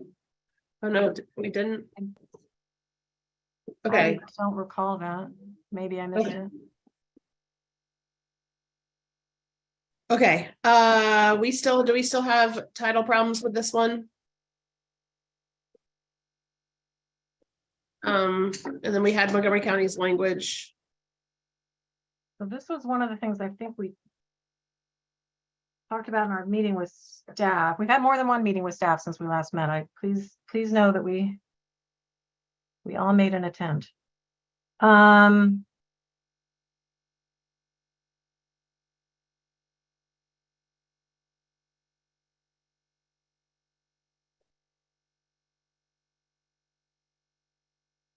don't know that we had any edits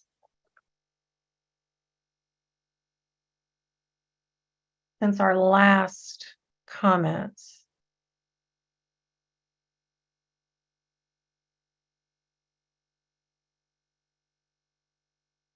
Okay, this section is gonna be a major point of disagreement between the parties, so we don't have to go through all of that.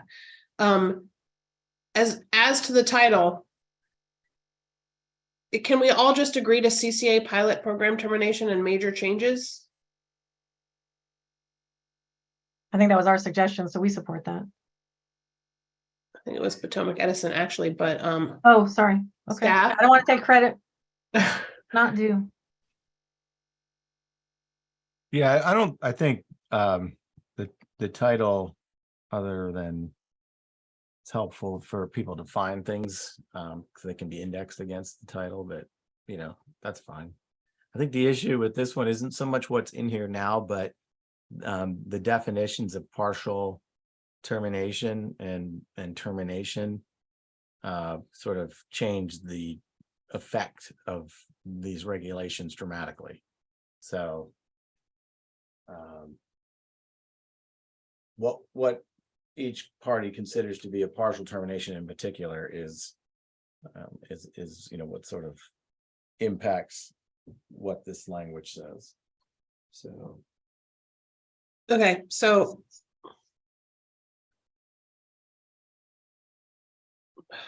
I don't even know that we have so many comments on this, and the I mean, it's the disagreement between the parties is a little more basic than all of the comments. So I think I'm gonna have to at some point put all the comments together to make it a little more clear. But I don't think the parties have moved from their position, so I'm not sure that's a good use of our time now.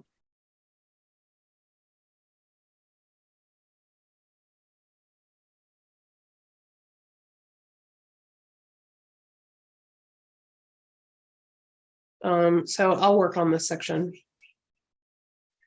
Yeah,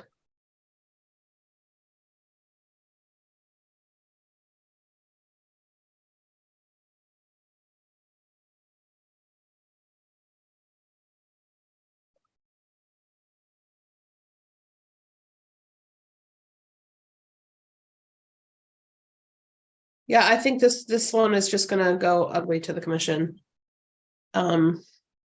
Because I think even the titles, like, we don't agree as the full or partial program termination. So hopefully when I send this out to you all, I'll have combined it and it'll be clear whose language is what. And if not, expect calls from me if I get confused.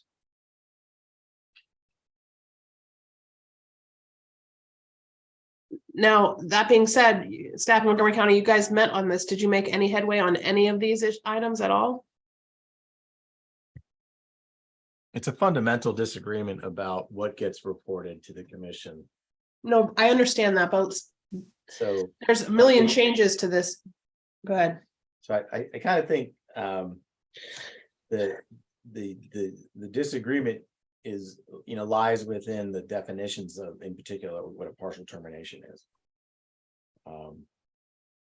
Because I don't know that, I think what's been proposed as partial creates a scenario whereby nothing that staff thinks gets reported in this would get reported.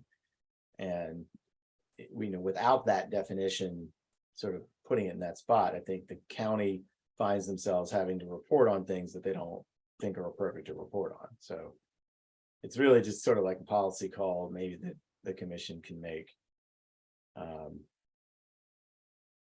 But it wasn't one of those where it's like the issue has to do with at what sort of scale does reporting occur, and under what circumstances does a change in an offering reflect a potential risk to SOS migration? And that there's uncertainties built into that. So that's kind of staff's approach was that, if you have something that's going to change, where like the whole offering is changing at one shot, either closing or changing or what have you, then that gets reported. So we find out about that. I think the county doesn't believe they want to report that level or report anything under termination unless it's the shutdown of an offering to an entire rate class in a particular service territory. So it's like those are sort of widely different scales of of what could happen. And I think both parties have, reasons that they want one or the other. So it's more of, I think we'll probably end up just describing it to the commission and asking them to make the call. And, possibly they can sort of interpret how they want to get. Okay, Phil, I'm just going to cut you off. Yeah, I understand. We all understand. We've been over and over that one. So let's move on to point 1.3. Montgomery County, this is still your position that 2 should be removed in its entirety.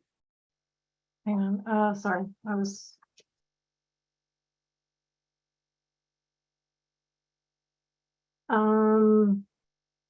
this is 2, yes, that's still our position.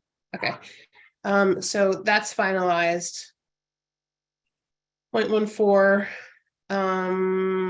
it's the bundling issue.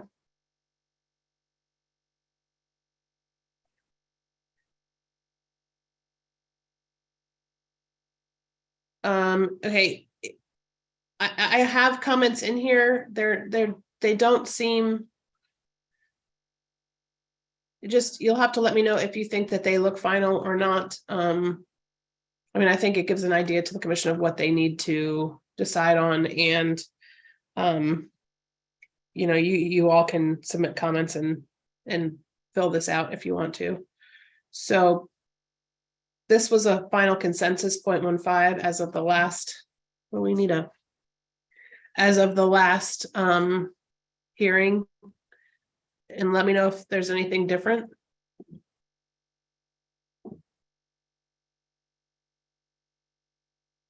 I think we'd agreed to agree with staff on section 2. Yeah.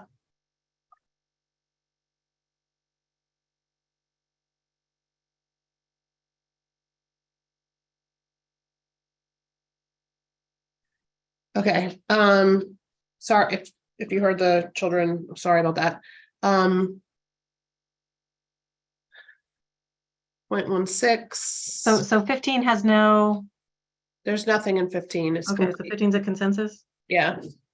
Just want to make sure I'm not supposed to be looking for something later. No. 16, data privacy.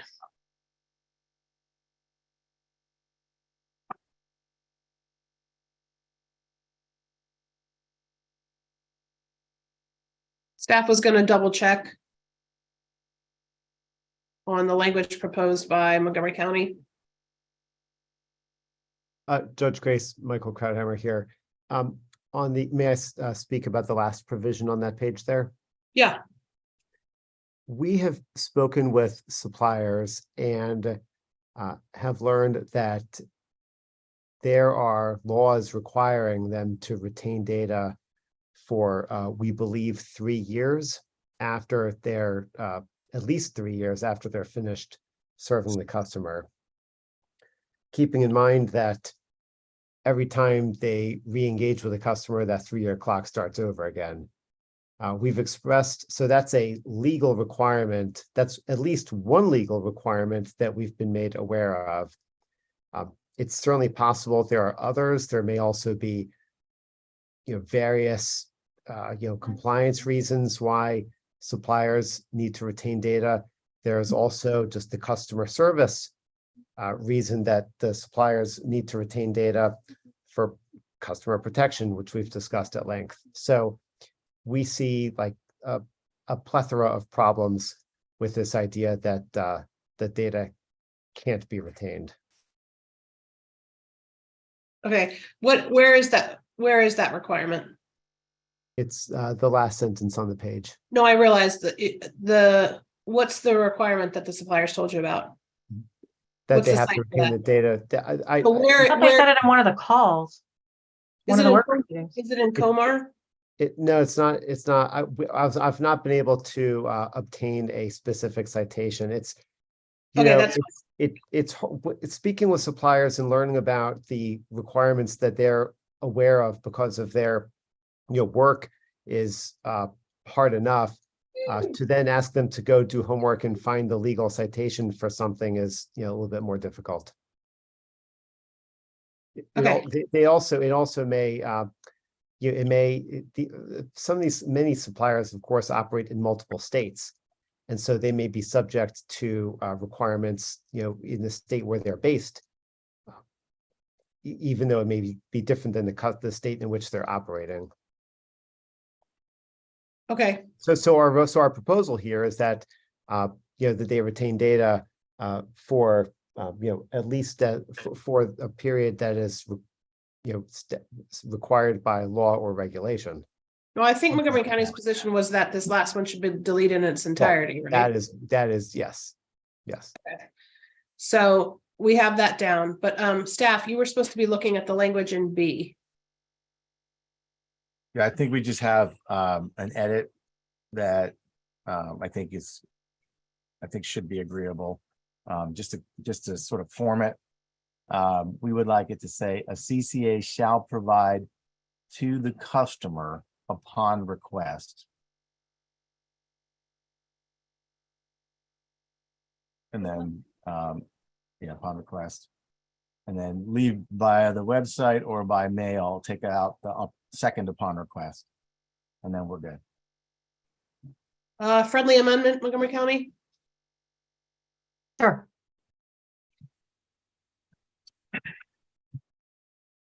I assume Michael and Stan would jump in if they disagree.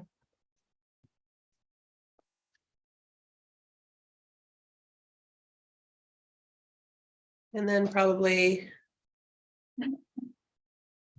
Okay, I just noticed something else about that hopefully is not a problem, but you see how it says upon request via the CCA website or by mail? I know you're supposed to put like shall provide to the customer upon request, but maybe all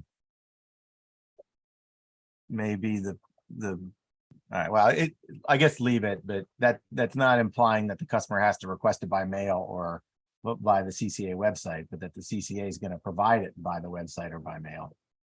So maybe it's a better way to do that, but it's fine as is, I guess. how about shall provide upon request of the customer? Got it. Yeah, that's good. A copy of the CCA's customer information privacy policy via the CCA website or by mail. Yep, I think that works. Thank you. Montgomery County. I think that works. Thank you.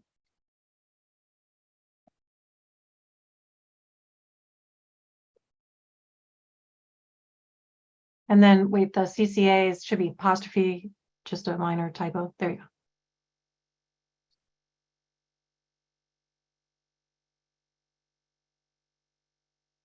go. Okay.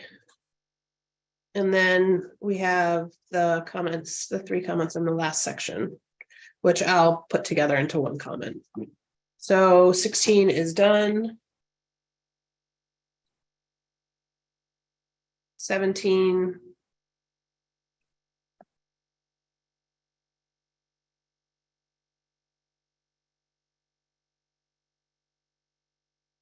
No, wait.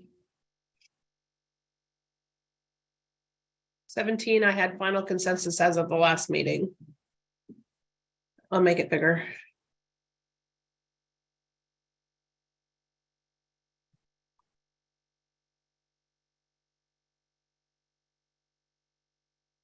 And I don't think there's anything else. Okay.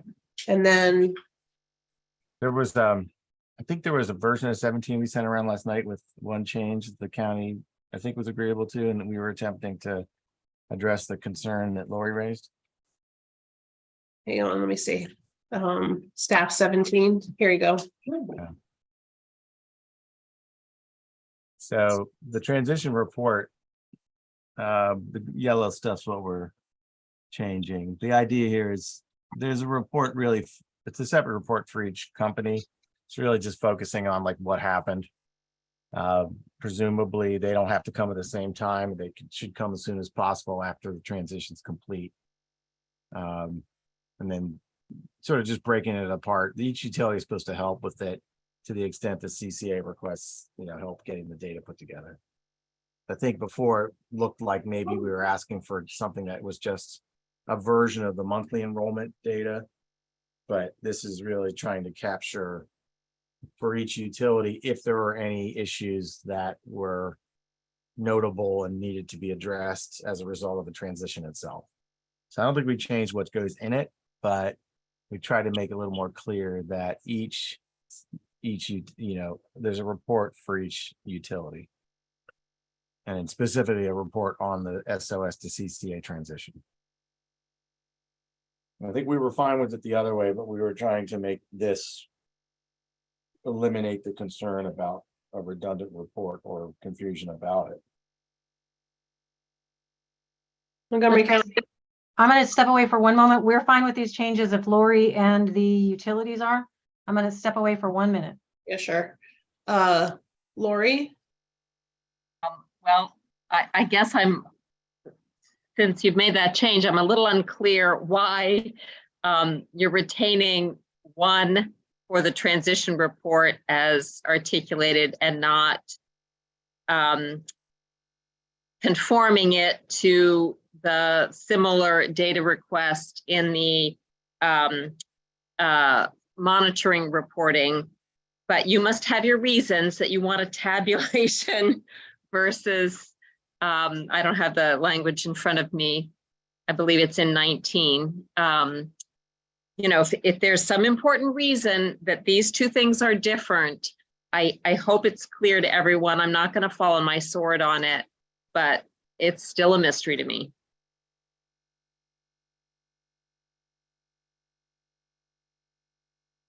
Utilities?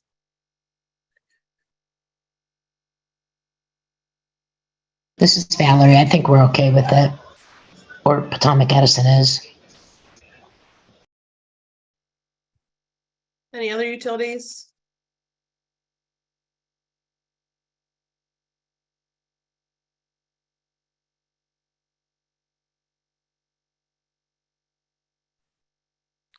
PHI is good with that.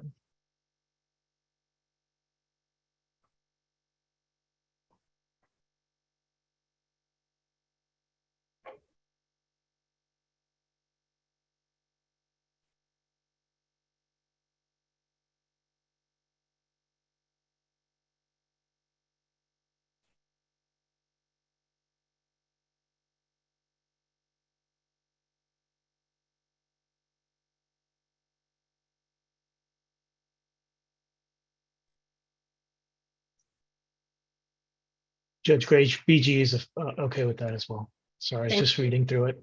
Thanks. No worries.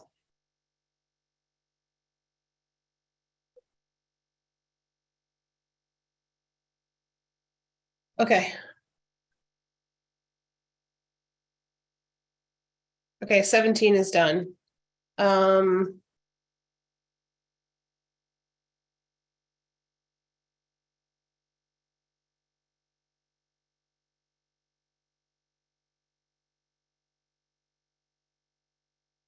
Lori, you added some proposed language to 18.03. Yes, I felt that the regulations need to be explicit since Phil raised a question of whether or not the CCA would be treated similarly in terms of the offsets from late fees, potentially offsetting the discount rate for uncollectibles. So since there was some question about whether or not the CCA would be treated equitably, I recommend making that explicit in the regulation.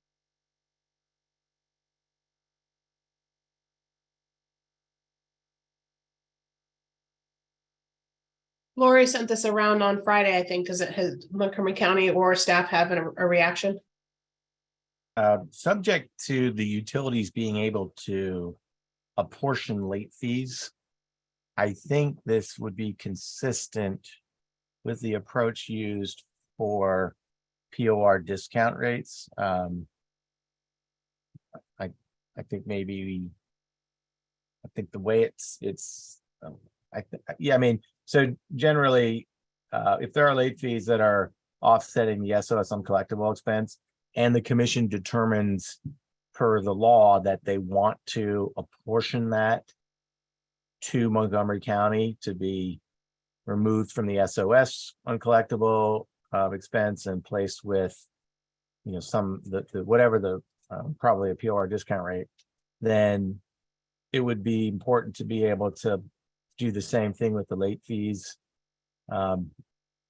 If so, the trouble that maybe the utility folks need to be thinking about, if we're saying this here, which I think does not prevent late fees from being incorporated, you know, as part of the tariff filing. Although if you do put it in here, that probably makes it required, and there may be some issues with doing that. So, you know, I think the first question that we don't know is whether or not the utilities have a way to do that, and would they object to placing it in this rule, because it is not in fact something that the law states that must be done, although the law allows the commission to apportion some of the uncollectibles. So I don't think we object to it. It does sort of state that here, and that may turn out not to be appropriate once something is looked at, you know, when the actual accounting is done for this. But I think generally, if it were done this way, whether or not it's done as part of this rule, it is consistent with how the POR discount rates are calculated for retail choice. So with that, I think we're sort of okay with the concept. I don't know if there's any problems with the way the language is being stated here. It's like, you know, offset, is that the right word to use, or, you know, something like that. But conceptually, it's consistent with what's done for POR. So in that regard, I don't think we have a problem. No, and I'm not wedded to the specific language. I would hope that lawyers would look at that and tweak it. But thank you, Phil. I'm glad you agree with the concept that the CCA should be treated similarly to retail suppliers with regard to the POR discount rate, uncollectibles, and late fee apportionment.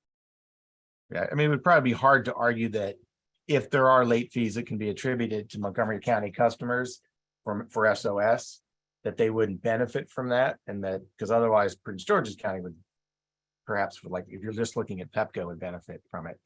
It's going to probably not be anything at all for BG&E because the numbers are so small. PE, hard to say. Maybe, but for Pepco, it probably could end up being significant. So whether or not it's necessary to do it, like maybe a word that says like an appropriate adjustment to account for late fees, you know, shall be considered by the utility or something. I don't know if putting the language in here does precisely what, you know, would be done, or if it would compel something otherwise. Kind of, I'll stop talking and see what the utilities have to say about it. Montgomery County or the utilities? Hey, this is Beth. Oh, no, I'll let the utilities go, because that's what I was going to say. You know, obviously we want to be, we're going to defer to the utilities on whether they can do this, but if this is to make it consistent, we think that's generally a good thing. But I'm not gonna, you know, I appreciate Lori bringing this to our attention, but I'm not sure I understand every one of the ramifications of it. So could staff tell us, or could utilities tell us if there's an issue? well, I'll start by saying, you know, Phil, you may recall the utilities, at least BGE, doesn't agree that the late fee should go to offset the supplier uncollectible expenses. But we've accepted that we lost that battle a long time ago. So I don't disagree that it's probably appropriate to treat Montgomery County the same way, even though at other times Montgomery County likes to point out that they're not a supplier. I guess in this sense, this instance, it makes sense. I'm struggling with, we're gonna know the late, the uncollectibles associated with, well, I don't know. Can we identify the specific uncollectibles and late fees related to the customers? Well, we'll know yeah, I don't know. I don't know what we do for purchase of receivables for the suppliers, how we come up with the late fees, so I'm not sure if we can, I'm assuming we can do some kind of math to get to it. It's a question of how precise it could be. We could do something. So there's actually two types of calculations that need to be addressed. One is, possibly addressing sort of the pre-existing uncollectible SOS expense that you look into the law, and I think our rules talk about it. The commission, can allocate some of that to Montgomery County, the CCA for collection. On an ongoing basis, it's going to look perhaps a lot like a retail choice contract. And Yeah. so in that regard, you'll start to track separately probably the late fees, because this will go in through your retail choice system.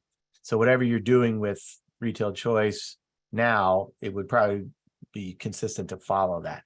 The interesting part would be, how exactly does the utility track late fees that are paid by SOS customers? Because I don't think the current practice offsets the uncollectible expense for standard offer service through late fees. I think the late fees just go into class revenues and offset everything.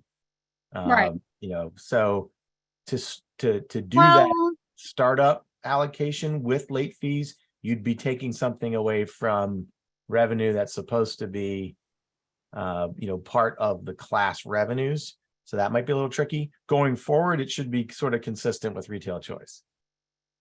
That's sort of like, so there's two pieces, and I think this sort of gets to that both ways. But I think there's two different calculations. One's kind of ongoing going forward, and the other's like, we're starting with an uncollectible amount. Should that be offset by late fees? And the short answer might be no, those late fees are actually recovered, or those late fees are sort of offsetting the revenue requirement for distribution base rates, which that's the case where, like, theoretically those late fees subsidize folks on retail choice, but that's one of those things that's been small enough that no one's bothered to fix yet. Although it was a topic in a couple of the SOS admin charge cases, but I don't think it ever changed. So I think, Lori, the way this is written, this could be applicable to both of those, but it might not be appropriate to do one or the other. Probably the. Bill, I mean, the way it's written now, it's not clear that there's two different calculations about how to deal with SOS uncollectibles. So Well, I think we wrote regs that say the commission can allocate sort of the existing uncollected expense that can be identified as, related to the SOS in Montgomery County. And where is that? Is there another provision? I think it's in this. It's either in this rule or the CCA coordination tariff rule. But we wrote that. I'm sure I could find out. I dug around for a little bit. Identification, yeah, I think it's 18. If you look at O2, identification delinquent accounts receivable attributable to CCA customers at the start of service. So this is where, remember, we had like the filing, and like tell the commission if it should be collected and tell them how much it is. So presumably what you could do, even if this language wasn't in there, is someone could look at that file and go, wait a minute, what about late fees? Are you picking up any late fees? And then the commission or the utilities could say, well, actually those late fees are used to offset distribution revenue. So there's not like a balance of late fees we need to deal with. Once it becomes akin to a retail choice service, then you may begin to sort of identify those ongoing late fees. Although for Pepco, those might actually be big enough to show up as something that's measurable as part of the revenue requirement that might require an adjustment at some point in the future, in some future, rate case or multi-year rate plan forecast adjustment or something. But so can I do staff and utilities think that this was already covered basically by 2 then? And it's just whatever the utilities put in their proposed tariff? Then the utilities have latitude, but it doesn't call out this one thing? No, I mean, these are two different things. ones that O2 is the stuff at the start of service and O3 is the ongoing. Okay. I mean, when you make when the utility makes the filing to establish the amount of delinquent accounts receivable, if they don't include the late fees, a party could, you know, sort of argue that they should and try to come up with what that should be. Yeah. In the instance of ongoing purchase of receivables for cost recovery going forward, it would be the same. By adding the language here, it sort of requires the utility to incorporate a late fee offset into the uncollectible expense that would be recovered. I think I'm comfortable leaving the offset or the late fee language here. I wouldn't be comfortable putting it up in O2 because I'm not sure it's appropriate there. I agree that to be consistent with suppliers, you include it in O3. Bev, it's Michael here. Are there not other issues that are potentially involved here in addition to the late fees? And I guess what I'm getting at is this may be something that is done anyway, but does it have to be called out separately here? And could it signal something that we're not contemplating today by calling out this one item to the possible exclusion of others? Not that I can think of. Okay.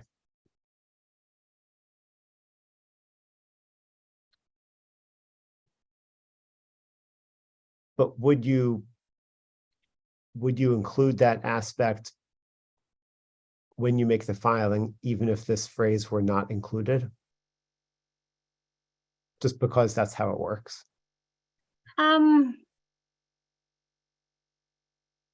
Again, BG has not agreed that the late fee should be applied in the case of suppliers against their uncollectibles, but we lost that. So I think probably for just consistency, we would, include the late fees.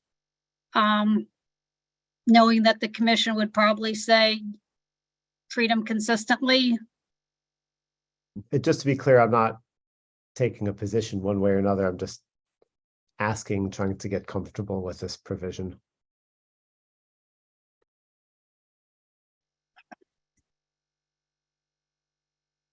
I can't say for sure that we absolutely would.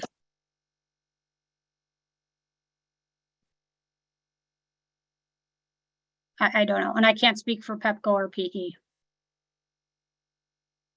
But at the same time, if it's included, I don't think, this is not the worst thing in the world, and I don't know that I'd fight it. So.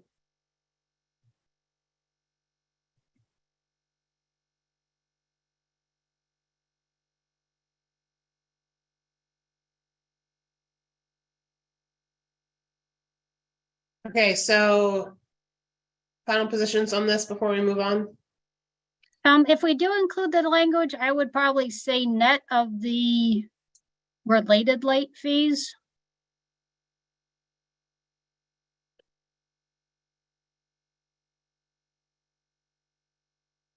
Instead.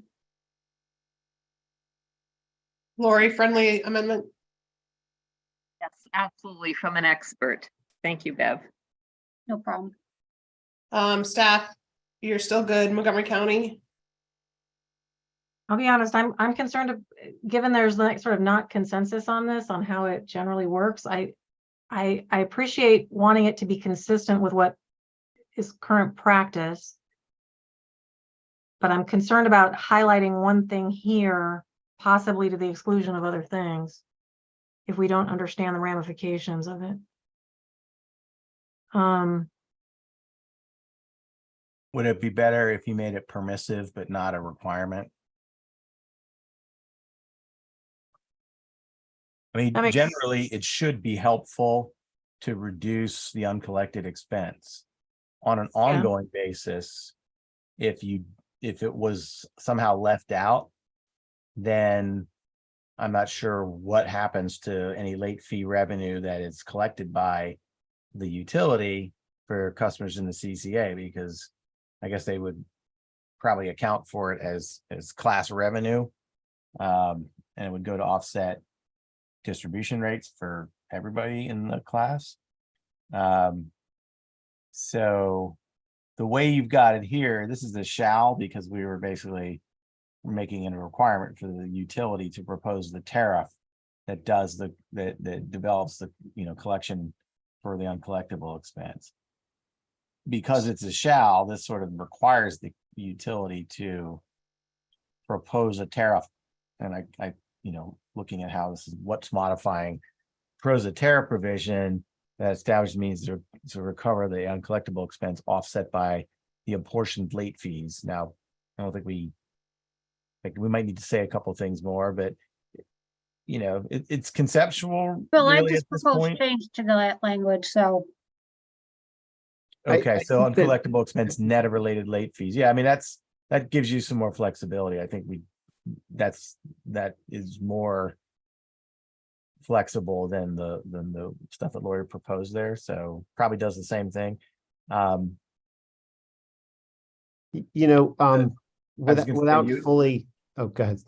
Go ahead, I Phil. was gonna say it's probably helpful so that it's sort of, I guess no one's gonna forget about late fees when this comes in, but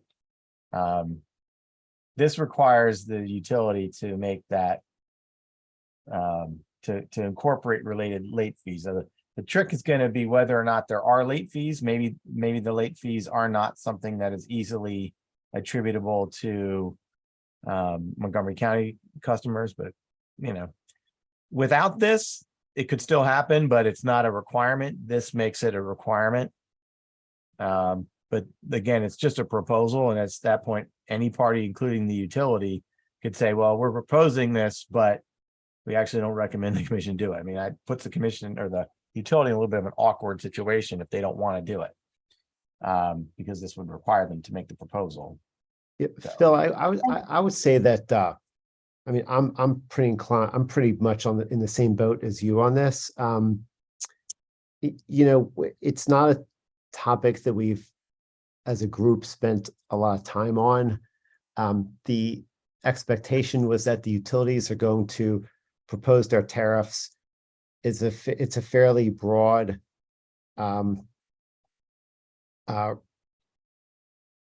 topic, to recover the estimated SOS uncollectible expense.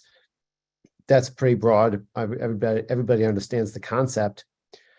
And then when it's filed, that's the opportunity for folks to sort of speak up as to, what is in there that shouldn't be, or what's not in there that should be.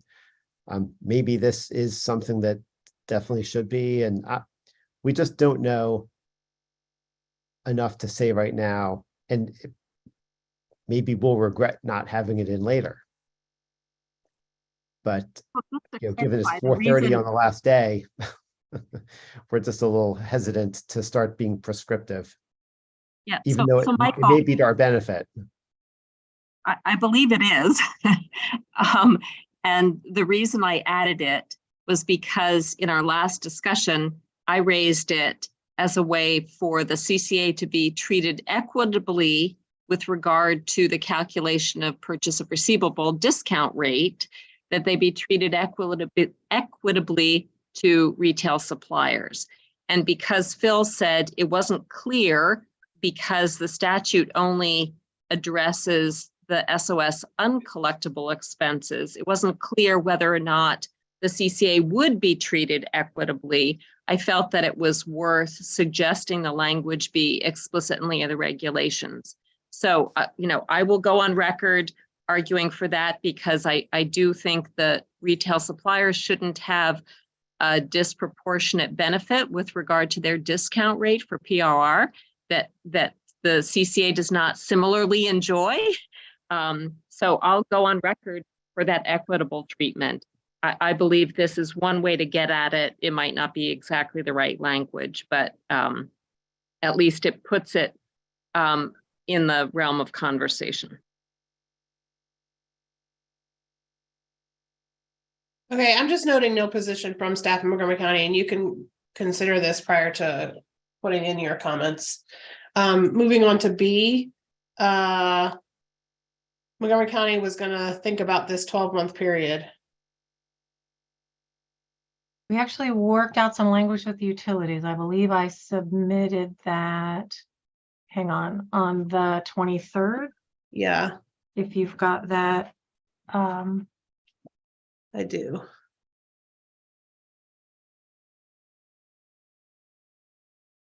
Or I can put it in the chat if that's easier for you.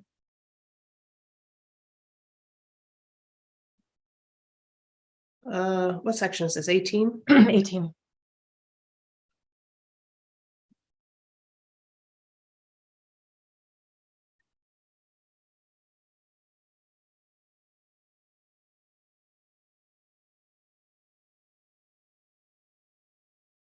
Okay.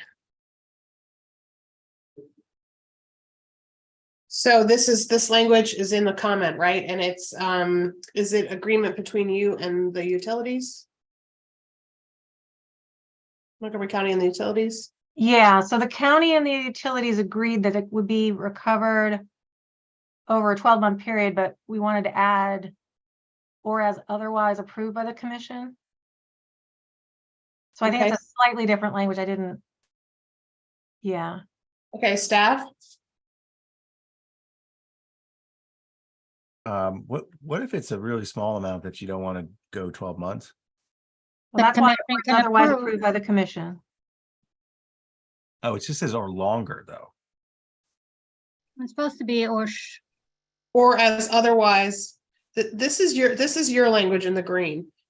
Or I'm not sure. This is the old language in the green. This in the blue on the right side is what we're talking about now, Phil, in the comment. To be recovered over a 12-month period following enrollment of customers in the community choice aggregator or as otherwise approved by the commission. Yeah, I think that if everyone's in agreement with that, I don't know why we would not be. That seems to be flexible enough. I mean, basically it's saying, it says that the utility is going to propose something for 12 months, but the commission can accept something different than that, right? It's not like. Yeah, and this is another one where we talked about presumably the parties would have a chance to say, oh, this doesn't make sense. You should do it all at once, or this is a really big thing. It should be longer than that amount of time. We were trying to address those concerns, and I think the utilities and the county came up with this compromise. Yeah, utilities are fine. Okay. I don't think I drafted exact language, so I kind of put in the concept. I changed it to CCA because we used CCA twice previously in this. That's fine.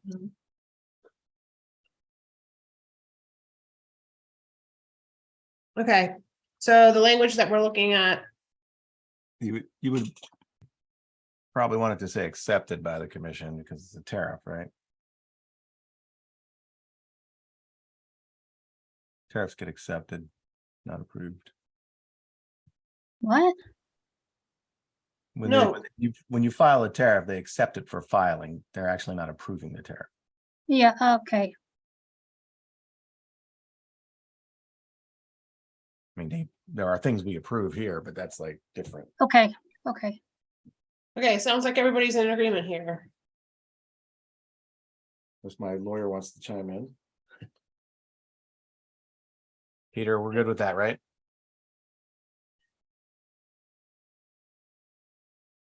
Yes, we are. Sounds good. Okay. So that's 18.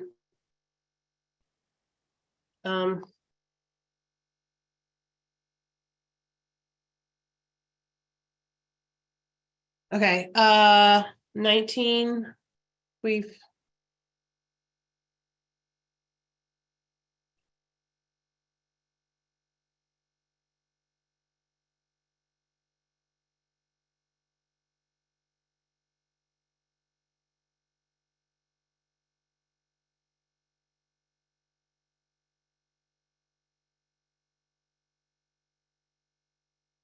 Okay, this pink highlight, I'll have to change, but these are, Lori, you still want this in here about the two different standards? Or since Montgomery County has agreed with staff, you're okay with removing that distinction?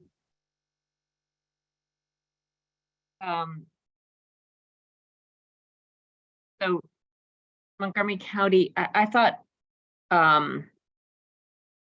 there were still lots of disagreements back on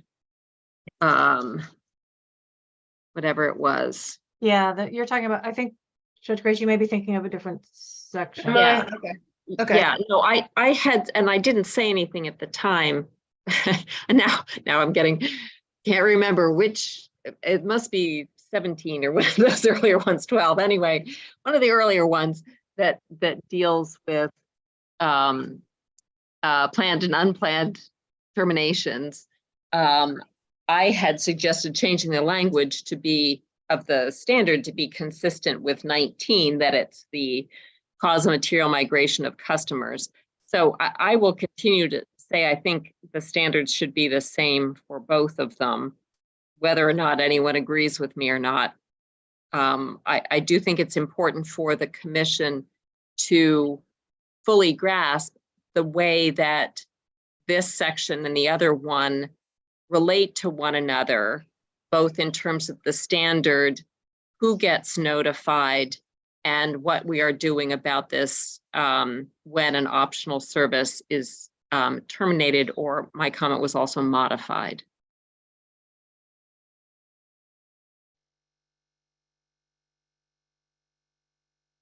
Yeah, we didn't get into this in great length in 12 because we just know that there's an underlying dispute. You know, we respectfully disagree with staff that we think that our proposed definition of partial termination, and you know, we think that the various scenarios are addressed, possibly not all in chapter 12, but we think the scenarios are all addressed, and I understand that staff doesn't, and I'm not trying to relitigate that right now at all. So whose edition is the red and whose edition is the purple? The red is mine. I thought when I submitted on Friday, I had optional service termination or modification. Okay, so I probably missed that. That's my fault, Lori. Yeah. Again, this is how these different sections relate to one another. And the purple was what you highlighted just so we could keep track of how the language about affecting SOS differs between section 12 and section 19. 19 is the one that says it's likely to cause a material migration of customers to SOS. And 12, I have to find it. It's you know, likely to potentially maybe affect some shift. It's different language. Okay. Do you still want the highlight and the standards, the different standards noted? For the commission? Well, what I did on 12 was just basically have a recommended change so that 12 and 19 have the same standard of likely to cause a material migration of customers from CCA service to SOS. So you could leave it that way, that I'm just basically will have a comment that says, I think the standard should be the same. And I might have, and I'm certainly my comments that I'll file by the 7th will address this.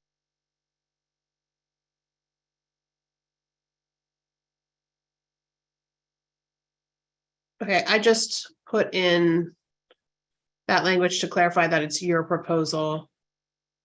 And okay. Okay.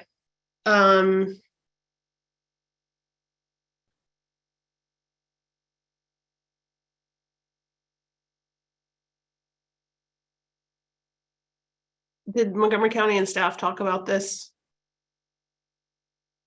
good news, we talked about it.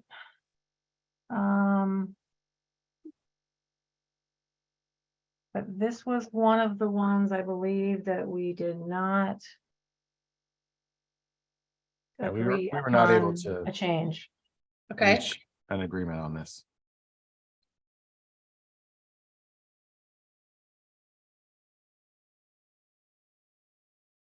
Okay, this had a new comment from AOBA, this section 0.06 pilot annual reporting. Ranners, you still on the call?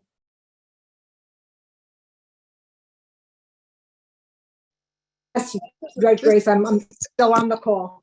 I'm Is trying to this- read my, Is my this comment in comment. the right place? No, I don't think that's in the right place.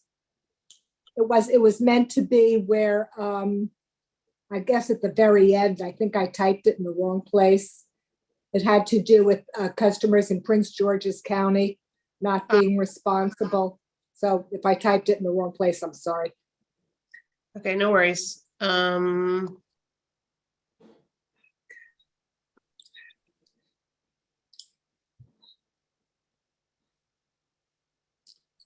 So that being said, this has changed since the last document went out. Oh. The SOS thing, so we'll get to that in a second, but I think there was a, so.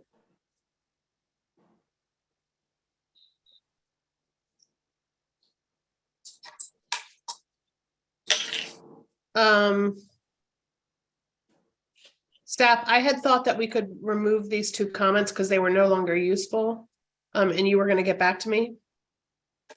Because everyone now agrees to this and this section. It's just referring where it comes from. Yeah, I don't think it was anything other than a reference. Okay, so now the SOS portion. So Taylor sent something out saying it's just something that needs to go to the commission and it needs to be taken care of elsewhere. And that was and then had a specific comment about the prior ABC section, but those had been deleted previously. And so I put in Prince George's County's language here. Yeah, thank you. I apologize for commenting on the. No. I sent it out. It was my Okay. bad. No, it's fine. So, yeah, like but you did, the first part is correct. Our overall position is that we just wouldn't want this language included in the regs at all. I think that's a joint utility position, but then there is some level of, if we can get a materiality aspect clause in it, we may be able to come to some level of a consensus. But I think the overall position is, do not include this in the regs and let's talk about it through the PIP work, or just let it be resolved through the PIP work group. So I have a comment from Pepco and then I have a comment from Joint Utilities and they both say they shouldn't be in there. Yes. I made clear that it's Prince George's County's language. Montgomery County, your comment that's still in here, I think goes towards the last version of Prince George's County's proposal. But it's a general objection to 0.07, so I'm not sure if you want me to change the way that reads or. Yeah, I think we would just say that, yeah, Montgomery County objects to, I'm trying to see if I can just edit the comment. Montgomery County objects to including section 7 in these regulations. It is more appropriately decided by the PIP worker process. I think that's probably could just end there. I don't know if we need to, hang on one second. Just let me ask Michael and Stan if they disagree. Yeah, I don't think we need that here because I think that's going to get into it. We're going to get into that plenty elsewhere. I think the comment can just be. Yeah, I think so. Okay. John, speak now. Speak now or this is getting deleted. Agree with Lisa. Okay. So then it doesn't need to say first, Judge Grace. Oh, you're right. Thank you for keeping me honest.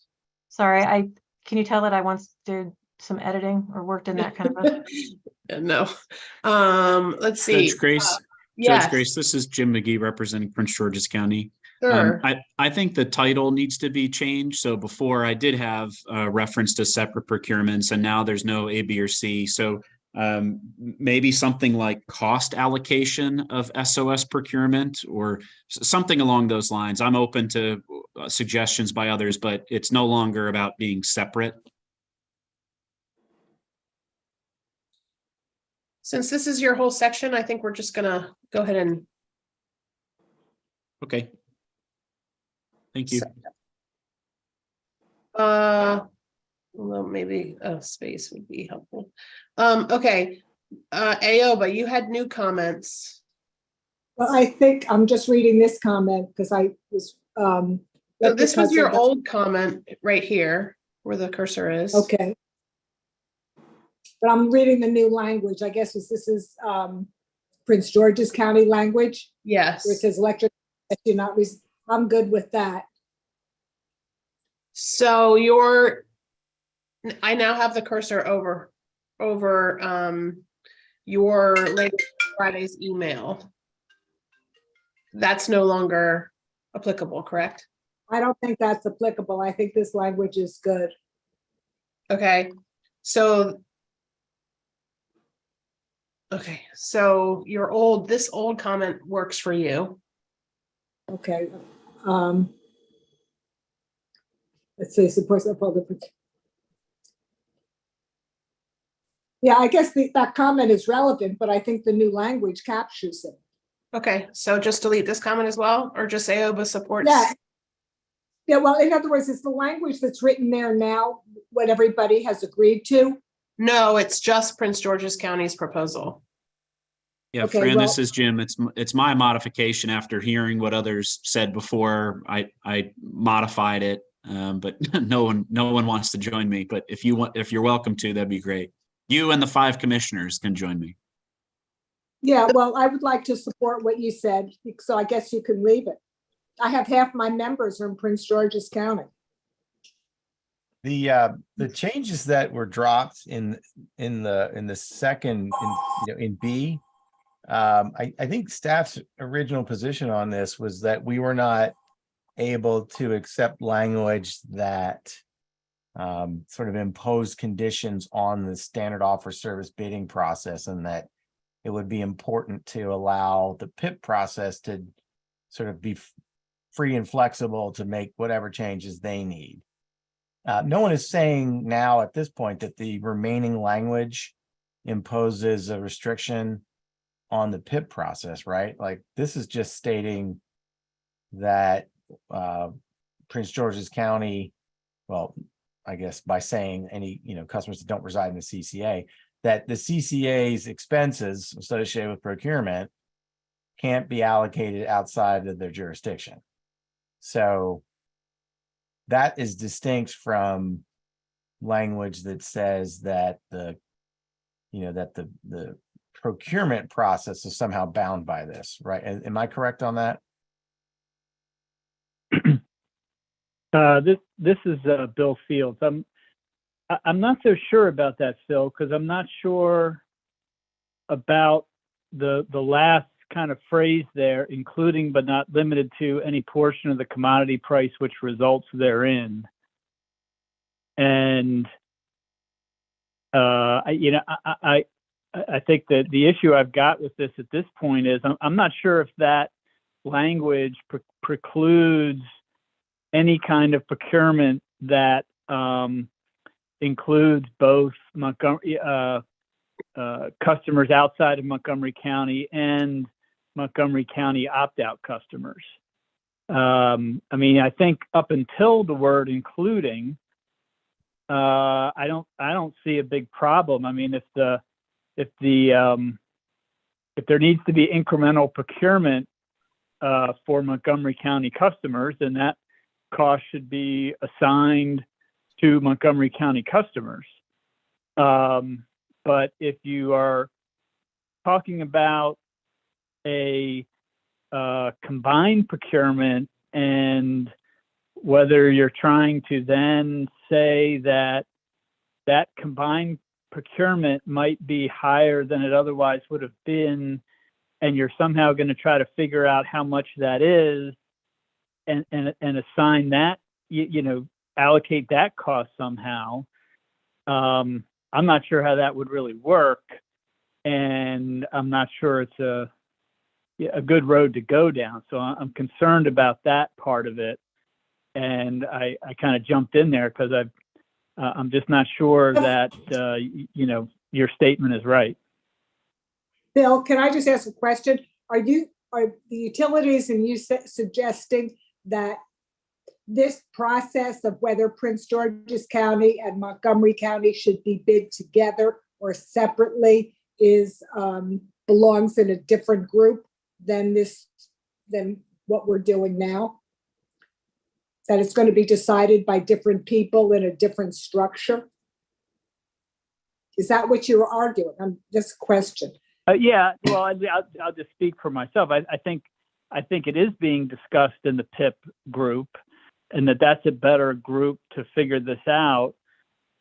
Of course, it's not going to be decided by the PIP group. It's going to be decided by the commission, but it's better for that recommendation to go, to come through that.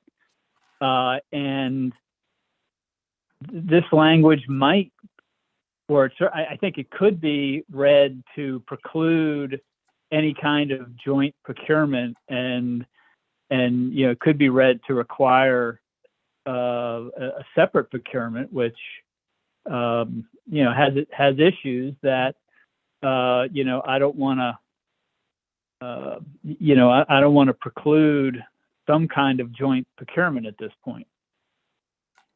I don't know which way is better, a joint procurement or separately, but all I do know is that Prince George's County customers should not be saddled with any type of an increased cost that is caused by the CCA.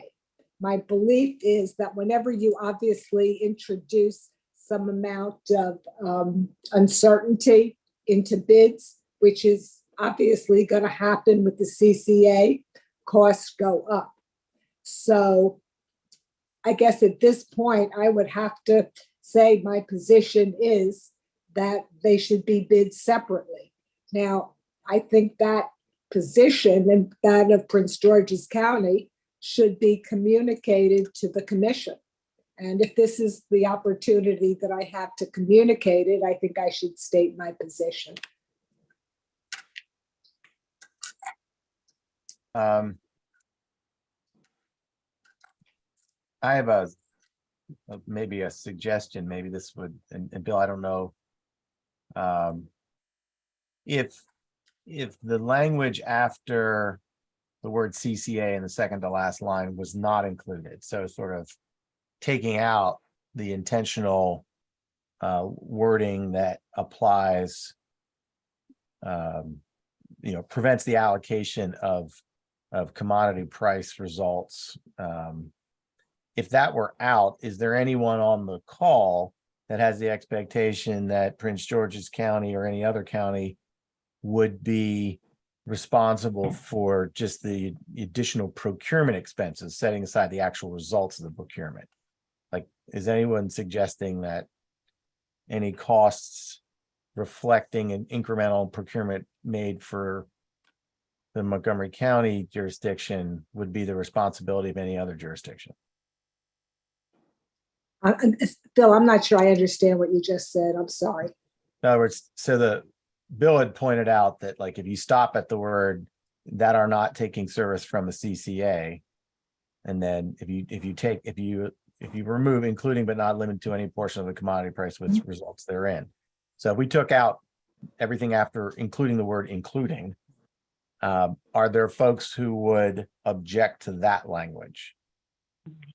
Because I think maybe our folks taking a position that I thought, previous discussions did not have the expectation that Montgomery County would be able to sort of have any portion of the procurement needed for their SOS subsidized by any other jurisdiction.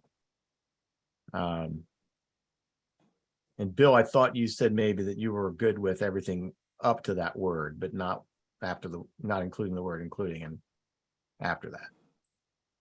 So is there a general agreement in that Yeah. at least? Yeah, but just from my perspective, I think I would be okay with that, but I would want to hear what other folks thought about it.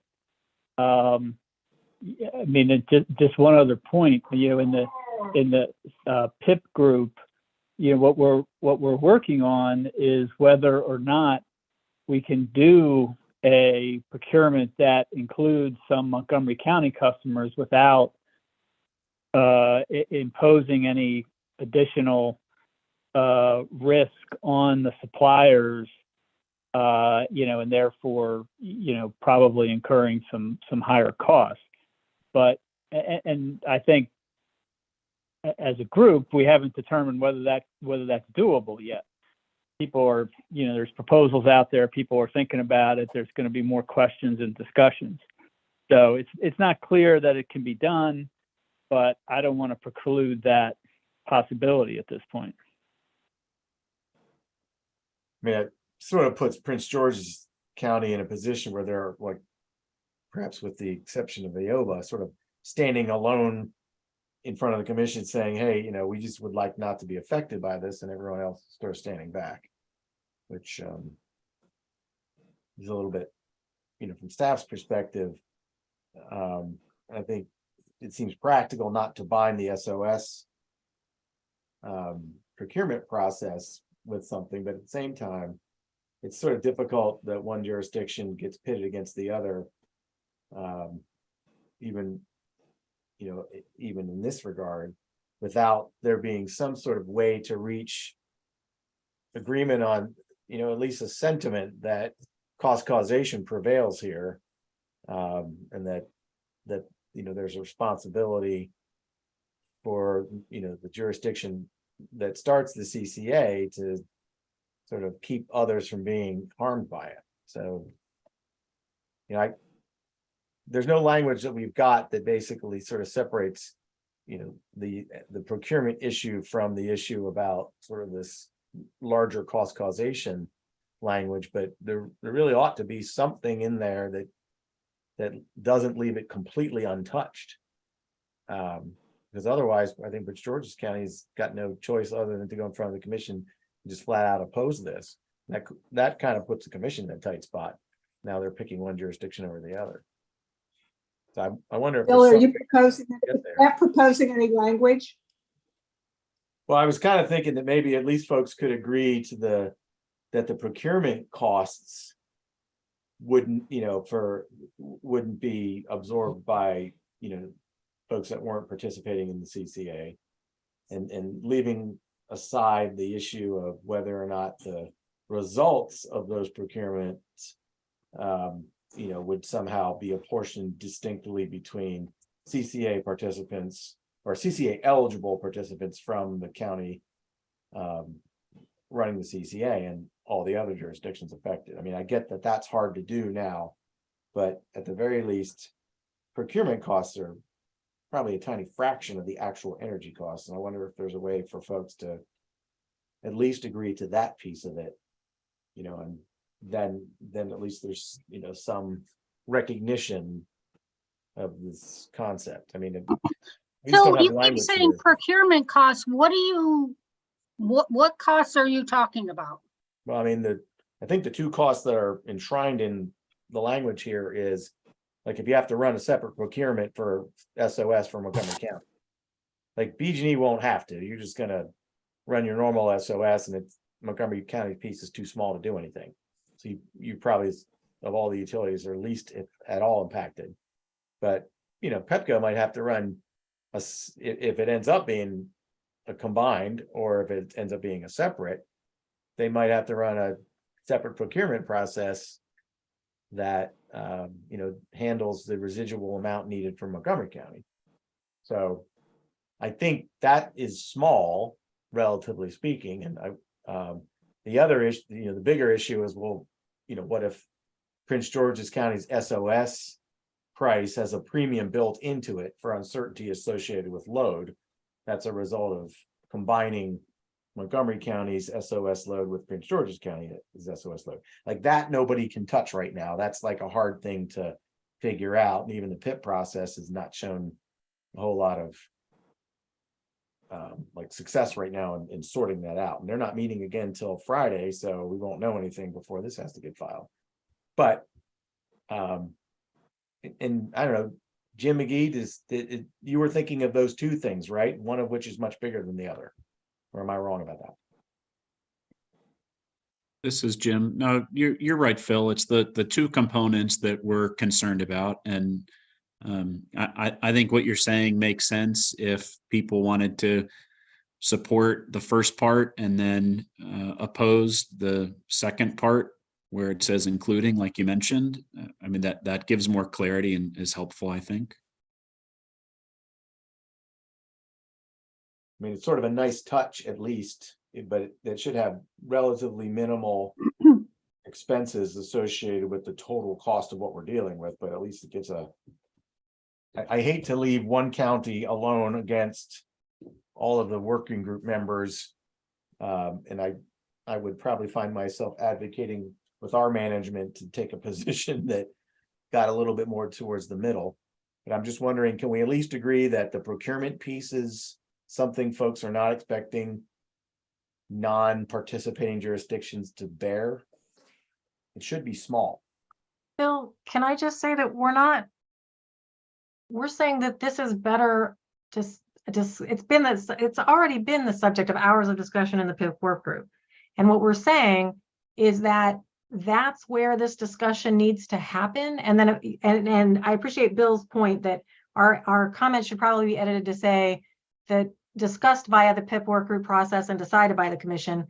But the putting language here without knowing what's going to be the outcome of the PIP work group process is that's what we're objecting to. I know that, and that's fair. It's just that we're not gonna, like, nobody told the PIP, hey, you guys need to solve this before the rulemaking in the CCA. And so No, but I think the commission's aware that this is being discussed there. yeah, but they can't do anything about it. Like we're up for a hearing July 11th.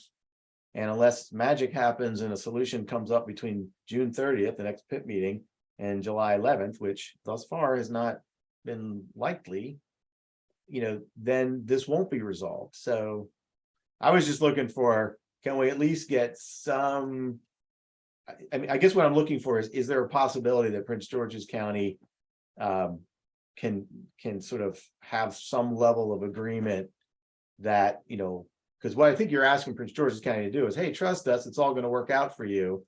Don't put any regs in here at all that sort of reflect this idea. And just trust that the PIP's going to do what it's supposed to do. It kind of doesn't give, sort of asking them to walk away with nothing. I'm just trying to see. I don't think that's not the PIP knows that the PIP has to do something. It doesn't have a choice. We have to figure this out. And no one is saying that, I mean, we agree that there needs to be language here. It's just, it's hard to know what to say that maybe doesn't box us in one way or the other when we're still trying to work through it. Understood. I just wondered if maybe the first couple of lines of this, not including the stuff at the back end, is something that folks could agree to that wouldn't be considered as boxing anyone in. Can we add the words shall not be allocated any incremental costs? Because I don't want us to have to be trying to figure out how to, take our existing expenses and allocate them. If we have incremental costs because of. Yeah, well, I think that's what we're talking about. Like, yeah, your normal SOS process, which you're still going to do for Prince George's County, for PEPCO. PG&E, you're probably not even going to have this, right? But like taking the worst case scenario, PEPCO is going to continue to have SOS expenses from running the bids, and those will go into the SOS admin charge as part of the incremental costs, and those will get collected there. If there's a separate bidding process for Montgomery County, and that'll that won't be allocated to Prince George's County. I think that's the, like, the minimum threshold thing that we maybe could try to get to a little bit of a consensus on. And then that at least has Prince George's County not walking away with nothing. In a way that maybe then provides a little bit of a guidance towards, okay, now that once the PIP has worked out what to do, you know, this rulemaking hopefully is over by then, although maybe it won't be. That's all, you know, this is trying to see if we can work something out. The other suggestion I would make is I would make this an active sort of instruction. So it says an electric company, you know, shall not allocate rather than make it passive, but we can work on that if we have some agreement to the concept itself. So Phil, this is Lori. By including this language, does it leave then the issue unanswered of who is allocated those costs? To say you can't allocate them here, but not to say where you can allocate them, which is a larger and more problematic conversation. Doesn't that mean that saying one part and not the other is problematic for including in the CCA regs? Yeah, I wouldn't, I mean, you could probably draft something that sort of guided that a little bit, that said, you know, the commission shall determine you know, allocation of, you know, procurement results, you know, according to its typical procedures or what have you, you know, so you're not talking about it. But what folks were trying to avoid was language here that bound the procurement process so that it couldn't be done. And it just seemed to me that no language at all was maybe not the best outcome, because it wouldn't allow, you know, any form of a consensus. At least I'm hopeful we can reach a consensus on the actual incremental, in this case, procurement costs as a, at least a symbolic, if not actually practical, you know, measure within Bill, this. when do you think the PIP process will resolve this issue? Well, the next opportunity is Friday, the 30th.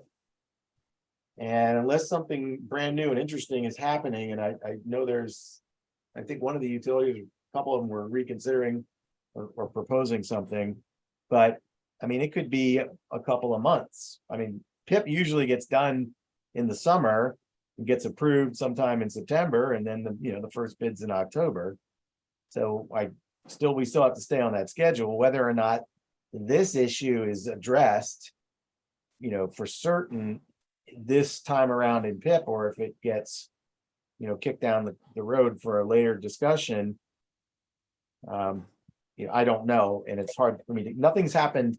So I thus understand far. that this is ultimately a commission determination, but is it your understanding that the parties to the PIP process will be able to agree whether the procurement should be done as one procurement or as two separate ones, or some other way?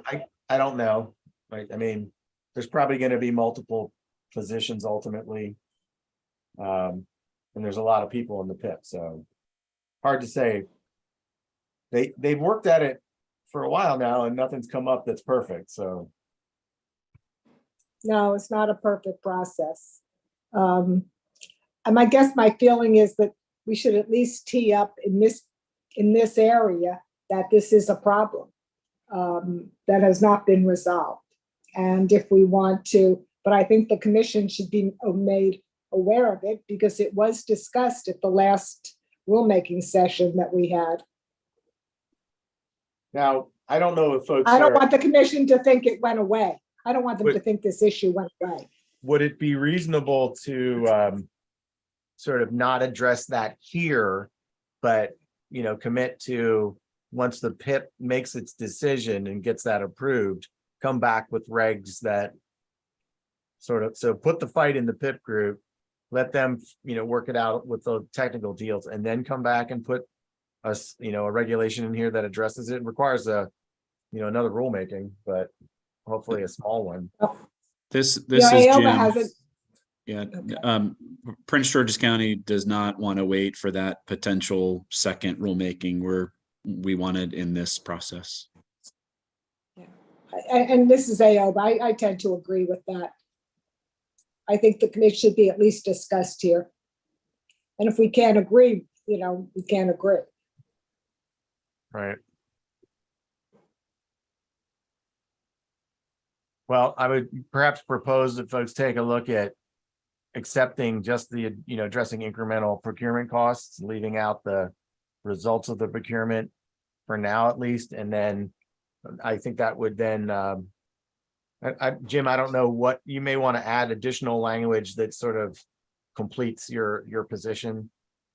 I mean, I think our compromise position is what I wrote. And so I think adding incremental is a potential to do. I don't have authority to say yes to it, but I'd also like to hear what others have to say about it. I mean, it's over the past couple work groups, it's like I'm bidding against myself. I'm the only one who's giving changes or modifications to language, and every change I make, I don't get any buddy that agrees, although now AOBA does. So if Bev and the utilities wanted to put incremental, and that means that all of them are on board with that, then I can take that to my client and see, okay, and tell them the situation and see if they want to go with that. The bigger one that Bill suggested about having issue with the last clause, that's a harder thing that I don't know if the client will be okay with that or not. But the language that's on the screen is what my client has authorized me to do.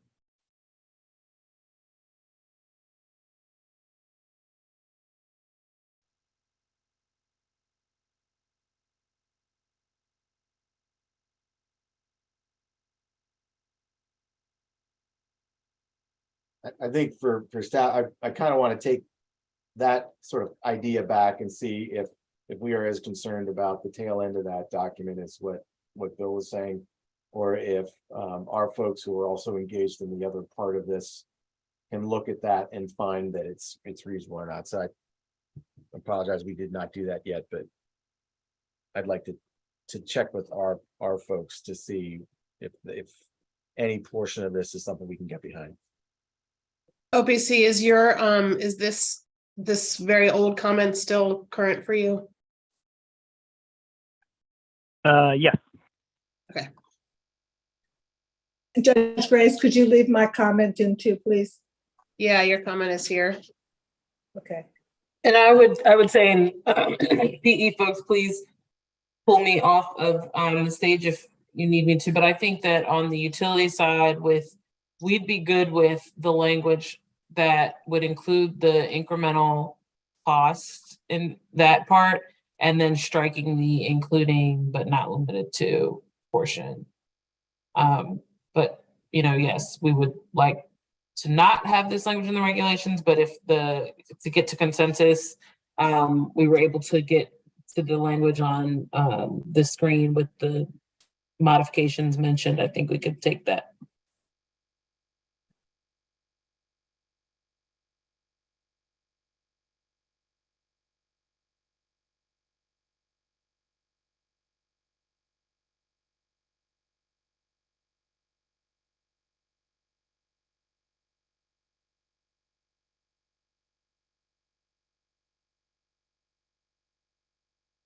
So this is Jim again, while Judge Grace, you're typing that.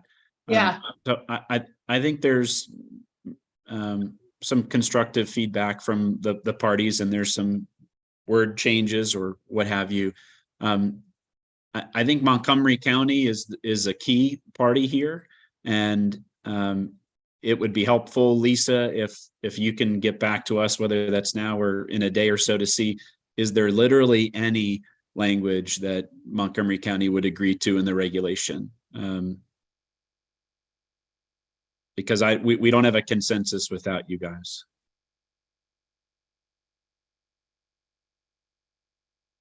I will certainly take this back and we'll talk internally, but I've expressed my concern about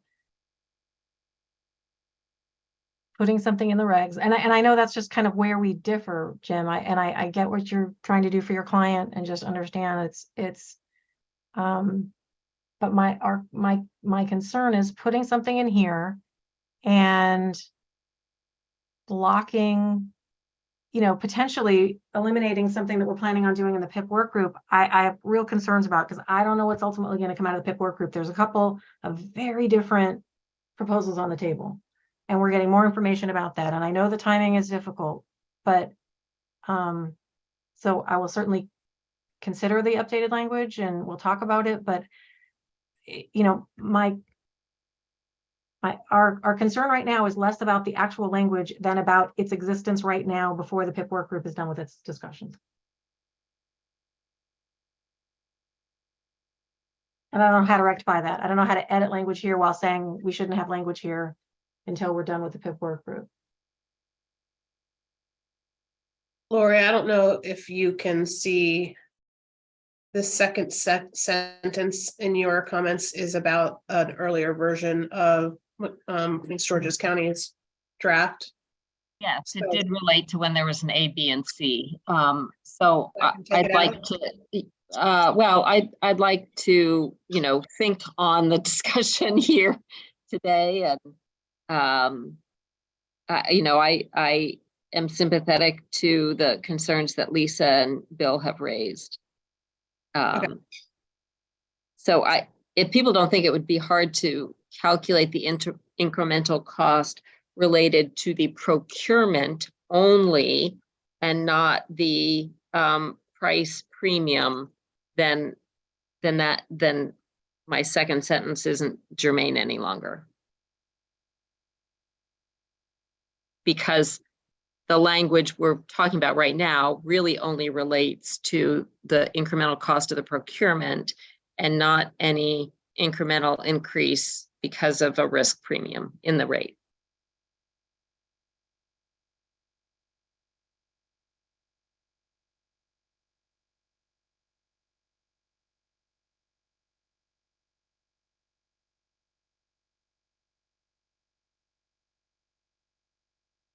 Okay. So I think we're where we're going to be for this section.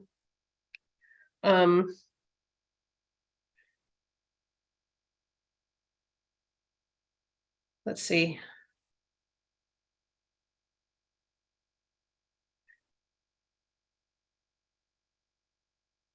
For section 20, there's the state issue at the beginning.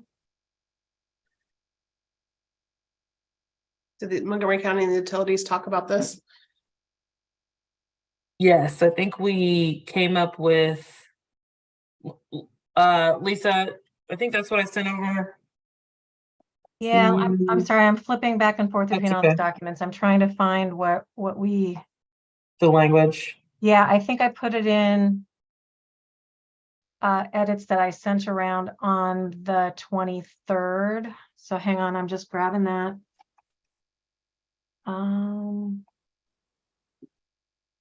Yeah, so on the 23rd, I just sent a note that said Montgomery County and the utilities have agreed on language that would allow the utility to file its proposed tariffs with the commission within 60 days after the commission approves the regulations as final.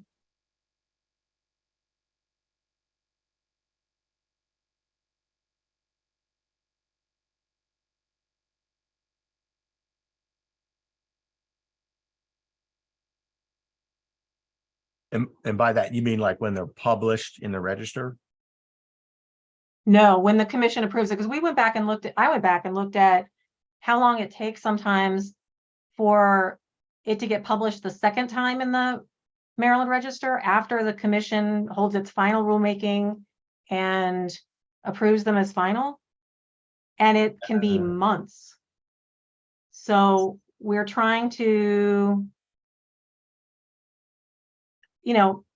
we're trying to make it final enough for the utilities to be confident that this is them, and yet not rely on the So somewhat it would be murky like to me process after between when stuff is sent and when stuff happens at the Maryland Register. So it would be like after the 60 days after the rulemaking session where the commission approves the regs for publication. Yeah, making sure that the word finals in there, because we're not talking about the For final initial publication, yeah. rulemaking, Yeah. which goes and there's a 30-day comment period and then stuff can happen. Right, this is the second rulemaking, so the final, Yes. yeah, so 60 days after the commission approves those regulations for final publication, or something to that effect. As They're not in final. effect until they're published, but you're We okay with understand, that? but we think this is the, I won't speak for the utilities. We think, that Montgomery County thinks this is a knowable, it's actionable at this point. But not waiting for the Maryland Register to publish it a second time. Because that, like I said, I went back and looked, there's a long delay in some instances. So hypothetically, go ahead, sorry. No, I just, the utilities didn't want to agree to start the clock before anything was really final, but, nothing's going to happen between the time when the commission approves them for final publication, they actually get published. So we can get the tariff, at that point, we'll know what we need to know to get the tariffs done.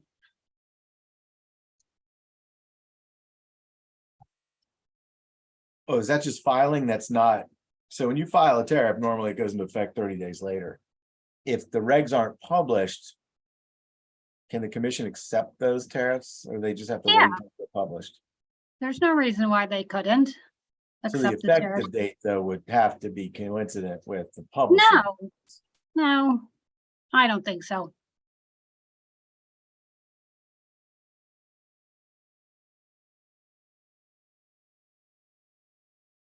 So this is a finite step in the process.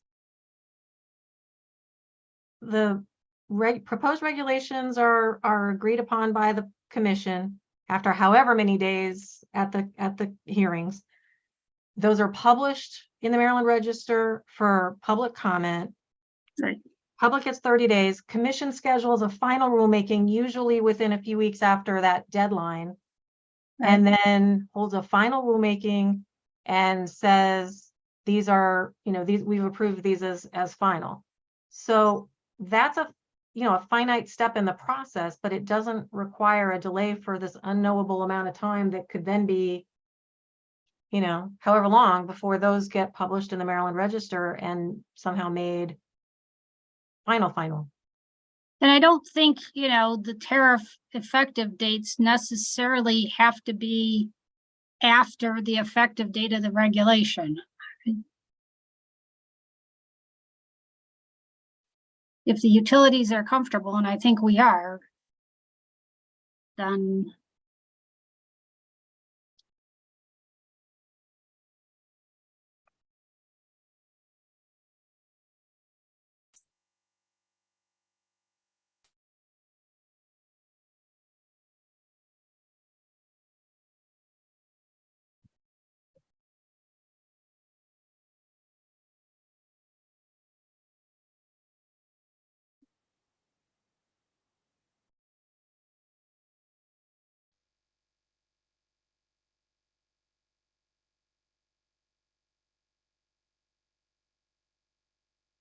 Judge Grace, I would just suggest saying like within 60 days, or just so it's not, not a due date, for example.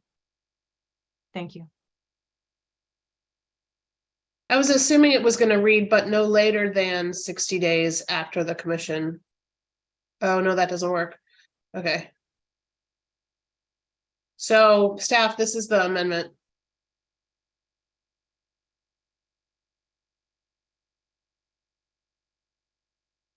Is it still reliant on the approved transition schedule at that point?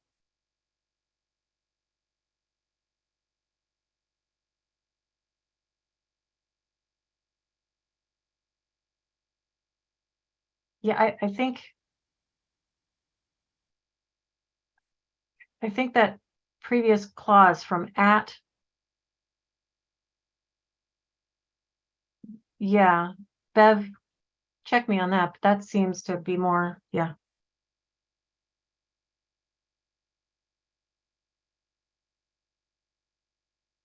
Yeah.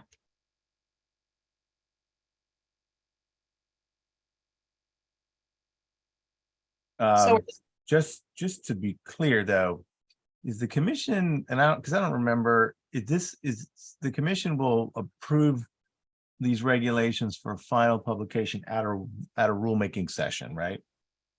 They don't issue an order or something. They actually just have the final rulemaking session, you know, and if everything goes according to plan, there won't be any changes, and they'll just, you know, hear final comments and then accept them. And so the 60-day clock starts on the date the regs are done for final. Is that right? Like the final rulemaking session, if the commission approves them at that date, then that starts the clock. That's what we're talking about. Yes.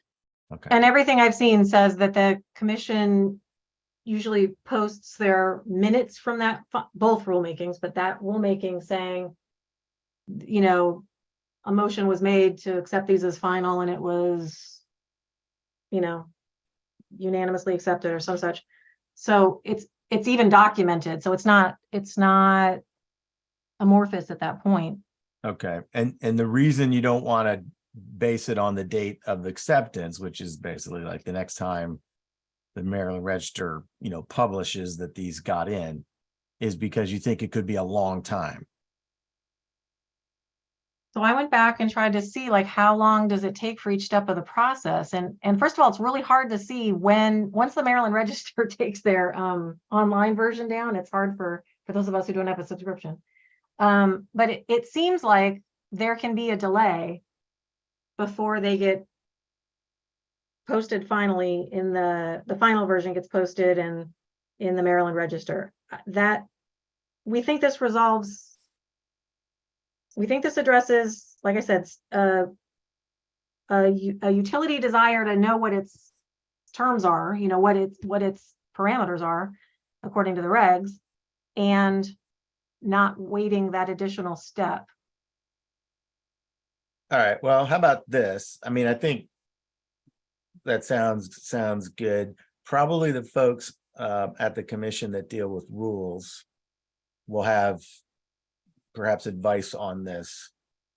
If it turns out that there isn't really a delay and it has something to do with, you know, maybe, you know, my experience has not been that there's been like a long delay. Once that final rulemaking is done, you know, I think the commission folks that handle these things send them to Annapolis and they get published. So to the extent that there is not a long delay, or if that's something that, Well, but we don't know that there won't be a long delay. hang on, Phil. I'm just saying, I think we're good with this, but subject to letting me, I kind of just want to check to see if that is an actual risk that we expect now. And if it's not, and if it's actually expected to be like, you know, 15 days after the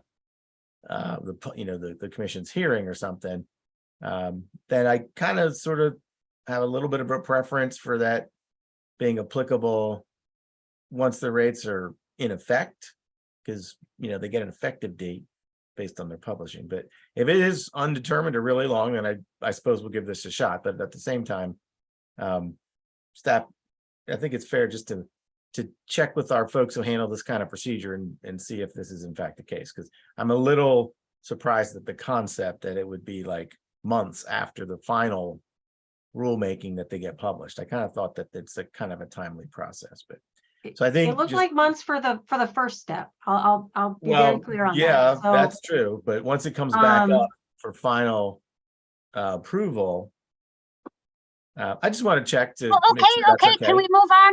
Really, guys, we're just taking too long. Sorry, but we're fine. Go talk to the people.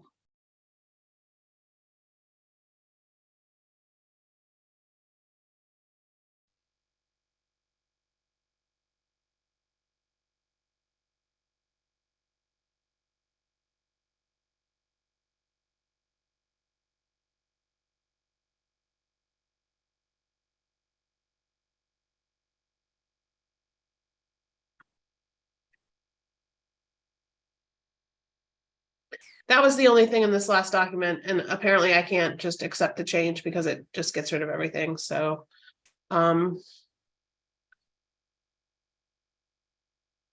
think we're done for the day. I will try to get this out as soon as possible, but it's not going to be tonight. I have to go back through everything. Judge Grace, this is Lori. I'll make your life easy. We didn't wrap up on definitions, but I've looked through and I don't see any place that having a definition of aggregation program is necessary, so you can strike my suggestion. Okay. Now that we're talking about full and partial, and anyway, I think it's no longer relevant, so. And thanks for reminding me about one, Lori. Yes, no problem.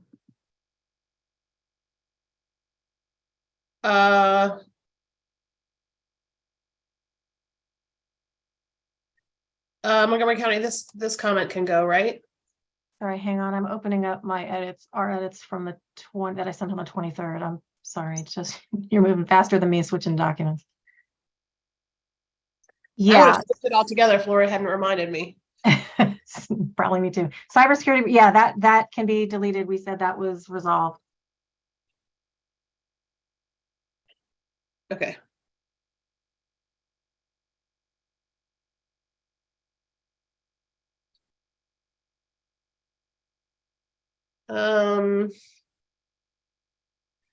Informational advertisement. Montgomery County and staff were discussing promotional and informational. Yeah, that hasn't been resolved. So I'm just gonna, okay, so that's. I thought we got rid of that whole piece though, didn't we? I thought the commission basically said you can do advertising the way you want. No, we don't need to specify that you can do informational anymore. Because the commission said you can do advertising for both. What section is advertising in? Oh, 7.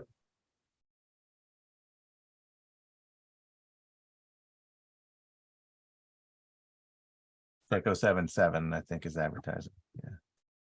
Still has promotional and informational advertising in here. Yeah, I thought we got rid of that stuff.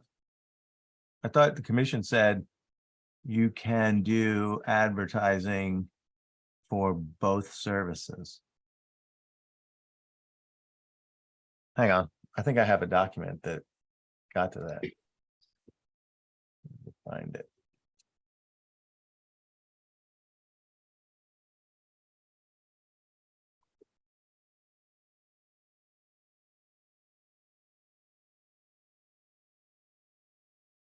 So 6.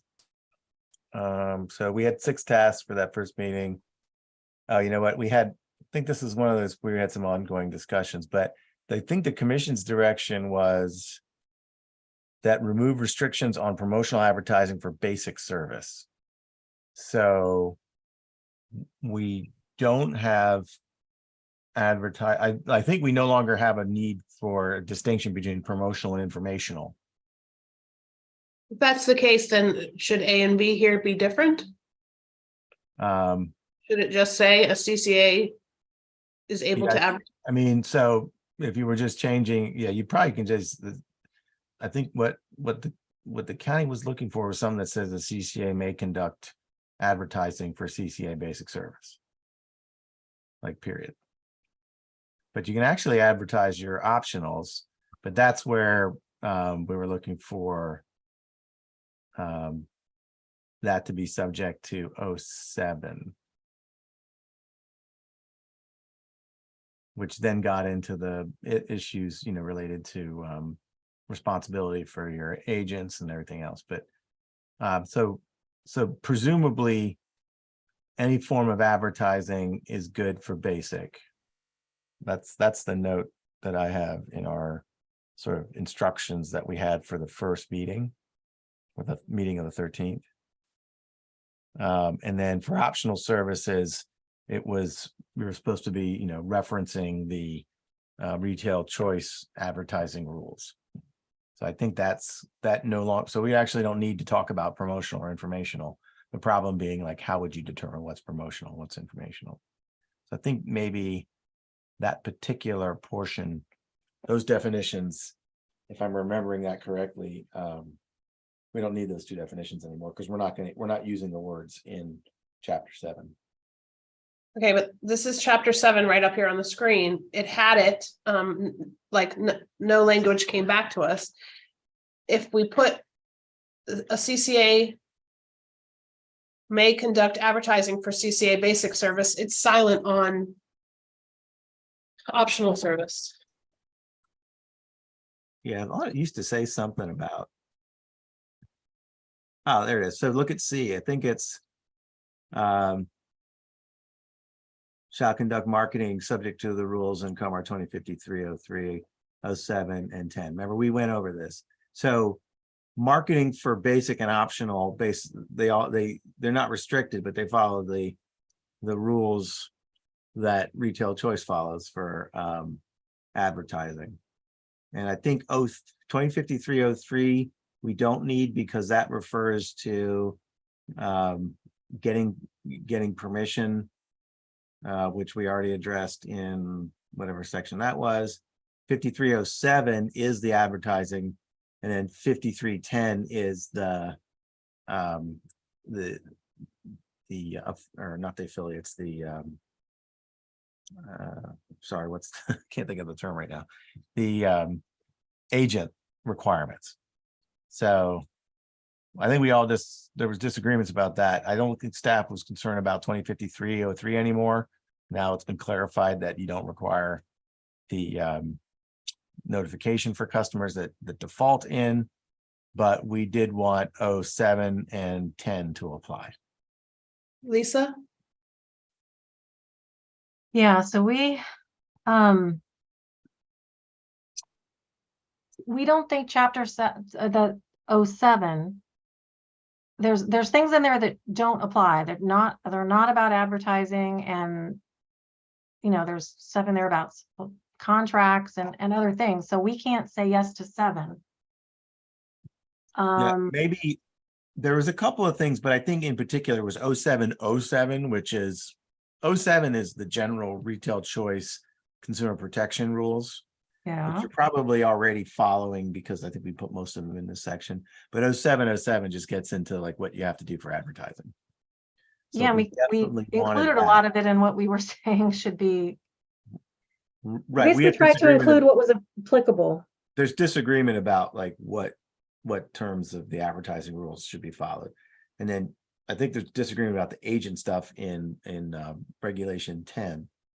But all of that should be applicable, because it gets into agent training and responsibilities and that sort of thing. I mean, from our perspective. So Montgomery County, you agree with these changes to A and B, but you think C should be taken out entirely, yes?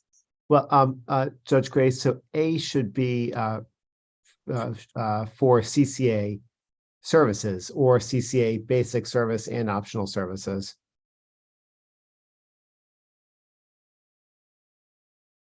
Yeah, maybe you can just say for CCA services. That would plural. be fine. Yep. And B? Basically B what is we had in fine. our, B is good. Yep. isn't that basically what we had in our suggestion? Yes. Okay, so I think we just The never CCA circled may back. advertise its services. We never Right, circled so- back around to this to like delve into it, but we were pretty close. Okay. Well, better late than never. So a CCA may conduct advertising for CCA services. A CCA may engage in marketing may not engage in marketing. A CCA shall conduct any marketing subject. Yeah, well, yeah. So this all looks great.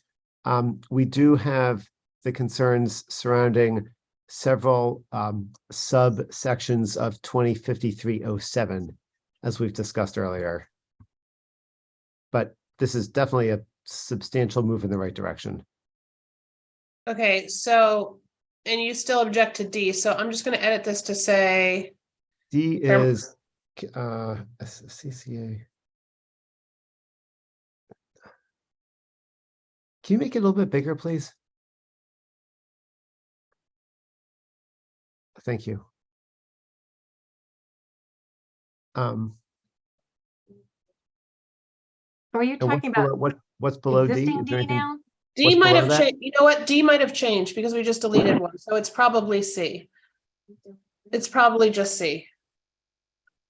Do you want me to specify 2053-07 and 2053-10 both? I mean, do you object to both? Or is it just 07? Well, hold on a second. What's your question? I'm sorry, Judge Grace. Your objection is to this. Is it to both 7 and 10? Primarily 7. Does it help if we limit the 07 to 0707, which is the advertising and solicitations rule? Let me pull it up here. Hold on a second. Because the other stuff is the entire. Bill, we've basically copied the rest of it is most of 707. So my suggestion would be, rather than, can you take a look at this? Because 0707 starts with advertising permitted, which is the language that we put in A. And can't engage in deceptive marketing practice, that's B. Disclosures. We had, I think, an edit to that, but we have disclosures. We have stuff about. I forget which part of 07 you didn't want to do, because I agree. You've already got advertising permitted. You've got disclosure. Do you have disclosures? I don't think you have all the disclosures. Well, we had a difference of language. We wanted all CCA marketing or solicitation information shall identify the Montgomery County CCA in a clear and conspicuous manner, which is right. So we were looking for the license number of the aggregation supplier as well. Right, and we disagree that should be on. Yeah, I mean, we definitely should say the CCA, but we're also looking for, presuming you're using aggregation supplier, that's a retail license supplier, so that would be on there as well. I think we disagree about that. Right, we disagree about that. I mean, if you were to just like adopt everything in 07, you would need some of the other stuff, but I think maybe specifically we were looking at everything in 07 and saying, well, all of that should apply. You've already got some of it there. The distinctions on the disclosures, I don't know if the price quote rule in B2 is something that you have. I don't think you have that in here, but again, especially for optional services, that's useful information that customers should get. Internet advertising, presumably you're going to have all of your rates on your website anyway, so I think you're gonna do that. So I think we're looking for you to either state that explicitly or agree to C1. And it would probably be best if you had your information on the commission website, which is what C2 says. And then I think we already talked about telephone solicitation and that stuff. So here's my concern. I'm concerned about just sort of agreeing to agree, just to get this over with.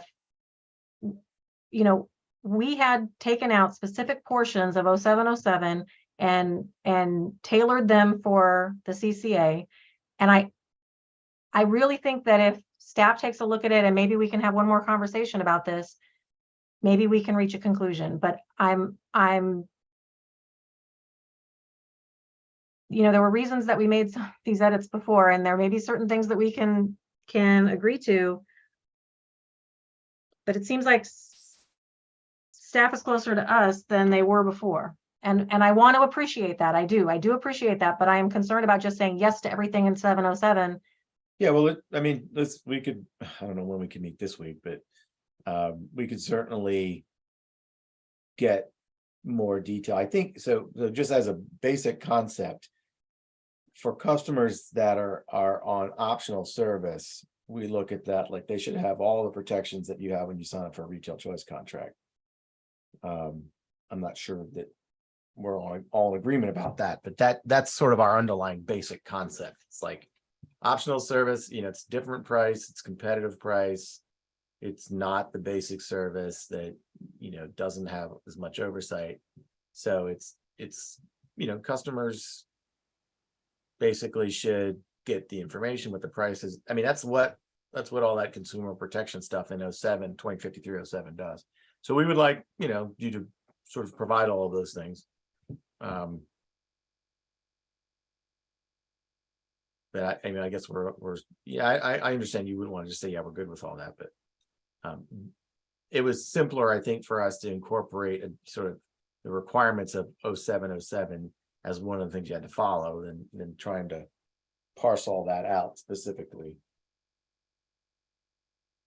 But 5310 was the agent, there's a lot of stuff in there about agents that should also, they also provide protections for customers that should also be applicable to the CCA service. So that's why we had that in there as well. We looked at 03 and I think realized that we don't need to address that here. Okay, so staff still wants C in, but staff in Montgomery County are going to try to discuss it. Montgomery County still objects to C. The comments for A look like they can go away. You'll have to tell me if I'm right. This is the first one where Montgomery County suggested the language that it's close to what we have now, so that can go away, correct? Yeah, I mean, that's basically the language that's in 707, the existing 707. And the second comment is from a bunch of folks, and it's about the differences between promotional and informational advertising, and those can go as well, correct? I think so. We've taken out those references. Hey, yeah, can I, this is Bill, can I ask a question about that? I mean, I want to make sure I understand what's happening here. Is the work group document now going to allow Montgomery County to do promotional advertising for either the basic service or the optional services? Subject to, not being deceptive and a couple of these other things. I think that was the direction we got from the commission.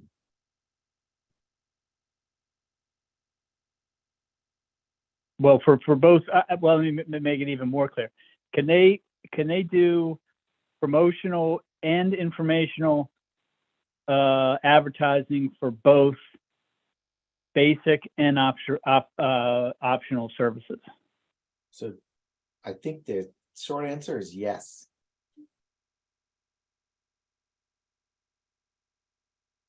Okay, that makes sense to me. I don't want to hold things We up. have removed the distinction between promotional and informational advertising because like the commission said, well, really hard to figure that out. So they can do both. Which is, I think, why it was easier to go, get rid of that stuff that we originally had set up. Originally, this concept was that you don't promote SOS, but you can promote CCA basic, and an optional service is an optional service. So of course you can promote that. Okay, so this entire comment can be deleted. Judge Grace, I think we had this, we may be able to clear off yet another section very quickly because we've discussed, we being this whole work group, the following section about the appropriateness of citing the CCA as the responsible entity for advertising, because we've discussed how everything is going to be at the direction of the county and not the aggregation supplier. The aggregation supplier, as we've discussed, is going to be just behind the scenes doing the mechanics. It would be misleading and confusing and just wrong to be directing customers to this like back office service provider if they have a question or concern, which should appropriately be directed to the county or the CCA. I thought that we were all in agreement on that, and I'm wondering if maybe that just didn't make its way into this draft. Well, I think you're talking about the disclosure of the aggregation supplier's license number. Yes. Yeah, I think we still want that. Well, we don't really understand why that made those people are not even going to understand like why they're being called. Well, presumably they're not making the decisions. They're not going to be, you're giving in a position to answer these questions. If they're acting as your agent, and yeah, but they're not. But they're not the public facing entity. They're not doing anything that's public facing. This is like it's kind of like this should be really easy for us all to get past. It's like if you call up Amazon and you speak to the customer service people and you're not happy with the service you received, you don't call like the call center, you call Amazon and you tell them I'm not happy with your service, and then they call the call center and say, what are you all doing? if a It's customer probably a has, bad analogy because like. well, okay, well, it's you- 6 o'clock, so, you know, it may not, maybe not. Right, the you perfect often do analogy. contact the seller that Amazon's handling that matter for, but. Let's just suffice not it do to say metaphors that then. Let's just do this we- particular case. If a We question, thought if it a- was important for, I mean, clearly they want the CCA, like, this is a CCA service provided by, and here's the licensed supplier it's being. no, it's provided by the CCA. That's the thing. It's provided by the it's all done at the direction of the county and the CCA. There, we are, as the county executive stated in no uncertain terms, we're responsible. We are responsible. And at the last rulemaking session, there was quite a bit of interest at the beginning about the entity type that the CCA will take. And the whole purpose of that line of questioning was to get at who's responsible. And the answer to that is it's going to be county employees working in the county. The county is going to be responsible. It would be great if we could digest what we heard from the commission and, you know, as well as what we believe to be logic as to who a customer should call and put that in here Yeah, now. I don't think it's at all an issue of like who they're gonna call. You're gonna put numbers that you want them to call on your materials.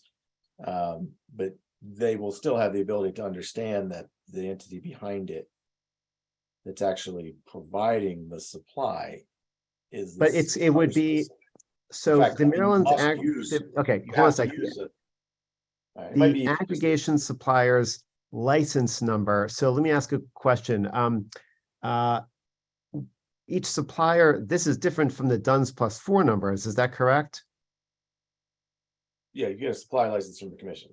Right. So this is, I believe that this would give the aggregation supplier an unfair advantage over retail suppliers because it would signal, it would show, it would, I mean, they would be, the intention is that the CCA is the supplier and the aggregation supplier should not have an advantage over other suppliers by virtue of being the aggregation supplier.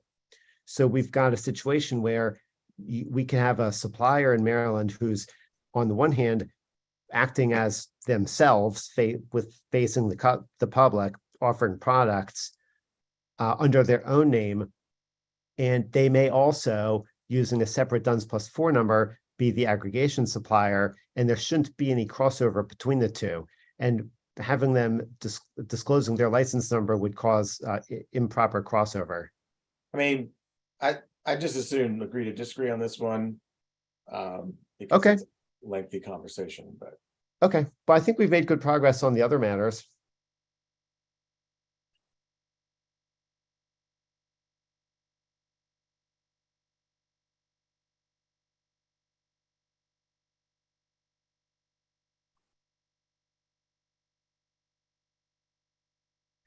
Sorry, I was talking, I was muted. I think this one, 7E disclosures, I think this is now D, Montgomery County, so I'm going to change this to D. Is that Thank you, right? Judge Grace. Yeah, thank you, Judge Grace. Okay.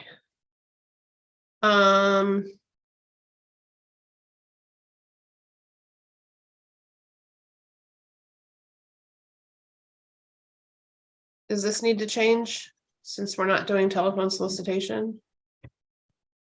I'm confused. I'm sorry. I thought we did edit that earlier.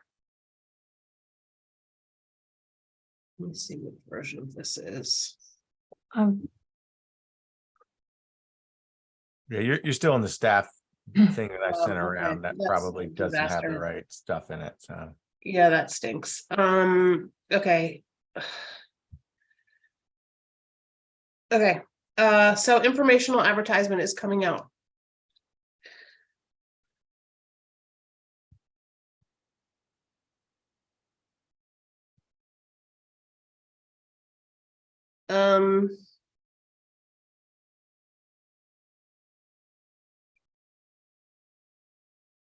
And so is promotional advertisement?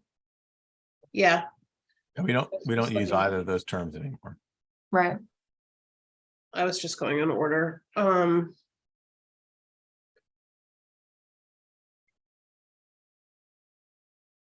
The partial program termination, that's still an issue. That's it. Okay.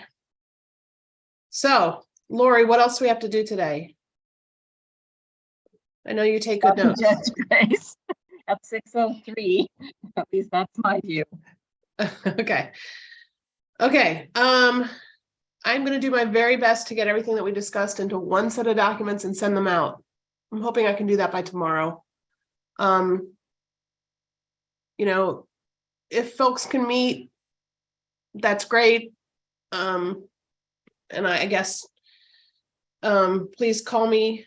You know what? I'm just gonna, since the chat is not on, I'm working from home part of this week. So since the chat is not on YouTube, I'm going to go ahead and put my cell phone number in the chat. So please just call me on this, on my cell phone if there's something that you need to talk about.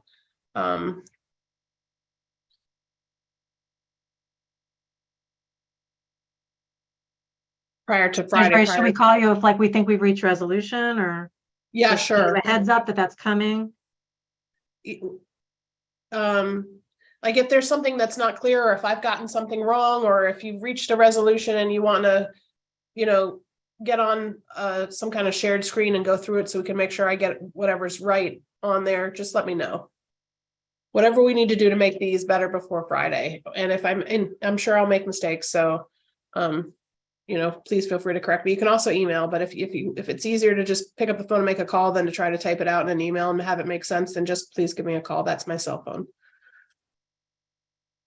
And with that, I think we're done. Good job, everybody. We'll see what happens with the commission when we get these in front of them. Anyone else? Thank you. Thank you, everyone.